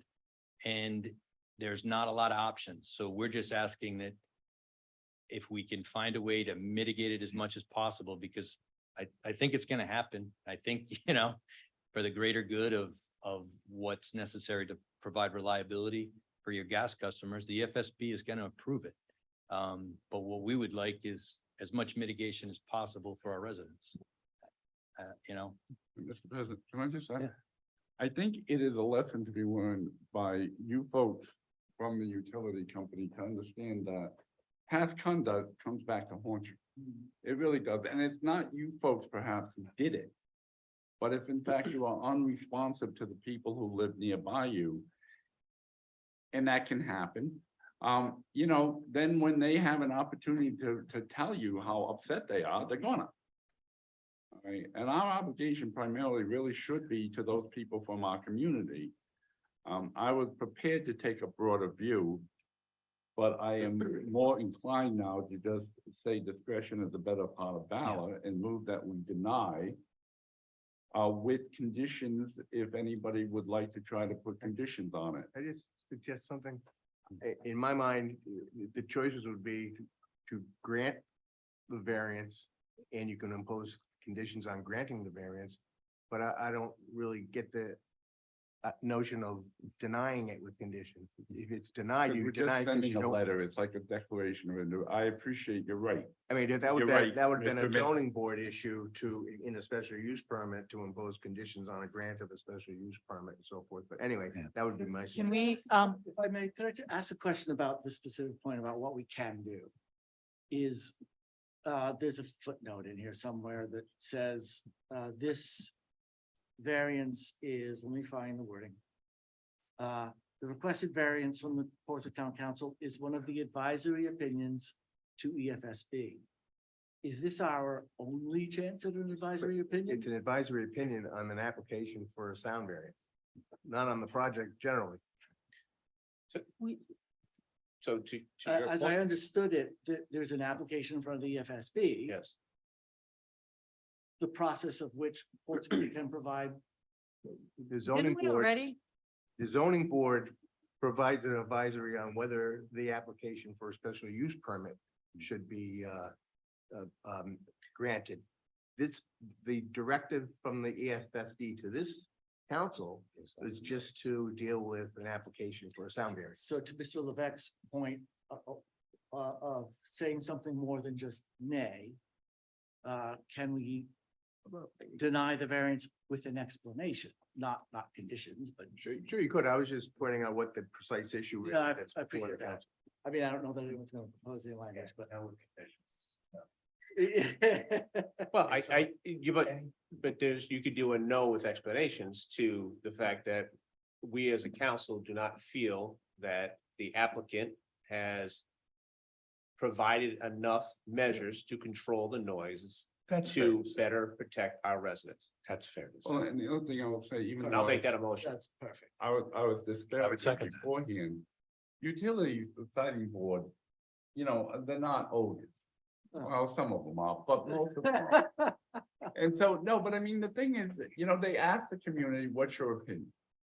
And we're gonna say, no, we could say yes with an explanation, but I mean, I think if we say no, here's some of the things, I would assume that they would take it into consideration. I For would. what that's worth, sure. And specifically, I know that we wanted them to have primarily operations during the daytime. And notify us when they're gonna have those operations. And that they would notify us if they needed to have operations at the nighttime. And somehow perhaps directly to the town administrator. So that the community could be advised that they were gonna have these interruptions as early as possible. Slower. Okay. Jen's trying to write it down. Good, Oh. yeah. I'm just not used to people, That- normally I I- don't want yeah. people to remember what I said. I'm sorry, I apologize. That's all But we have. I don't know, I guess I wouldn't presume to know what the vote will be, but you're not meeting again before the advisory opinion has to be submitted to the EFSB. So I guess I would suggest you just include in your motion to Leah and I will work to put together a decision that reflects the sentiments of the, and with Jen to listen to the comments, but I think you need to authorize. You know, Mr. Gavin, that was my motion. Oh, no, I'm saying. I think My you need- motion was for you and them to work together. It's not gonna You come, just don't hear me. decision's not gonna come back to the council before the deadline, so. That's fair. That's fair. And Yeah. if I may help clarify the sentiment, Mr. Gavin, is to reflect the comments specifically of Mr. Hamilton, who I thought was well spoken in his explanation, and Mr. Levesque, who likewise had comments that Jen will. We can Transcribe. ask the clerk to read them back as she has them now, and anybody could add if they want to. I mean, there's That's true. four of them. That's fair. I mean, it's, my motion is no, because the applicant has not sufficiently controlled or shown that they can control the volume of the noises coming off of the property. That's my concern. Sure. And they also haven't sufficiently shown that there are alternatives and they haven't explored them as fully as I think they can. That is the issue we're being asked to address. That is exactly the issue we're being asked to address, is the noise. So this is our opinion has to concern the noise. I think that's the crux of the feeling of the council. I also think though, however, that Mr. Gleason and Ms. Abbott's position of they should just go pound tar should be included. We don't like this as a solution. We don't need to include it that way, but I would say, I would say something along the lines that the noise levels with mitigation are still incompatible with the adjacent land uses. You didn't That's say very well much enough. nicer than pounding tar. They never said pounding tar. Fair. Imposed on. Completely fair. All right. And again, it's what I think Mr. Levesque mentioned earlier is the standard is in section 257-18. And it talks about the balancing of the hardship and so forth. So we would include, the reasons stated and then to support a finding that the standard for granting the sound variance has not been satisfied in the council's opinion. Perfect. So. Well, we have a motion. I'll second it. We don't have Second by it. Seconded. Mr. Ryan did. I believe it's. Dr. Ryan already. Okay, so we have Good. a motion, all in favor? Aye. Opposed? Motion passes 7-0. And to authorize the, I will make a motion that we task the town solicitor and town planner to put this into a resolution to forward to the energy. EFSB. Or Advisory opinion. advisory opinion, excuse me. Authorize, President. The president and Second. authorize, yeah. All those in favor? Aye. Opposed, motion passes 7-0. Next, we have correspondence. To receive and place on file. Seconded. Future meetings, our July meeting. Vote on the correspondence. Aye. Aye. Future meetings, no meeting, July 24th is canceled. Next meeting is Tuesday, August 15th, followed by August 28th, and then September 11th. Motion to adjourn. Second, is that Victory Day, 14th? All in favor? Aye. Opposed?